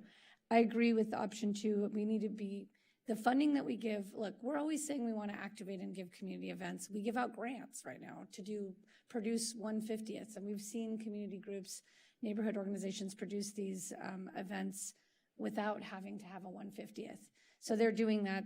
I think now that we're like post this COVID thing, seeing everybody come back in person, we're going to see more of those things, and we're going to see more people join these neighborhood groups. And more importantly, the Seascape, I think, gives the opportunity to get both city information, and it'll expand to all of the folks that don't even know there is a neighborhood organization. I ran into a half a dozen people at the Montana Art Walk who did not know that there was a neighborhood organization. So maybe they'll be informed to join if at the same time we're also advertising other other events in the city. I think that was all my comments, except that we just need to make sure that we're not silencing the voices of the community. We're 7 people up here. There's roughly 90,000 residents. I don't think any of us can say we represent any majority of the community. And if you look at how the votes rolled out, I don't even think the majority of registered voters actually came out and voted for our local city council, because people just aren't informed. I meet people all the time who think Mayor Bass is the mayor of Santa Monica. And I, talk to people all the time who don't know half of our names and are surprised that there is a mayor, and they think we're a full-time council. So the more we can inform our residents, I think the better. And I think if they disagree with the policies we set forth here as a council, we have to remind ourselves that just because we vote on it up here does not mean it represents the entire city of Santa Monica. Even when we push forward housing initiatives and things, that doesn't mean that that's how everybody feels in the city. And with that, we have the motion, which I think was fairly clear, made by Councilmember Hall and seconded, was it by you? And seconded by Councilmember Raskin. Can you just to be clear, it's to fund Seascape one time a year. You want to just read through it quickly? Sure. So I move the following. Council directs staff to bring back Seascape on at least an annual basis as soon as possible as a condition of participation in the program. If an organization endorses or opposes political candidates after receiving taxpayer dollars, they're ineligible for participation for at least 5 years and will not be listed on the city's website. We will allow and encourage promotion of non-political neighborhood association bids, SMTT and SMPC events in Seascape. We approve the equity and funding model based on number of households. Funding is to be used only for community building events. We direct that when staff returns later this fall, they include the neighborhood associations with their appropriate status for the new standardized fee waiver program, and that we direct staff to bring back the city-sponsored election forum and explore co-sponsorship with the trusted organization League of Women Voters of Santa Monica, and included the direction from Councilmember Zwick around collecting demographic data of the membership and board members to the extent that it's legal. Okay, so to be clear, maintaining that grant, but just making it allotted to the number of households in each area, right? Yeah. Okay. So we have a motion on the floor. We can There's call still the vote. 2 people in the queue. Oh, I'm sorry. Councilmember Zwick. I think I just want to speak to something you said, Mayor. If you are, hoping to join a group and it doesn't feel like it reflects your values, I agree. You have 2 options. You can stay and say whatever you want and see if what happens, or you can go and form your own group. And those are both great activities. But what I don't get is if I went off and formed my own group with, 8 other people in my neighborhood, why wouldn't I get money and official recognition and the head of planning to come to my meetings once a month and the police department to come to my meetings once a month and all sorts of things? And what I'm saying is not that anyone shouldn't be free to do either of those things, but rather why are we conferring specific city funds and city recognition on some groups and not on others? That's all. Not that anyone should be free to join or not join. But when it comes to the motion on hand, I do support it in broad strokes, and I will probably vote for it as constituted. But I do need to put forward propose an amendment. If it fails, it fails. But just to state on the record, I don't think an annual physical newspaper, that can tell people about a community barbecue in 8 months is going to help with community outreach. I think it's going to be a waste of money. So I would just I would make a motion that we amend the motion to cut Seascape. But that is my motion if there's a second. Councilmember Zernitskaya. I just had some direction to staff, but I don't know if I can do that later or if I should do Is there a now. second to that motion? I guess not. Sorry. It was just, are you seconding that or no? No, I just wanted to give some direction, and if it's okay to include it in the motion, great, and if it's more appropriate to say it as direction to staff outside the motion, whatever is correct. So I should preface this with I do agree that civic engagement by neighborhood organizations does occasionally include taking positions on city policy because city policy does affect the neighbors. I mean, pretty clear. But I do want to better understand how those organizations come to take those policy positions. So I wanted to ask if as part of the information we ask of the neighborhood organizations about demographics, could we also ask for clarification about how they take policy positions, or to point to where in their bylaws it specifies how they take policy positions? Because I know different groups do it differently. Some do it by vote of membership, some do it by board vote, some people, there's lots of different ways. Some have written policy positions that they refer to, so just to get clarity on that. Maybe we request that as an information item back to council. I would assume that most of these groups have that in their bylaws, and if we find out otherwise, then we can take action on it. Okay, yeah, I'm fine with that. Yeah, I looked up the websites of each of them. I think there were 3 that didn't have their bylaws on their websites, but the rest of them did. Thank you. Okay, on the note of starting your own group, I guess if there's only 8, I would just say that if we're being transparent, I think a lot of the opposing views might be around housing, and so that if you didn't agree with your neighborhood group, you could probably join one of the political activist groups in the community that are focused on those issues. Well, no, but they get other funding, and they do endorse, and they lobby council all the time. I think that's like the specific issue we're talking about mostly around these neighborhood groups. It's those big issues that also have lobbying groups. Okay, but I guess to your point, I don't see this being like a huge issue, and to be honest with you, I don't think that neighborhood groups have swayed much, unfortunately or fortunately, however you want to look at it. Okay, so there was no second for that motion. The original motion with direction is still on the floor, made by Councilmember Hall, seconded by Councilmember Raskin, and I think we can call the vote. And we have that additional direction to look at the bylaws to see how the positions are taken, correct? Yes. Councilmember Zwick? Yes. Councilmember Hall? Yes. Councilmember Raskin? Yes. Mayor Pro Tem Terosis? Yes. Councilmember Snell? Yes. Councilmember Zernitskaya? Yes. Mayor Negrete? Yes. Item 12A, adoption of a resolution to amend the Santa Monica General Plan Land Use Map and the introduction and first reading. We were going to do 12B first, Sorry, I forgot. just because we think it'll be quicker. Item 12B, adoption of a resolution to amend the Santa Monica General Plan Land Use Map and the introduction and first reading of an ordinance to amend the official districting map for the parcel located at 1331 Wilshire Boulevard. And I just want to note for the record that when the agenda was posted, there was the resolution that was attached. Well, it should have been a resolution, instead it said ordinance. So I just want to note that that's been corrected. It's a resolution, not an ordinance. Okay. I got you, Jane. Oh, sorry. I like this new setup, but it keeps timing out all the time.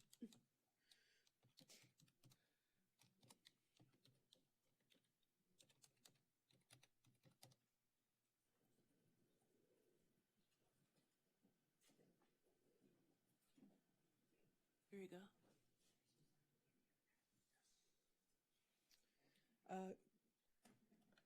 Good evening, Council.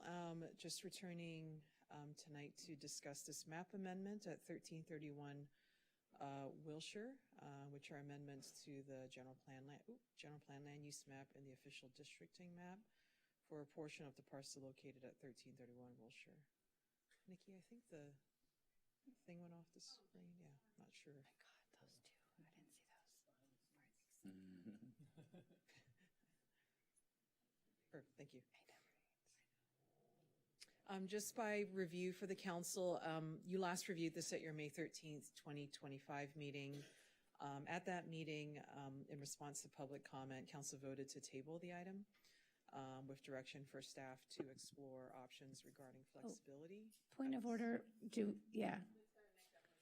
So I'd like to make a motion to, is it untable the item? Table. Take the item off the table. Second. All in favor? Aye. Any opposed? Okay, thank you. Thank you. And to explore options regarding legal nonconforming uses in lieu of a map amendment. There were also concerns raised regarding spot zoning, so we'll address both of those issues in tonight's staff report. This item is being brought back to council in response to renewed requests from the property owner to reconsider the item, and really in response to what they're stating in terms of fielding recent interest from non-retail tenants to occupy this vacant building, which was formerly where Rite Aid was located. So I think just to start with, what is a legal nonconforming use? As we noted, this is a portion of the building. It's currently a split zone, so some of it is in a commercial mixed-use boulevard zone, and the rear part of it is in the R2, which is a residential zone, which essentially makes that portion of the building legal nonconforming as to use. Obviously, commercial uses are not allowed in residential zones. So what that means in this case is that you have a use that was established in compliance with the zoning at the time that previously existed before the change to the zoning. What's allowed when something is legal nonconforming, it means that that use is allowed to remain. So for example, Rite Aid was there, with this split zone, it was allowed to remain there, but was not allowed to expand. If the tenant leaves, which in this case Rite Aid is now gone and the building is vacant, any subsequent use has to be similar to that prior use, so it really can only be something similar to Rite Aid, essentially a retail use, and it has to resume within 1 year, or it's considered abandoned. We would note that, and then beyond that, then any conforming use has to comply with what's, the underlying zoning, which is that split zone. In an existing building like that, that obviously presents some challenges because it sort of runs through a small portion of the building. Legal nonconforming rules apply citywide. They are not applied just to specific neighborhoods or what have you. So amendments to that section have very broad applicability, across the city, across a no number of uses. So, part of the reason staff didn't, we did explore potential options to try and make amendments to the legal nonconforming section to address this particular issue. But, really, it may result in unintended consequences, have unknown and broad impact and applicability, including allowing nonconforming uses elsewhere in the city, right, that might be in a similar condition to expand and persist indefinitely. Just to review the zoning history for this particular parcel and in this portion that we're talking about, there was an inadvertent change to the property zoning that occurred via the loose, whereas what's called the low-density residential designation, its equivalent as zoning is the R2 zone, was made in 2015. And we couldn't find anything in the record, to indicate that that was a deliberate move on the council's part at the time. So you can see here, this is how it kind of stood out. I just want to make sure. Is this a pointer? Oh, there we go, yeah. Okay, so this is the existing building. It's currently vacant. And you can see here the split zone. The purple represents what's called MUB, which is Mixed Use Boulevard. The orange color is the R2. And the parcel that is proposed to be rezoned here is in the red outline. And you can see here how that red outline, you can see where the R2 zone cuts sort of through a portion of the rear part of the building where that split zone is happening. So you see the MUB here and then the R2 running in this area and then including what is currently accessible parking and the commercial loading for the existing building. What this means is that this building really cannot be re-tenanted for anything that is a non-retail use. The proposed map amendment, you can see here, would change that orange to purple, so R2 becomes MUB, and it is only for this parcel. You can see here that there's a fairly large surface parking lot that extends back here behind the building. That would remain R2, so that is not, none of that is proposed to be changed. It is just this one parcel here. You can see that cuts through the building. And what that would facilitate is allowing a non-retail tenant, so allow leasing flexibility to be able to re-tenant that building. That's what the property owner is indicating now, that they have received inquiries from non-retail tenants to reoccupy this vacant building. I think the other kind of issue we want to bring up is council also gave staff direction to return at your July 29th meeting for options for revising development standards related to surface parking lots associated with commercial corridors. That is not a map amendment that is before the council tonight, but we did want to raise it for council to provide that additional direction should you wish to do so. Which is if those proposed amendments at 1331 Wilshire are approved, so tonight's map amendments, then future implementation of council's direction regarding surface parking lots would apply to the existing parking lot to the north, so that expansive parking lot that extends, that's currently zoned R2.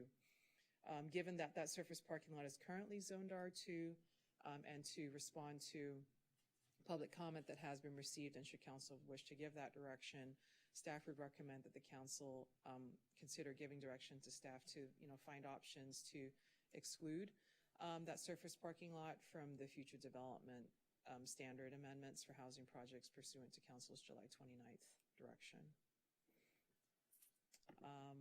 That concludes my staff report, and that's the recommendation from the staff report. Questions? Councilmember Zwick. I had a question about the slide right before this one. You're saying that if the map amendments go through, future implementation would apply to the parking lot to the north? Yeah. Wouldn't the direction that we previously gave apply to that parking lot to the north regardless of what we do tonight? It would, because the way it was written, I think we're asking the question just because of the comments that have been raised in public comment, whether council wants to give that direction for us to come back with options. Okay, I just was taking issue, I guess, with the if clause, because it seems to me like they're not actually related. They are not. They are not. I mean, to be clear, these are two distinct and separate actions. I think that we are just wanting to raise the issue because it is something that has been, we're seeing that theme come up in public comment. Got it. I don't want to say anything out of turn, but it seems like all the comment relates to a different parking lot that is substantially maybe nestled closer within a single-family neighborhood, whereas this is on one of the largest streets in our city. So I guess just personally, I would see no reason why it wouldn't apply here. Councilmember, Mayor Pro Tem Terosas. Yeah, thanks. Just one quick question. Thank you, Jing. With our Santa Monica commercial vacancy rate at or above 30%, what risks do we face if the property remains legally non-conforming and becomes difficult to lease or finance? Yeah, I mean, what we risk seeing is that building remaining vacant for a long time, and we do have several actually of these vacant properties up and down Wilshire Boulevard. We'll be coming back to you, with a vacant property registration ordinance because a lot of these properties have fallen to disrepair. Yeah, that's highly problematic for me. Okay, thanks. No more questions, comments? Oh, we need to have a public hearing. Oh, sorry.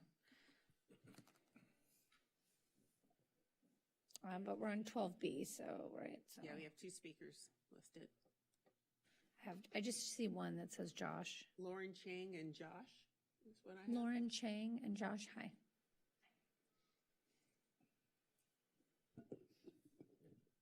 You proceed. Okay. Good evening, Mayor and honorable council members. My name is Lauren Chang. I'm a land use attorney and represent the longtime property owner of the former Rite Aid located at 133 Wilshire Boulevard. I'm requesting that you approve the staff-initiated amendments to the districting and loose maps to correct split zoning at 1331 Wilshire. The zoning currently cuts through the middle of the building. And so the building itself sits in two different zones, in the MUB and the R2. And the property owner has already been facing challenges and has been trying to re-tenant this building for nearly 2 years in anticipation of Rite Aid's departure a couple months ago. and they are currently under contract with a nationally recognized specialty grocery store for purchase of the property. However, due to the error in the city zoning update in 2015, the building, has two zones and 2 land use designations, and because of that, a grocery store use is not permitted in the building without a zone change and a general plan amendment. And this poses a huge impediment for re-tenanting the building. The Rite Aid use was considered a legal non-conforming use, and now the clock on our grandfathered rights is ticking. Specifically, we have less than a year before the legal non-conforming use is considered abandoned, and we can only have R2 uses at the site, meaning the existing commercial building would be unusable. The split zoning has already posed an immense challenge to re-tenanting the building, and we will lose the tenant we have lined up if this correction does not go forward, and the building will sit vacant. Thank you for your consideration. Thank you. Josh? I think Josh is no longer here, maybe? Okay, I think now we're in comments. Mayor Pro Tem Terosas? I'm prepared to move the item. I think it's consistent with our council stated priority around economic recovery, and I would love to be able to re-tenant the building. And I'll second that. Moved by Mayor Pro Tem Terosas, seconded by Councilmember Snell. Councilmember Raskin? Thank you. Just a few brief comments. I'm also a land use attorney and understand the challenges associated with these types of nuances in zoning code.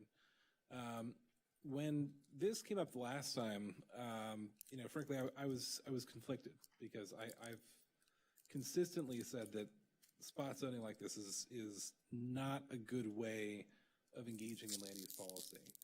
So we came back on July 29th and gave direction to move forward with the program to implement housing element program 1C that would deal with this on a citywide basis. I was hoping that we would be able to thread the needle since this last came around with other ways to deal with non-conforming uses. I understand that's a challenge. We can't do that. I think it's a close call. On balance, I would rather us move forward on a programmatic basis pursuant to the direction we gave on July 29th, not spot zone, and for that reason, I will respectfully not be supporting the motion. Councilmember Hall? I just have a question of the maker of the motion. Would you be willing to consider a friendly amendment removing, City Clerk, could you go back to the staff recommendation slide? Removing item 4 and doing staff recommendation items 1 through 3.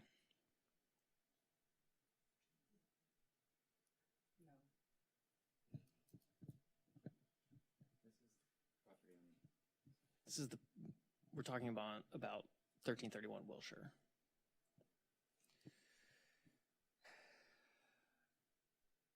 One of our main boulevards that we are attempting to. Okay, sorry, I'm not going to be supportive on the next item for that, but on this one, fine. So you're asking to exclude 4 on this item? Correct. I'm asking if the motion would be recommendations 1 through 3 only.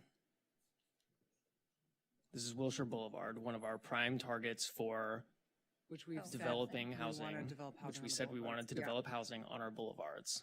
This is an opportunity to do so,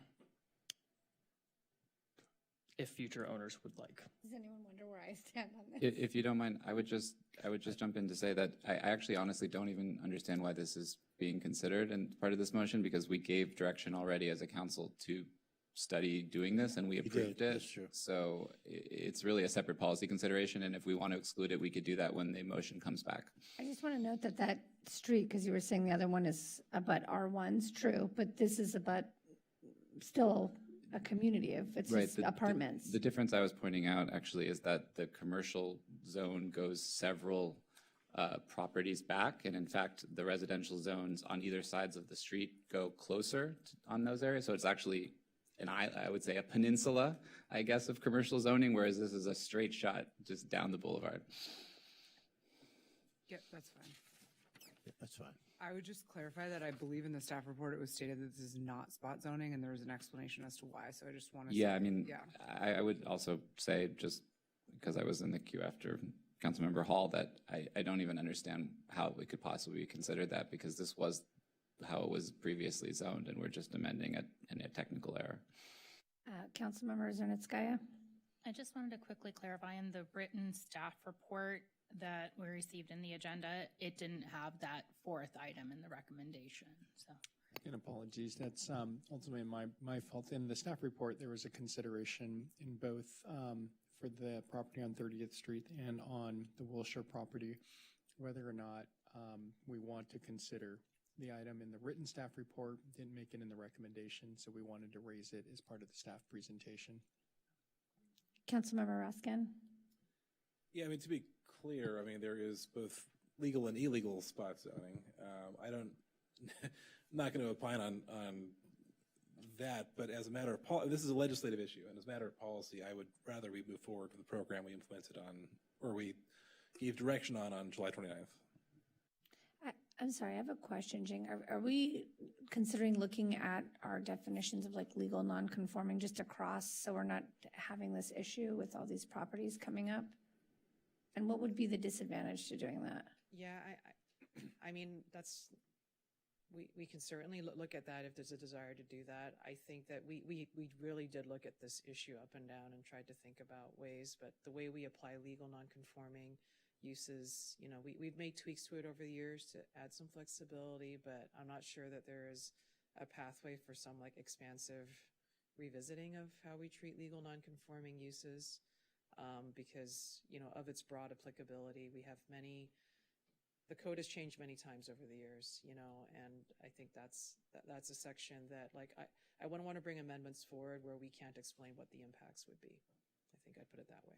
So you're saying the downside would be that there could be huge impacts, negative impacts? Yeah, I mean, typically we would want to know, like, oh, we'd be able to tell you, oh, this would affect, you know, 500 properties or something, right? But we don't know that, you know. Well, maybe that is something we should look at then. I mean, is that something that we're looking at across the board?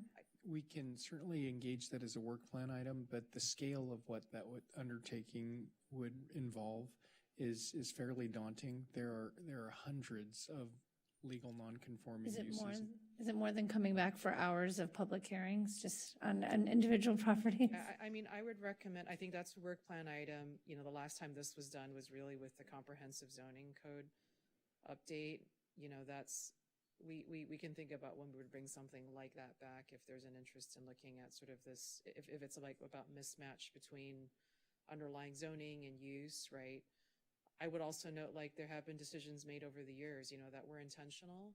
So this is the piece where I don't want to suggest like, oh, every mismatch was, you know, some error, you know, it was an intentional thing like this. It takes a lot of research to sort of look backwards in time for every situation like that. So. Okay. Sorry, I was writing it down. So who's got the motion? You, Mayor Pro Tem Trosses? I don't remember who made you made the motion. Yes, sorry. I second. And then Councilmember Snell seconded it. You didn't make a substitute, you just had your With the comments. amendment of eliminating item 4. Okay, so the motion is to go with the staff report, recommended items 1 through 3. Exactly. Okay, you can call the question. Councilmember Zernitskaya? Yes. Councilmember Snell? Yes. Mayor Pro Tem Terosas? Yes. Councilmember Raskin? No. Councilmember Hall? Yes. Councilmember Zwick? Yes. And Mayor Negrete? No. Okay, so that's 5-2.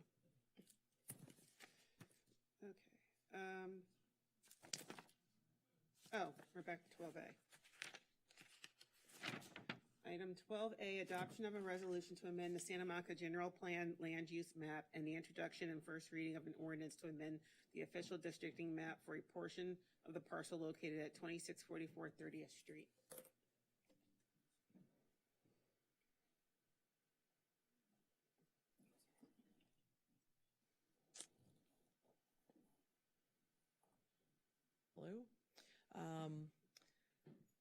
This is the presentation on the proposed map amendments for 2644 30th Street. And again, by way of background, this particular item was before the council on May 13th as well. The council voted to table the item. I guess I know, do they have to take a separate vote to untable? Yes, this would be the time. If I'll council- move to untable the item. Second.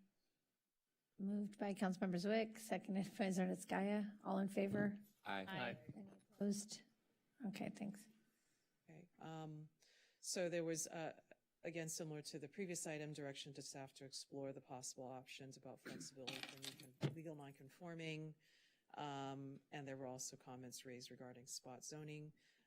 Since the time of that hearing, the property owner for this property at 2644 30th Street has also expressed renewed requests for reconsideration of the item, and also provided additional information for the record regarding the leasing status of the building. As part of the work on this item, staff has also identified ways in which resident concerns regarding future redevelopment of the property could occur, and much of that has been a voluntary give from the property owner in that regard. So just a review again of legal nonconforming uses in this instance. Again, what does it mean to be legal nonconforming? The use has to have been established in compliance with zoning that was previously existing before the change to the current zoning.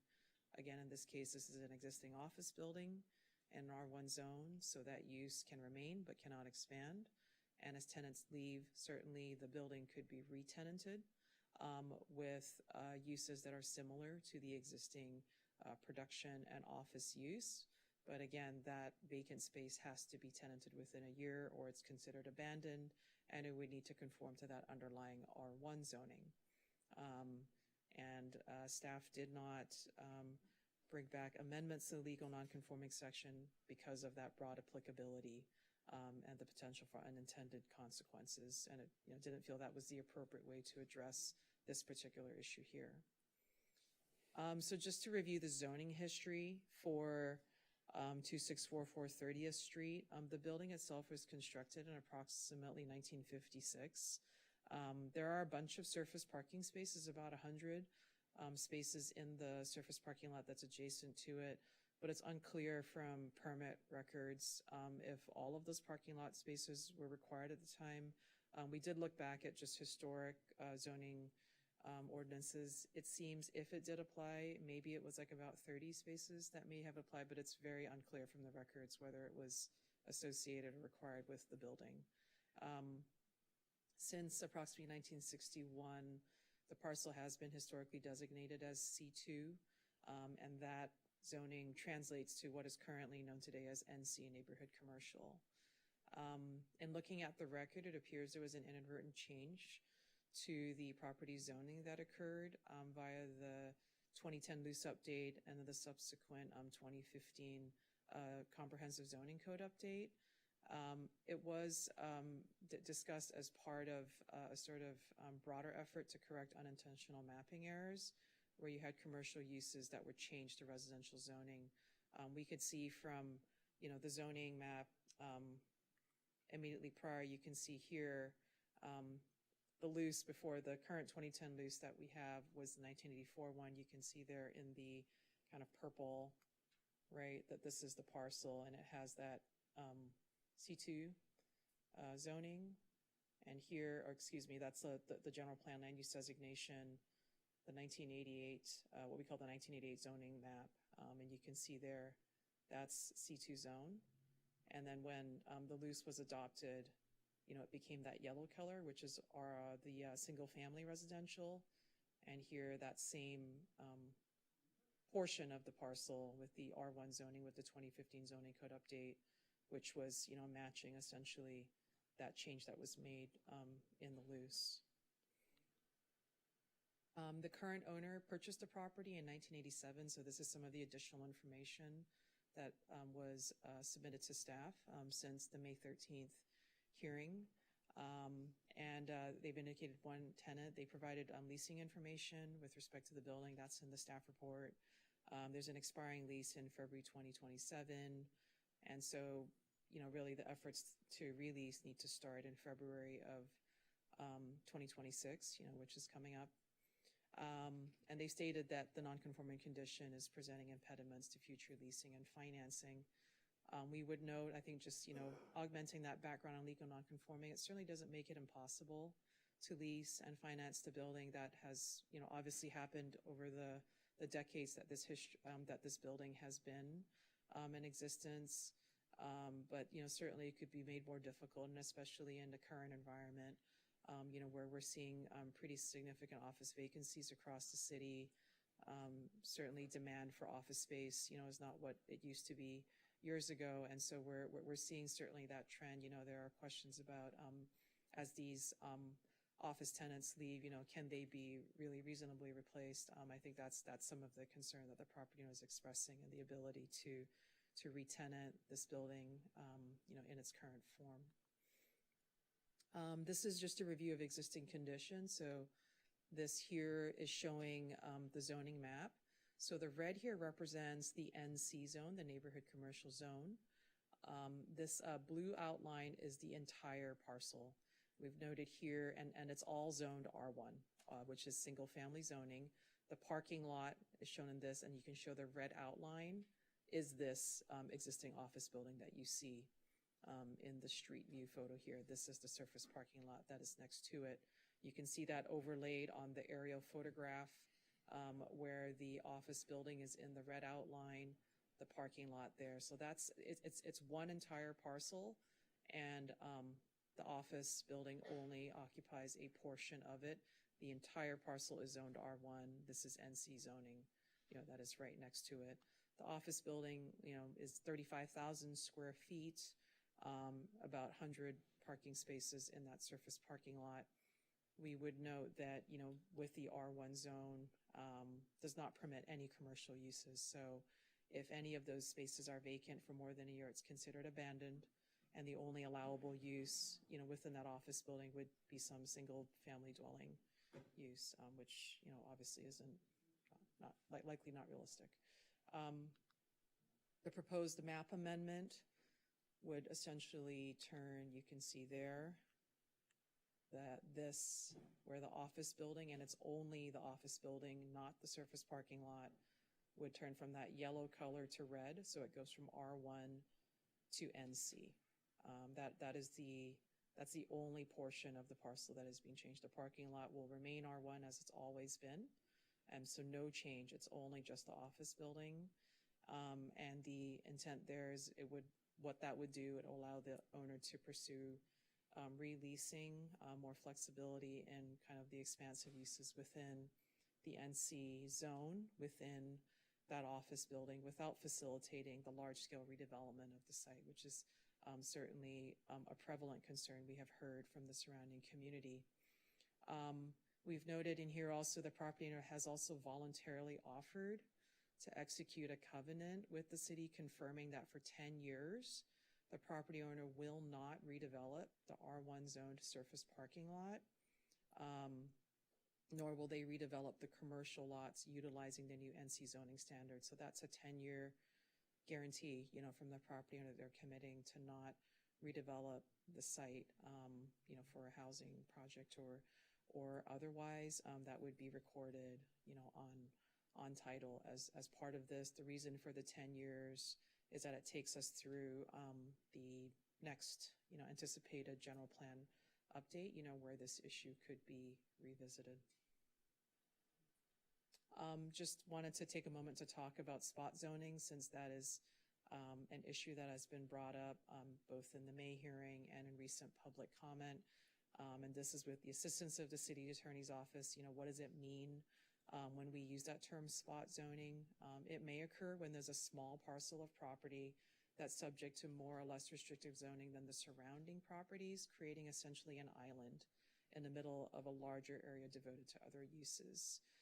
The proposed amendments here do not appear to constitute spot zoning, because what is happening is an expansion of the existing NC zone adjacent to the office building, and it's not resulting in an island. So you can see here in the graphic, what is this particular map change from the R1 to the NC is really moving that line, but you're not creating it's not just an NC surrounded by a whole bunch of single family, was what is resulting in the conclusion in the spot zoning analysis.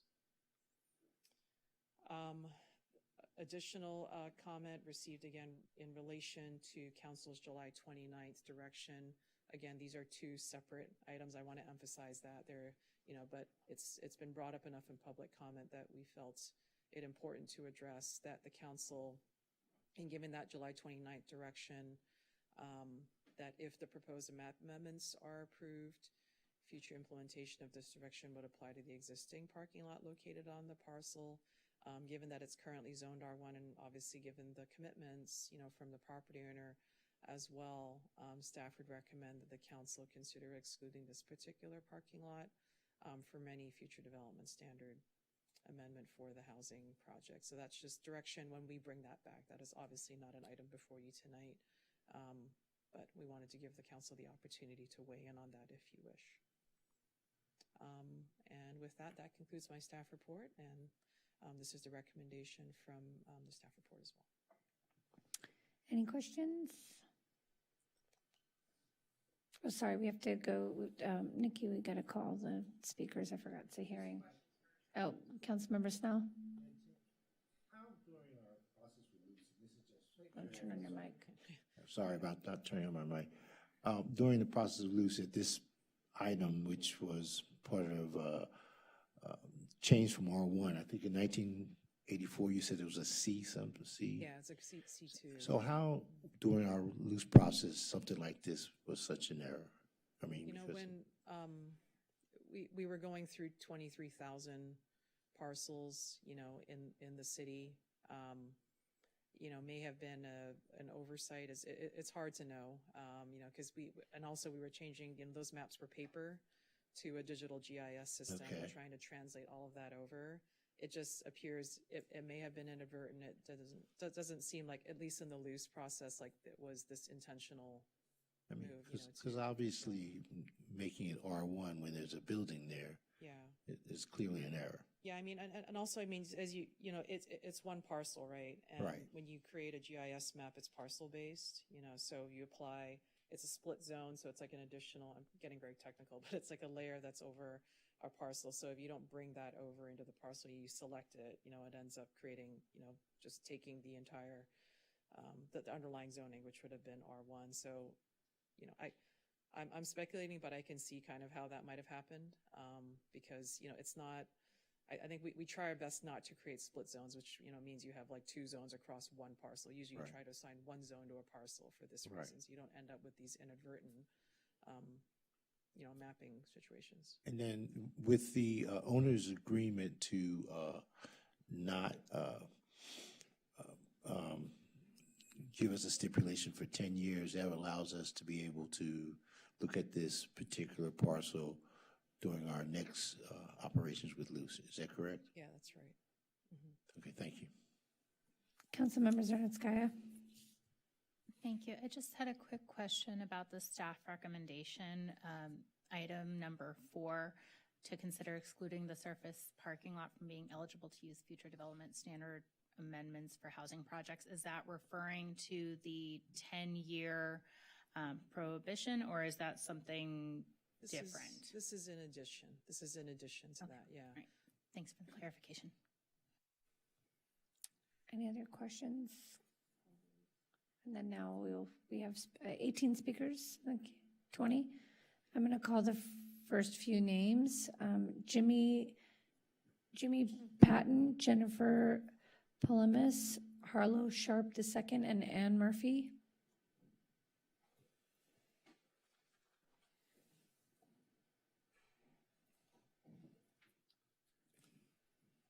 I've been sitting in the back all night, and it was very funny. All the people that came up, they were very emotional and vociferous about build, build, build, all ran back to Jesse's BFF, Dave, the developer, and were shaking his hand, so they weren't, not uninvolved with the developers. All right, I'm going to talk about something real brief, simple to understand. There are 3 buildings proposed for Sunset Park. 3205 Ocean Park Boulevard, 102 units. 2929 Pico, 48 units. 2800 28th Street, 375 units. All right, taking those together, that's 525 apartments. If we assume each of those apartments has 2 people, that's 1,050 cars in that area. All right? So if each one of those people just goes back and forth to work each day, that's 2,100 cars added to the traffic in a 0.15 square mile area. 2,100 every day. That's if they only go to work and back. So you take a 5-day work week, that's 10,500 additional cars in that area. In addition to what you already see on Pico and Ocean Park. Right? Does that sound right? 10,500 cars in that area. It's logistically impossible to put that number of people and that many cars in that area. It's impossible. It will be a parking lot. It will not be, Jesse, am I boring you? What are you playing, Candy Crush over there? So these projects are a recipe for chaos. They're not going to be good, wholesome projects for affordable housing. They're going to gridlock this city. There's zero question about it. Thank you, know, Mr. Pelton. Your time's up, but so we're going to move to the next speaker. Yeah. Jennifer. Breathe more deeply. Okay, Jennifer Polemis. And then after Jennifer, I have Harlow Sharp II, Ann Murphy, Michael Drandel, and Christopher Canjo. Jennifer Polemis, longtime Santa Monica resident and small business owner. I just want to talk about what the staff report does not say that I think is relevant for all of you. I'm an economist. I note that the prime rate in 2019, when this property was last financed, was at 4.75, and the prime rate now is at 7.25. So the argument that this is somehow affecting its ability to refinance doesn't make sense. I don't know why someone would refinance at this point in time. The property extends deep into the residential neighborhood, 4 lots at least on either side. I believe someone described it as a peninsula, and that was an apt description. The property is not on the boulevard, and therefore the neighborhood, the NC designation is for the boulevards. The staff report was circulated in advance to the owner's attorneys for additions and revisions, but was not similarly provided to the residents. The R1 zoning is consistent with the loose and the protection of residential neighborhoods. The upzoning that the property that's being proposed for the property will make it legally feasible to build a high-rise there in the future, regardless of the owner's current plans. The idea of the 10-year covenant, it appears to be an attempt to mollify the residents rather than address some legitimate concerns. If the rezoning is a bad idea now, nothing magical is going to happen that's going to make it a good idea in 10 years. Supposedly, the 10-year restriction allows that proposal to be revisited during the next loose revision, but in fact, it can be revisited during the next loose revision regardless. And it doesn't prevent development for 10 years. It just prevents housing development for 10 years.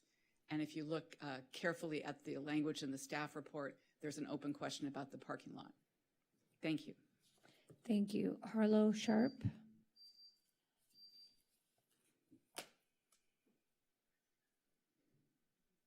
Hi, I'm Harlow Sharp. I'm a 40-year resident of Santa Monica, and almost all of it in Sunset Park on 32nd Street.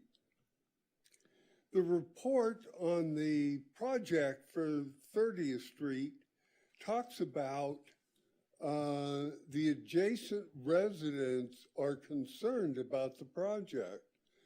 Well, the project is on 30th and 29th Street and would allow for 7 stories in a residential neighborhood. That's just one of the 3 projects. And the concerned adjacent properties are on 30th Street and 29th Street, and I'm on 32nd Street. I'm in a concerned neighborhood. Thank you. Thank you, Mr. Sharp. Ann Murphy?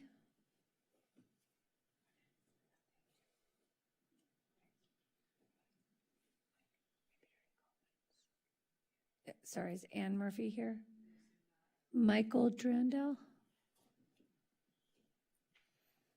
That's me. Thank you very much, council members, and thank you for spending the time tonight for this. I would like to say that as a resident of Sunset Park, this very much is a peninsula situation. The concern that I think the residents have is a camel nose under the tent situation. This is obviously an error. It needs to be addressed, but is zoning the way to address it when in actuality, this landlord wants to get a tenant into his space? That's pretty much what's happening. But if you end up rezoning a lot of this, it has an opportunity for them to, at any point in time, build something significantly that is not representative of the neighborhood. That's my concern.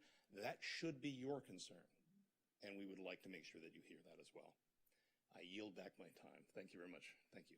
Thank you. Christopher Canjo? And after Mr. Canjo, I have Zena Josephs, Leanna Einbinder, and, Ronnie Crichton. Hi, my name is Chris Canjo. I'm a 30-year resident of 33rd Street, so I'm sort of an expert on the 30 streets. This is, with all due respect to the attorneys, it does seem like an issue of spot zoning here. And what's different from this than the Rite Aid, right, where the line runs through the middle of the store, you're also talking about upzoning that parking lot.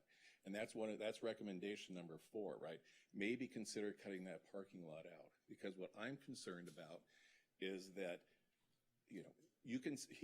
they say that they need this, the landlord says, the owner says they need this zoning change so that they can lease. Well, they've been able to lease this property for years and years and years. And there's no evidence that adding the parking lot to the zoning change is going to somehow make it more leasable. If you want to change the zoning for the building, in my mind, that's one thing. But to change the parking lot as well, there is a reason for that, and you just need to be aware of it. Thank you.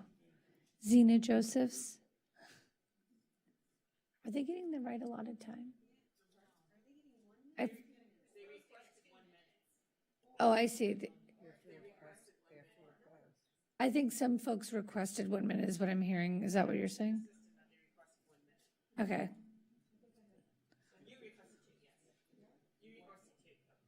Mic's not on. Yes, you have 2 minutes. Oh, your mic's not on either. Okay. There you go. Thank you. The Francis Sunset Park Board urges you to A, oppose the upzoning of 2644 30th Street, and B, exempt the parking lot from future upzoning. The property, which is located behind the retail center with Il Forno restaurant and the counter, currently has this 2-story office building, as you've been shown. It's zoned residential. The owners want the property rezoned to neighborhood commercial, which would allow it to be redeveloped to 85 feet in height, because Ocean Park can now go to 55, density bonus, you get to 85. This is much too tall for a property that is directly across the street from 1- and 2-story homes. The retail center, which is zoned neighborhood commercial, already extends further into the residential neighborhood than the neighborhood commercial zones on the adjacent blocks. 2644 30th extends even further into the residential neighborhood. The historical zoning C2 did not allow 85-foot buildings. So to say that C2 equals neighborhood commercial does not seem accurate to me. The parcel is not even located on Ocean Park Boulevard, so how can it qualify as neighborhood commercial? The council is also being given the option to exempt the parking lot at 2644 from future upzonings. So again, the Friends Board urges you to oppose upzoning the building and to exempt the parking lot from future upzoning. Thank you. Thank you. Leanna Einbinder? Good evening. My name is Leanna. Excuse me. My name is Leanna Einbinder. I've lived in Santa Monica for 25 years, and I currently live on 30th Street, just a few houses down from the property at 2644. I think the issue here is very straightforward. The owner of the office building has represented that they do not want to redevelop the building or the parking lot. They merely wish to continue to utilize both areas as they currently exist. So the question becomes how to best give them the ability to do that. The solution offered by the property owner is overbroad and objectively does far more than enable them to continue to use the property as it exists today. The facts here are equally straightforward. When the property owner purchased the building, the zoning allowed for 30 feet in height. By upzoning the property from R1 to neighborhood commercial, as the property owner is requesting, it would ultimately allow for the building to be redeveloped at nearly 3 times that height. That massive building does not belong on our residential street, and it's not what the property owner bargained for when they purchased the property. In contrast, our family is one of the hundreds of residents who live on 29th and 30th Streets. What we bargained for when we bought our property is that 2644 would not exceed 30 feet. And to be clear, zoning the property as residential R1 back in 2010 and 2015 was not a mistake, as has been argued by the property owner and others. And I'll talk about that in a minute. It's hard for me as a longtime Santa Monica resident and an active voter to understand how my city is considering the desire of one property owner of a commercial building over the needs of so many Santa Monica families who live on the streets most directly impacted by this proposal, particularly when there is a much more narrowly tailored way of giving everyone what they say they want, giving the property owner the ability to continue to operate its commercial building as it exists today, and giving Santa Monica families who live on these directly impacted streets the benefit of the bargain we made under the rules we agreed to when we used our life savings to purchase our homes in this neighborhood. Now, with respect to the loose and zoning being intentional, the staff report for this item provides that the 2010 loose and 2015 zoning designations were inadvertent and mapping errors, but there is strong evidence that that's simply not true. The parking lot was always R1, and the office building was originally C2, and the loose clearly aimed to keep commercial uses on boulevards and preserve residential neighborhoods. Since 2644 30th isn't on a boulevard, the office building was purposefully designated residential, making the R1 zoning consistent with the loose. Further, no other interior parcel in the city was given a neighborhood commercial designation. This would be the only one. The loose emphasized neighborhood conservation, reduced building heights, and maintaining character.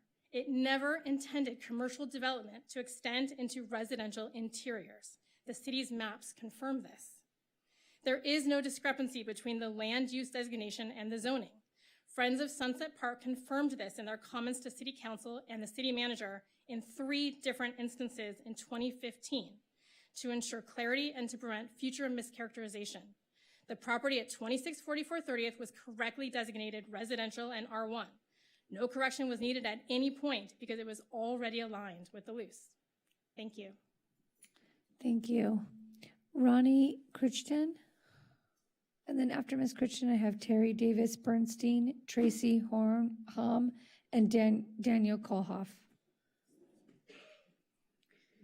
Thank you, all of you, for hearing what we came here today to say, because it's really important to all of us.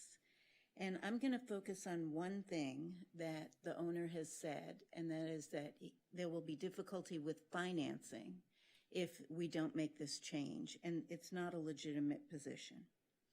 The property was financed in 2019 under the current zoning, with 2 deeds of trust totaling over $8 million. There's no reason to believe that this is therefore necessary in order to obtain financing.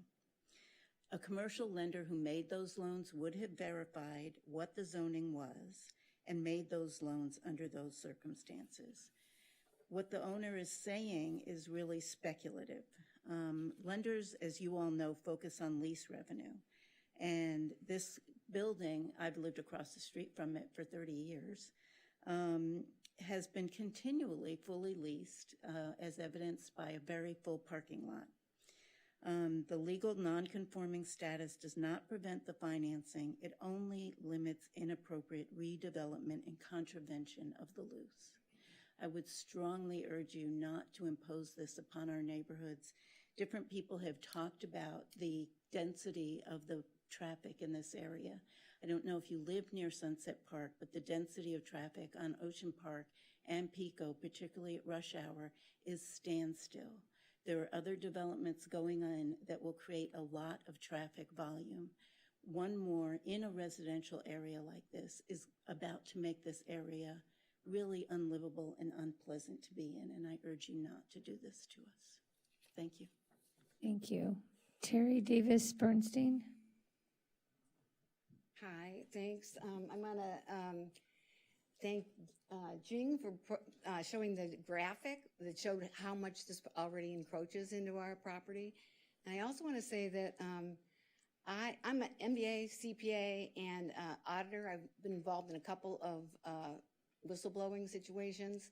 And when I look at something, I dive in and try to really understand it. And neighborhood commercial, that first came up, looking at that, it's like, looking at the details, what does that really mean? What's required? What parking is required? What's required for garbage? The neighborhood commercial that already exists between 28th and 29th, the garbage for that goes on 29th Street. And if this owner wants to just develop neighborhood commercial, which can now be 85, that's what it says, where's the garbage going to go? Where's the egress going to go? It doesn't make any sense. Zena already covered a lot of the topics that I was going to cover with respect to my group, so I want to go to one other thing. In your first item here, it says that you are going to adopt the finding that the proposed amendments are categorically exempt from provisions of CEQA. So I didn't know what that was. So what did I do? I looked it up. So the common sense exemption applies to projects where it can be seen with certainty there's no possibility of a significant environmental impact, bypassing the need for any further considerations. Other people have already pointed out the huge environmental impact in terms of egress from this area. And in addition, the kinds of things that this exemption is supposed to apply to are things like revegetation and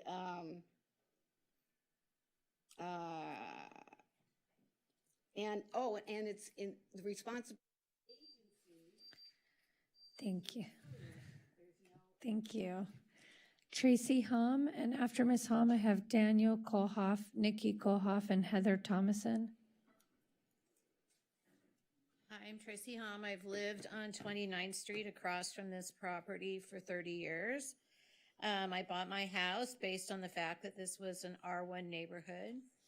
I will adopt everything Leanna said because she said a lot of what I was going to say, except I will tell you I am a real estate litigator, and I have read 35 cases about spot zoning, and this is spot zoning.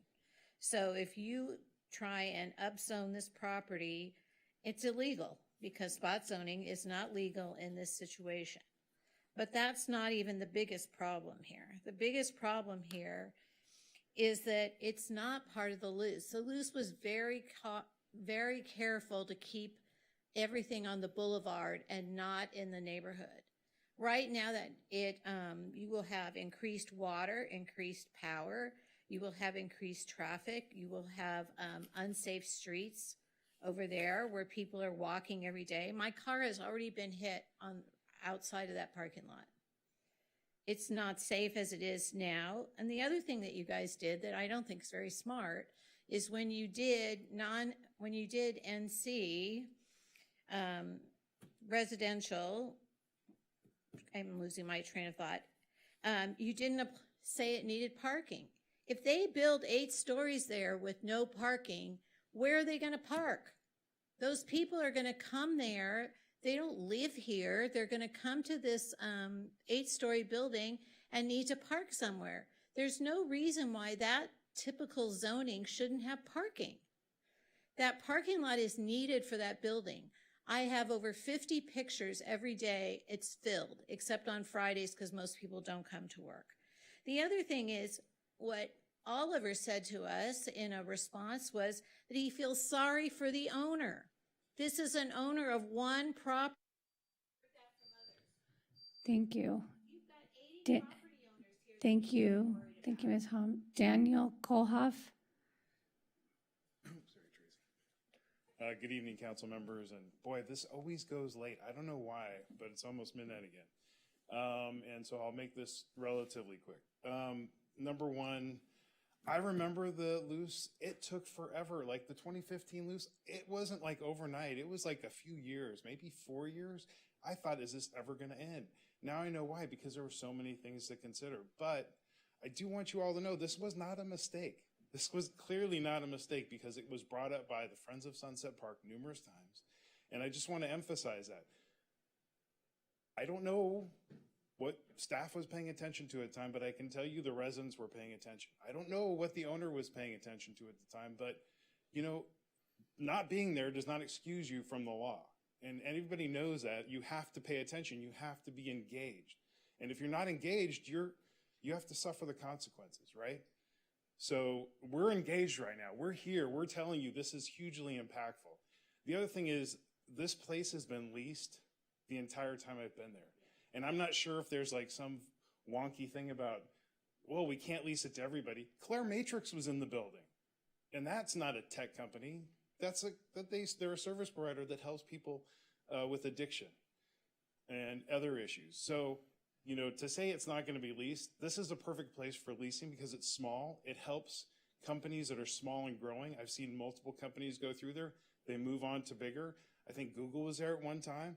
Clearly they're bigger. They wouldn't stay there. So this is a great property for smaller companies to keep growing and getting larger. So none of these arguments from any of the staff or from the owner make any sense. And I really appreciate your time. Thank you. Thank you. Nikki Kohlhoff.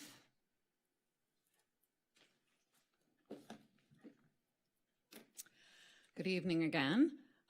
These are mock-ups made by one of our neighbors of what this would look like on the property if it went up to the 7 stories, 85 feet high. The landlord has been sort of mocking the residents' attempt to characterize what would happen. This is real, this is what it would look like, and this is why people are concerned. I obviously oppose this. I live across the street also. Residents spent years shaping our community through the loose and zoning ordinance updates, which confirmed this lot as residential in R1. The property owner who lives in Beverly Hills never participated. Now they're seeking a do-over without following the proper channels. What's worse is city staff has been quietly collaborating with the owner and their lawyer, Harding Larmore. Public records show they submitted upzoning request over a year ago, got early access to public comments, and even helped draft the documents before you today, while residents were kept in the dark. From this July, while staff was supposed to have been revisiting the legal nonconforming use ordinance instead. Hi, Paula, developer lawyer. Councilmember Terosis mentioned that you have additional facts and suggested edits for the resolution and ordinance to implement the proposed map amendments for the property at 2644 30th Street. Apologies if you've already sent along, but I'm unable to locate at the moment. Would you mind sending along what you have so we can ensure we have everything? Thank you, Heidi, now our city attorney. The neighbors weren't asked for comments. We got the staff report last week. Why wasn't this disclosed? Why didn't the owner have to file a formal application and be a proponent and put things on the record? Pay fees. This is why we have no public trust here. We deserve a fair and open process, not backroom deals. Please reject this and restore integrity. And a covenant is not a solution. It's a stay of execution that doesn't stop development, and it permits the parking lot to be developed, and it isn't even part of your formal proposal. A deal isn't a deal with half of it gone. That's like, who falls for that? Approving this also will only invite costly litigation. Thank you. Heather Thomason. And after Ms. Thomason, I have Mindy Shank, Lauren Bloch, Jeffrey Palmer, and Paula Larmore. Okay. Hi, Heather Thomason. Good evening, you guys. Thank you for being here so late.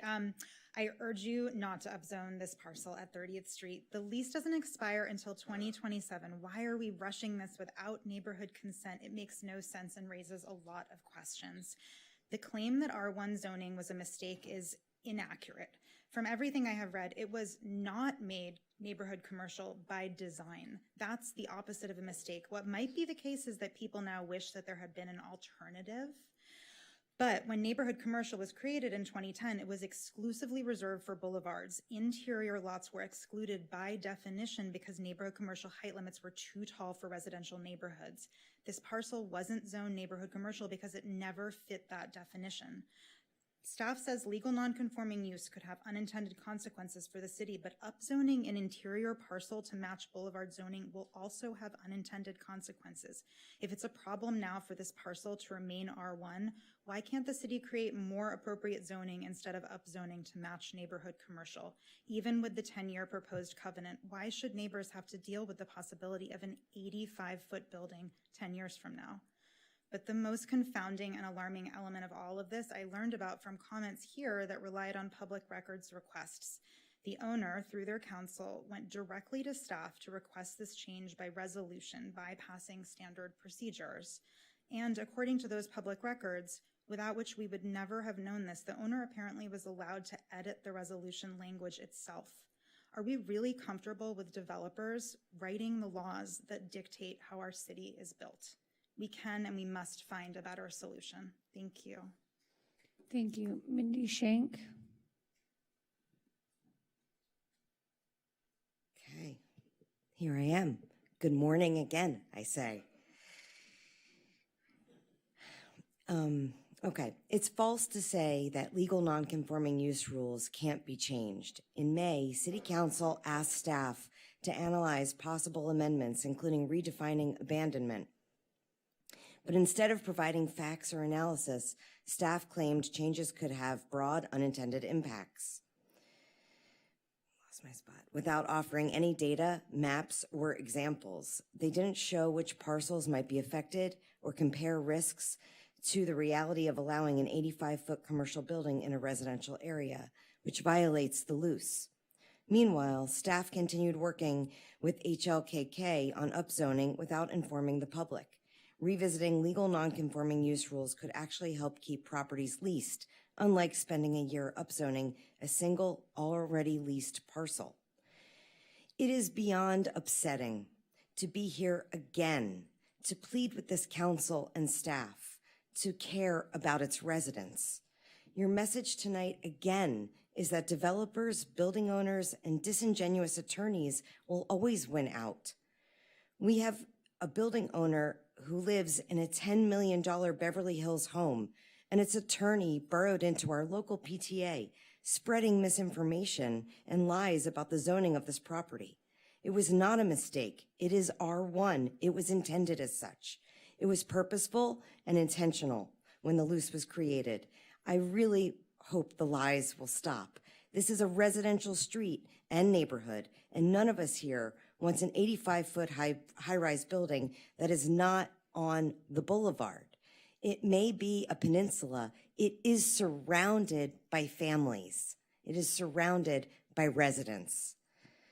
Alas, I beg and plead again to prove me wrong and show me you care about our livelihoods. Do the right thing. Please reject this false narrative and support your community. Thank you. Thank you. Lauren Bloch. Lauren Bloch. Lauren Bloch, 2626 33rd Street.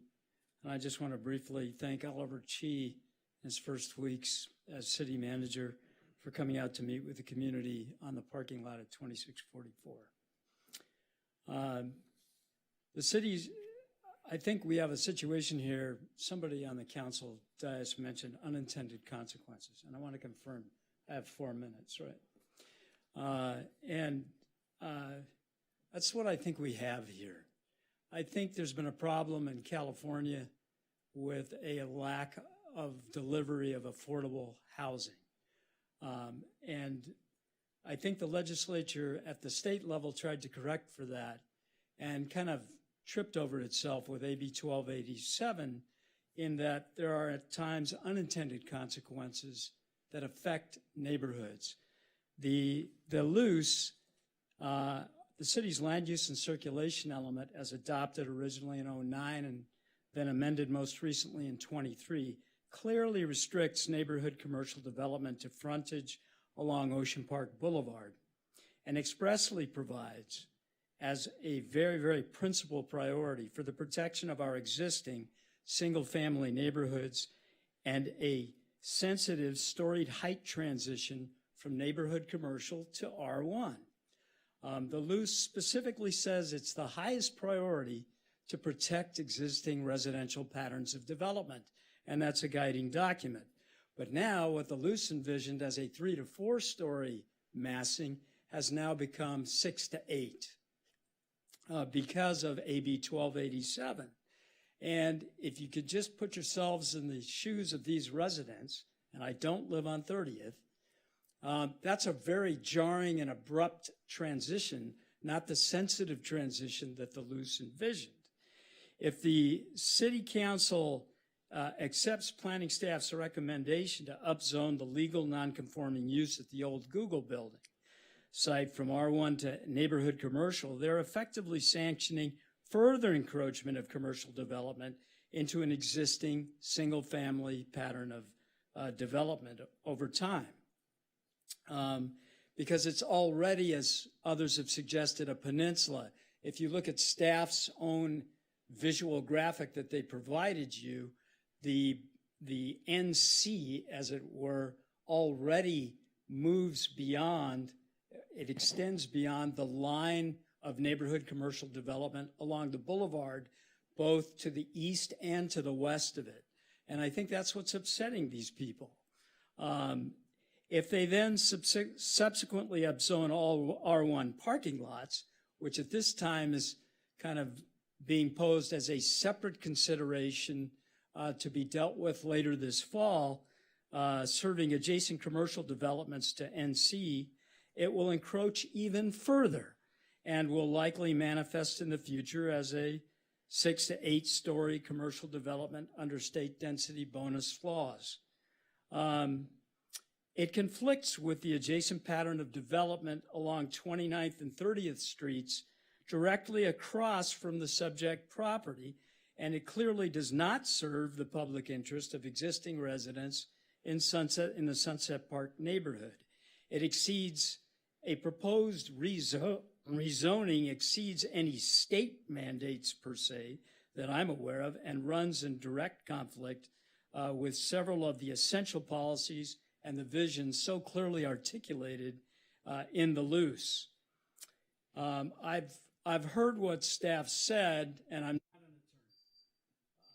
That's 4 minutes. Yes, thank you. Jeffrey. Thanks for thinking about this. Thank you. Jeffrey Palmer. And after Mr. Palmer, I have Paula Larmore. I'm sorry, I have, who's the other person that's not listed? Gabrielle Ipali, and then Paula Larmore. Hi. I request 4 minutes, but let me go. I am one of the owners of 2644 30th Street. As an office owner, and I don't live in a $10 million house. As an office owner, we have 30% vacancy. Our rent is 1/2 of what it was in 2019, and things aren't great. So how could things get worse? Well, we go to staff to find out what flexibility we have because nobody wants office space anymore. The entertainment industry is in the toilet, and what we learn is we don't have flexibility. We're R1. So what does that mean? I've been dealing with, on another property, non-conforming uses for 25 years. What it means is if you have a production company in your space, you have to rent to another production company. That's what staff, well, you don't have office space, do you? So you don't deal with the problem. The next one is maybe we can't lease our space for a year. So what happens? You can't use the space anymore. What am I going to do with a 35,000 square foot empty building that you can't use for anything? Do you want to have a 35,000 square foot single family home? We are just trying to survive. They have not offered any solution to our problem. When we got our loan, we did not know about the R1. Our lender did not know about the R1. If I told my lender we could not have the right to use our property, he would not lend to us. We are suffering. Our vacancy, we have a space coming up in January of 2026. How am I going to rent? Where am I going to find another production company? Thank you. Thank you. Gabrielle?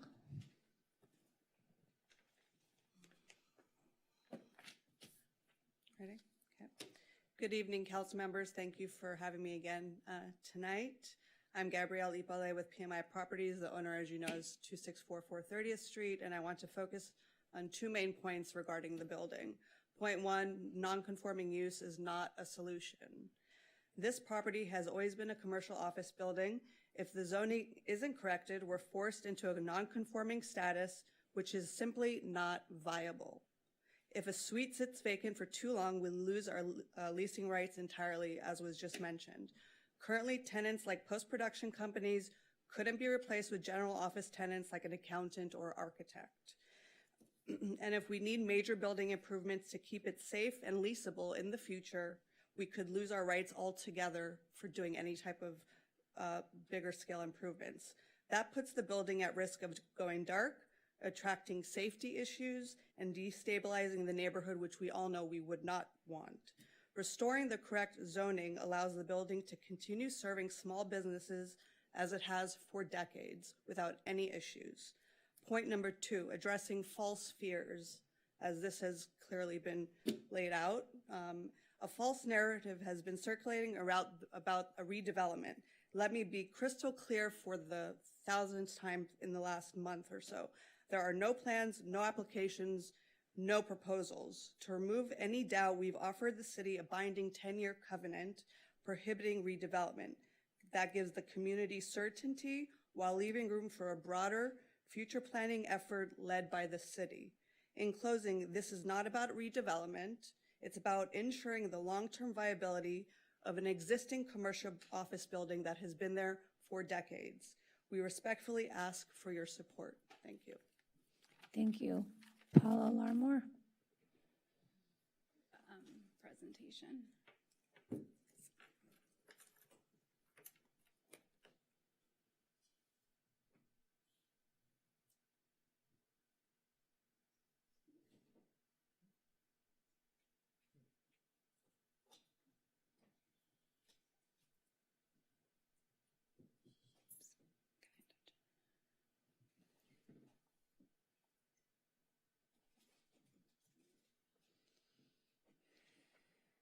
Can I control it? No.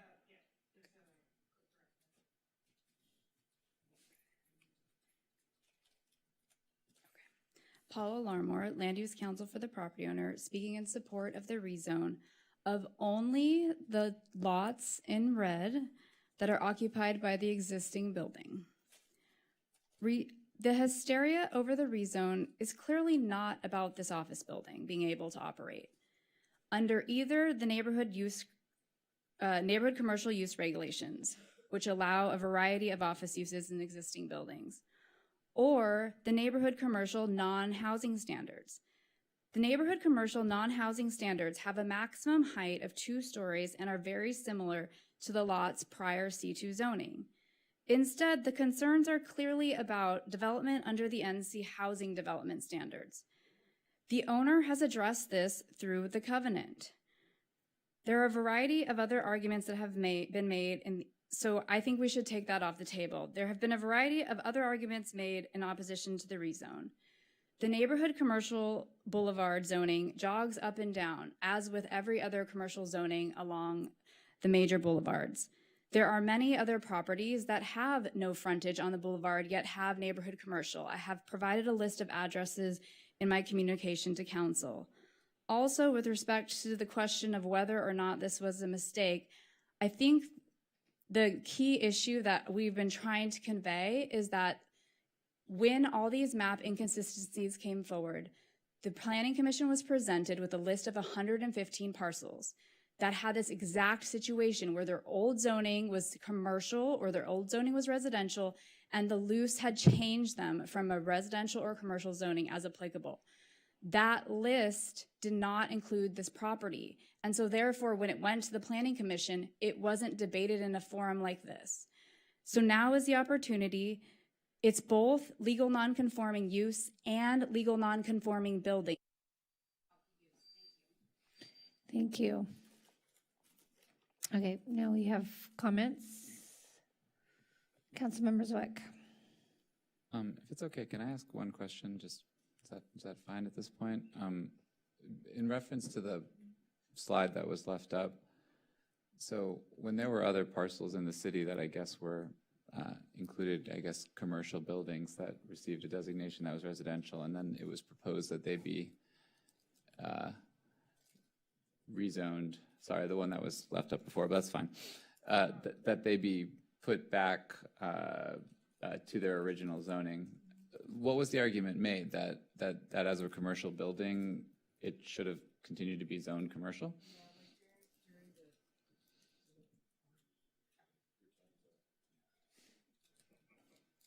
So during the 2015 zoning code update, that was an attempt to, I think, align like use with zoning, just to kind of correct inconsistency. Because it's not typically our practice to take commercial buildings and zone them residential as a matter of policy, I assume. No, typically not, yeah.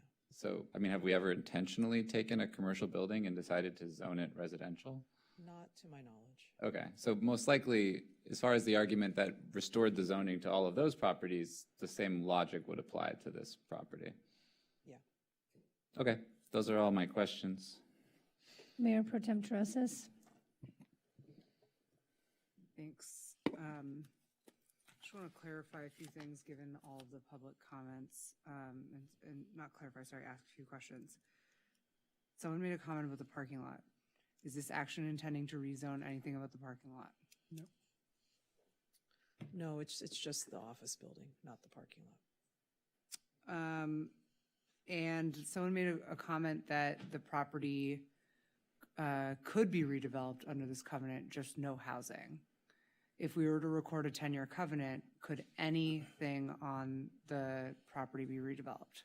So I think I want to clarify the offer from the owner with respect to the covenant is about like a housing project, right? If I understand your question. Well, there was some comment that I just want to clarify that we were not, that the covenant would not prohibit development on the property, it would only prohibit housing redevelopment. That is correct, yes. So other types of redevelopment could happen? Well, on the parking lot, it's R1, so the redevelopment would be a single-family home. Okay.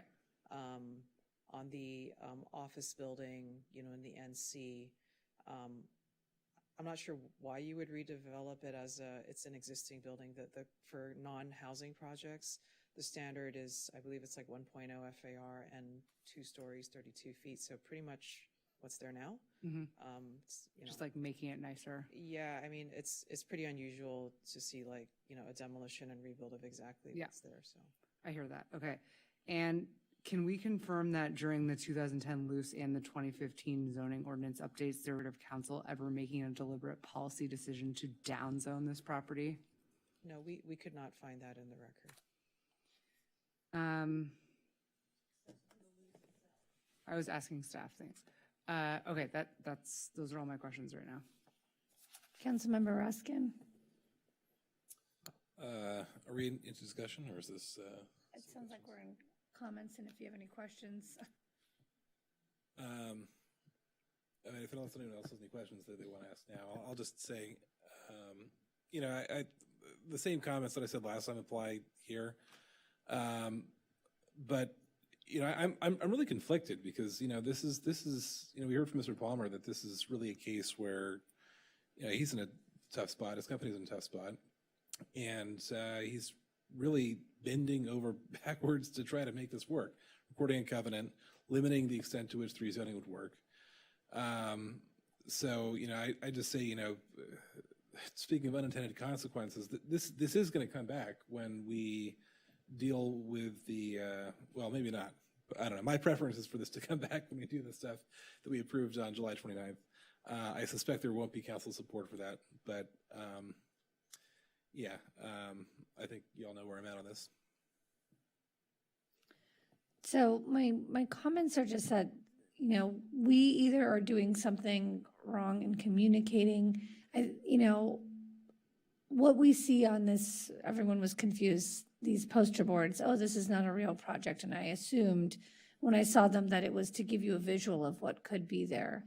And that is the legitimate concern because there isn't trust and or a lot of transparency. And so this is why we're having the reaction. I understand as a business owner myself, although I don't own the property myself, that this issue around leasing and having the inability to lease because of the restrictions around who you can lease to. I guess my question is, Jing, like, we're hearing in the community that it's never not leased, that it's not vacant.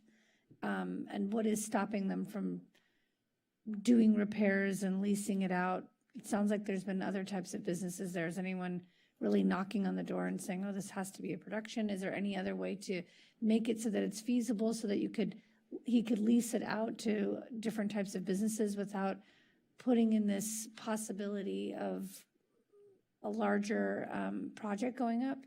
Yeah, so I think I'll address like just first the part about like repair. Definitely, you know, the building definitely could be repaired, remodeled. What you cannot do is like expand, you know, can't add another extra, you know, addition or something like that. You can't expand the floor area, you know, make it more intense. From a use perspective, we do have some leeway, you know, when it comes to like similarities to businesses, because this happens all over the place, right, where we have non-conforming uses that were established and they leave. And so that's how, like certainly that it doesn't prevent re-tenanting as long as it's like somewhat similar to what was there before. So I think what happens, you know, when a use is proposed, we have, you know, some administrative discretion to look at this and be like, well, is that sort of similar in function? So, you know, we definitely do have that ability. It's just, you know, at some point, does it hit a point where they're not able to find something that is similar to that? I think that's the concern we're hearing from the property owner, but I wouldn't want to stay like it's completely impossible to release because, you know, that's not the case, right? You know, from a theoretical perspective, you know, that if there's something out there that could be similar, we can certainly try to thread that needle, but at some point, you know, does it become where it's not similar anymore? You know, we sort of becomes a very much different use than what was there before. I think that's to your first point about being able to, I don't know if remodel's the correct word, you said, what are the limitations? You could knock down walls and expand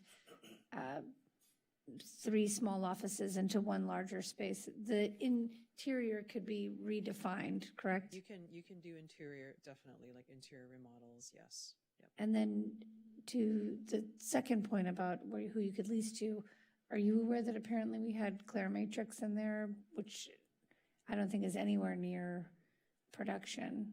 Yeah, it's production and office, so I think it's like, I see. So you see what I mean? Like, I think we make these general. We try to be somewhat expansive in that, you know, not to be like absolutely restrictive on this, like, well, that's super different, you know, so I think that's where you have similar office uses.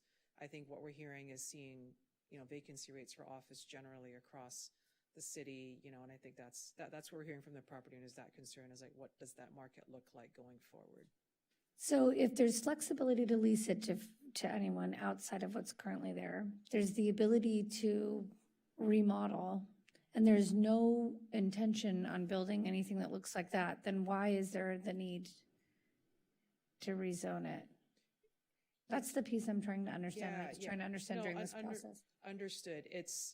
It really is that piece of, you know, what's the next, like once a use is, has left, you know, then the next tenant has to be similar to that, you know, in function and operation. If you're not able to find another use that is similar to that, you know, and like I said, you know, we can exercise some discretion to try and facilitate that, but there are limits, you know, to that discretion. It's just that, okay, now, you know, you can't find someone, you're coming up on the 1 year where it becomes abandoned, right? And the only use that's allowed is then an R1 consistent use. That's where you could potentially run into issues. And the NC zone has, you know, obviously a broader scale of different kinds of commercial uses, you know, that they might want to pursue. That's kind of, does that make sense? In terms of, it makes sense, I guess. I'll just close with the fact that that's the that's the biggest issue, is even the 10-year covenant. I think people think that this is what the future is. So even if it was going to conform to like a restaurant or something like that, it feels like that hasn't, I guess Yeah, for example, they could not open a restaurant in Right. that building. That's super different. but they're not at that place yet, because I don't think the whole place is vacant, right? Isn't it currently? No, it's not, yeah. All right, thank you. Councilmember Zernitskaya? Sorry, real quick, Madam Mayor, I have a point of order. Could we have staff remove the props from the well? Public commenters aren't supposed to leave those there. Oh, the poster boards that are in front. Thank you. Councilmember Zernitskaya? It's really terrible to look at this building, right? Like, who would? Thanks. So I just had a couple of quick questions, hopefully quick questions. I assumed quick. So the staff report notes that there's 4 current leases, which are all for some sort of production office. One lease is expiring January 1st, 2026. Another one, 2 more are expiring February 28th, 2027, and one is expiring February 29th, 2028. We've heard the property owners say that it would be difficult to release these, but I was just wondering, when did these leases actually start? Like, was it before the zoning was changed? I do not know the answer to that question. Yeah. Because I'm just trying to understand if it was difficult to, if it was initially, oh, my brain's, so if it was possible to lease these because it was not yet zoned R1, or if it was a legal non-conforming use, that, okay. So, all right, since we don't know that one, how long does it generally take to lease office space in Santa Monica right now? Well, we have about a 30% vacancy rate for office. I think we're definitely seeing that, you know, the demand for office space is not what it was certainly pre-COVID. We're hearing that across the board from office owners, big and small. You know, you can see some of our really large office parks, office buildings are sitting vacant, and they're really, really struggling to attract back companies in terms of return of office, because telework has become a pretty major, you know, thing in the workforce. So I think we're really seeing a confluence, and I think a lot of inquiries and interest about what else can we do with this office space. So would it be plausible to, would it be hypothetically plausible that if the folks who are currently in those offices choose not to re-up their leases, that they could potentially remain vacant for more than a year? Entirely possible, yeah. And if that happens, then they would not be able to release it, or what would they have to do? If it's vacant for more than a year, then the only allowable use is a use consistent with the R1 zoning, which is really just single family homes. So if it remains vacant, basically they would have to either let it sit as is or redevelop it into single family homes. Okay. I had another question, but my brain just, yeah, I'll let Councilman. I don't have a question, but I'd like to make a statement. I mean, it's obviously, this is a difficult decision. I mean, I for one do not like spot zoning either. I would hope that whether this was an error or not with respect to the lease agreement, the fact that we have a building that a portion of it is R1 makes it very difficult. Obviously, the owner has tried to minimize that by putting a covenant in that there wouldn't be any building with respect to it. So I guess my question would be, with that particular covenant, the property owner wouldn't be able to build an 85-foot unit at this point in time. Is that correct? Yes, that is their voluntary commitment. So if we decide to change this to NC non-conforming, what could they do? It really opens it up to allow them to lease other types of options with respect to the current building. Is that correct? That is their stated intention. Yes. And that's their stated intention. But could they at least redesign the building if they wanted to in that period of time? I mean, redesign it, I guess, with the existing envelope, if you will, yeah. With the existing Yeah, envelope. But certainly anyone can always do like kind of an exterior remodel or a refresh or things like that, but that certainly doesn't prevent that. Okay, thank you. I'm sorry, Jane, could they sell it and then somebody could, like, if this covenant is on there, could they sell the property 2 years later and then that covenant goes away because it stays with the? No, it would be recorded on. So the covenant stays with the property? Yeah, it would stay with the property. Councilmember Zernitskaya, did you remember your question? Yes, I did. Thank you. So it says that it's currently production office, all four. So my question is, does it have to be limited to production office if it remains legal non-conforming use? Can it be something like creative office? Can it be another type of office use? Is it? Yeah, so that's what I was explaining to Mayor Negretti's question. You know, is that with a future tenant that comes along, we would take a look at, okay, what was there before? What are you proposing?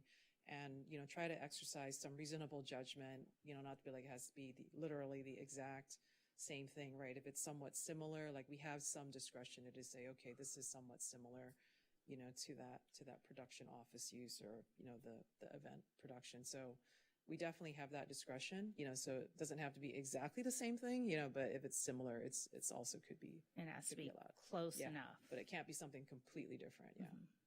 Okay, thank you for the clarification. Sorry, I do have a clarifying question because we were going back and forth about, so the loose though was intended to protect the neighborhoods because that. As an overall theme, yeah. Yeah, I mean, that property, like where the Il Forno is, like all that, that's on the boulevard, I get that. This kind of goes deep in and then it's the parking lot. So, I mean, can you just explain, like, because we keep saying that this was a mistake, but was it a mistake or was the loose designed to protect the neighborhoods? So as an overall theme, absolutely. You know, it was regarding preservation of residential neighborhoods and focusing, you know, future development pressure on the boulevards, you know, but when it comes down to this sort of like parcel by parcel, you know, review of things, right? But that was more like, I'll just call it more like a prospective view, you know, if things redevelop, you know, let's have that happen on the boulevards. In this situation, you know, all I can say is like, when you look at the record, there wasn't this intention of you know, changing what was historically clearly, you know, C2 zoning, commercial zoning to a single family designation, you know, where there's an existing commercial use. That was something that was, you know, definitely considered, and you can see, you know, in the, you know, where things were inadvertently changed, you know, because of potentially the digitizing from a paper to digital, you know, parcel-based system. Maybe some of these, you know, inadvertent errors were made, you know, where there was created inconsistencies between zoning and land use and the existing use, and then there was attempts to correct that, but we couldn't see something in record where, and I certainly don't recall, I worked on the loose, you know, that there was this intention of changing, you know, the underlying zoning, you know, where there was an existing commercial use. I would just presume from what I'm gathering from what you're saying that the loose was intentional to protect exactly what we're seeing, that in the future things could change and things can go taller and bigger, and this is so into the block that it was intended to protect the residents and to go back to stop exactly what the concern is. I think that's right, but you know, certainly there are. It's not like, you know, when you talk about the boulevard facing properties, it's not like you can draw a straight line across any boulevard. If you look at, you know, where the land uses and the zoning lines end up, where we have these adjacencies all over the city, right, where we have our commercial boulevards adjacent to residential neighborhoods, it is jagged. It kind of goes in and out, one parcel in, one parcel out. You kind of see that all over the city. It's not this perfect straight line. So when I say like it was definitely an overall theme in terms of protection of the neighborhoods, you know, does that translate perfectly to situations like this? You know, it's hard to make that connection, you know, because that sort of where parcels end up was very much reflective of where the existing commercial uses were already. When we come back in July, as Councilmember Raskin mentioned, to discuss these types of properties that have these parking lots, is that not enough time, given the leases that they have? I can tell you, having spent time going through this stuff, it's, you can almost, I think we can make our best effort. It probably took it's why it took years, you know, because you're going through tens of thousands of parcels, you know, to attempt to be accurate and to take a look at, you have to look at existing use, you know, and the zoning and the land use. Like it's very meticulous work, you know, to go through each of those things. We have a base, obviously, to work from, but in terms of timing and expectation of bringing that back, you know, we can definitely map surface parking lots. That's not the issue, surface parking lots and residential use, because we did that work during the housing element. But if you're adding this addition of, you know, where are there inconsistencies with existing commercial use, and that's an extra, that's really a very specific work effort. So you're saying that wouldn't be done in time for them to reassess their leasing needs? You mean for their, yeah. Oh, you mean in 10 years or? No, I'm talking about their leases that are expiring in 27, 28. 27 and 28. It would be a pretty, I would have to assign, like probably assign like 2 planners just to work on it full time for close to many months, yeah. Councilmember Zwick? I think I've really heard a lot of sufficient arguments and facts on all sides here. I would propose, I would move the staff recommendation, including the fact that in this particular case, the parking lot in question, I would give direction not be included in the subsequent discussion related to assigning commercial surface parking lots the neighborhood commercial zoning of the adjacent parcels. So that's my motion. Councilmember Hall? I'll second the motion. Councilmember Zernitskaya? Just clarification. So are you moving staff recommendation 1, 2, 3, and 4? Okay, thank you.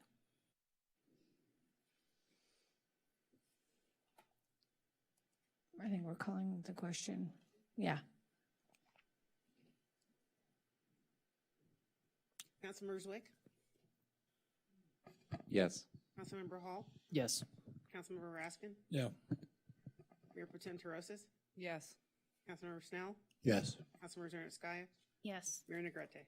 No, just to explain my no vote, it's what we listed earlier. I do hope that the business owner finds ways to, obviously, given the vote here today, to not only find leasing options, but to continue to work with the community as well, because I don't think that the community wants to see the business fail.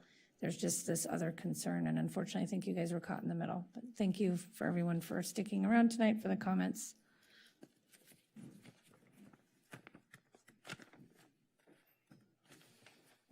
Item 16A, appointments to 1 unscheduled vacancy and 1 scheduled vacancy on the Building and Fire Life Safety Commission for terms ending on June 30, 2028. There is 1 candidate. So the seat requirements for either seat, 1, it must be a civil or structural engineer. The second seat must be a California registered fire protection engineer. The applicant fills neither one of those qualifications, but it's up to council discretion if they choose to waive, since it's a hard to fill seat. Move we continue this item. Moved by Councilmember Hall, seconded by Mayor Pro Tem Terosas. To continue it because of the lack of applicants. All in favor? Aye. Any opposed? And just to clarify, is that to continue it until we have a qualified applicant for either seat? Yes. Okay. Item 16B, recommendation to accept Alvin Gillich's resignation from the Transient Occupancy Tax Advisory Committee. Oh, wait. I'm sorry. Can we? Back up. Yeah. Yeah. Can we move? Yeah, go ahead. You're going to make the motion? I wanted to move all of the items except for Councilmember Zwick's item on consent. Oh, you mean the item he pulled? Oh. It's not his pulled item. anyway. So let's move item 16B, C, D, and E. Thank you. Second. Yes, that would be it. All in favor? Aye. Aye. Any opposed? Okay, now we're on 16F. Who pulled that? Okay, Councilmember Hall. Councilmember Hall. seconded that motion. Is that correct? Yes. Item 16F, request of Councilmember Zwick that the City Council, as part of National Seafood Month, consider approval of city sponsorship of the Off the Hook Santa Monica Seafood Festival taking place on Sunday, October 19, 2025, on the Santa Monica Pier by directing the city manager to waive the city's portion of fees for use of the pier for Spin PR Group, the Santa Monica-based PR marketing and events agency producing the event. City fees related to the Off the Hook Santa Monica Seafood Festival include the application, administrative, neighborhood notification, business license, parking, and zero waste plan fees associated with the use of the pier in an amount up to $16,000 in waive fees. Do you want to go first? I just wanted to pull the item to record a no vote and explain why, so I'll move the item. Sorry. I'll just say, seems like a worthy event. Restaurants are struggling, particularly at this moment in time. And while I understand Councilmember Hall's concerns, I don't typically put forward items regarding waived fees, and I decided that this might be a worthy one. Thank you. Did someone want to make a motion to move the, did you move? Motion, we need a second. Oh, sorry. I'll second, sorry. Councilmember Hall moved it and Councilmember Zwick seconded. Oh, sorry. Councilmember Zernitskaya, I'm sorry. Just had a quick question. So the item says to waive up to 16,000 in fees. Yeah, when she said 5,000. Yeah, she said a smaller amount. So would folks be comfortable reducing it to the amount? City manager, sorry, I don't didn't mean know to what's interrupt, but appropriate. I heard that too, and I was confused, because usually when we talk about our portion, we always use the $16,000 number. So I was confused. Maybe it's because it's a smaller portion of the deck, and I'm not clear, maybe, I mean, we've done this event for a couple of years now. I don't know if anyone has the record to see. It's for the recommendation is to waive up to 16,000, which is for the full use of the deck. If it's only half the deck, then it would be commensurate with the usage amount. I'm not clear on it. The operators looking to use the entire deck or only half. And so I think we offered up the entire with discretion to figure that out. If the council's intent was facilitate by waiving the fees, this would allow us to waive it up to the maximum amount possible. Basically, it's just to waive our portion, not the Pier Corps, but I know that's a large discrepancy. I know I saw the up to, but the fairly large disparity kind of gave me a little bit of pause. So thank you for clarifying. But it's just our portion of it. All right, thank you. Okay, so the motion was made by Councilmember Hall and seconded by Councilmember Zwick. Oh, sorry, I'm just gonna go home, it's late. Sorry, I'll be quick. Councilmember Roskin. So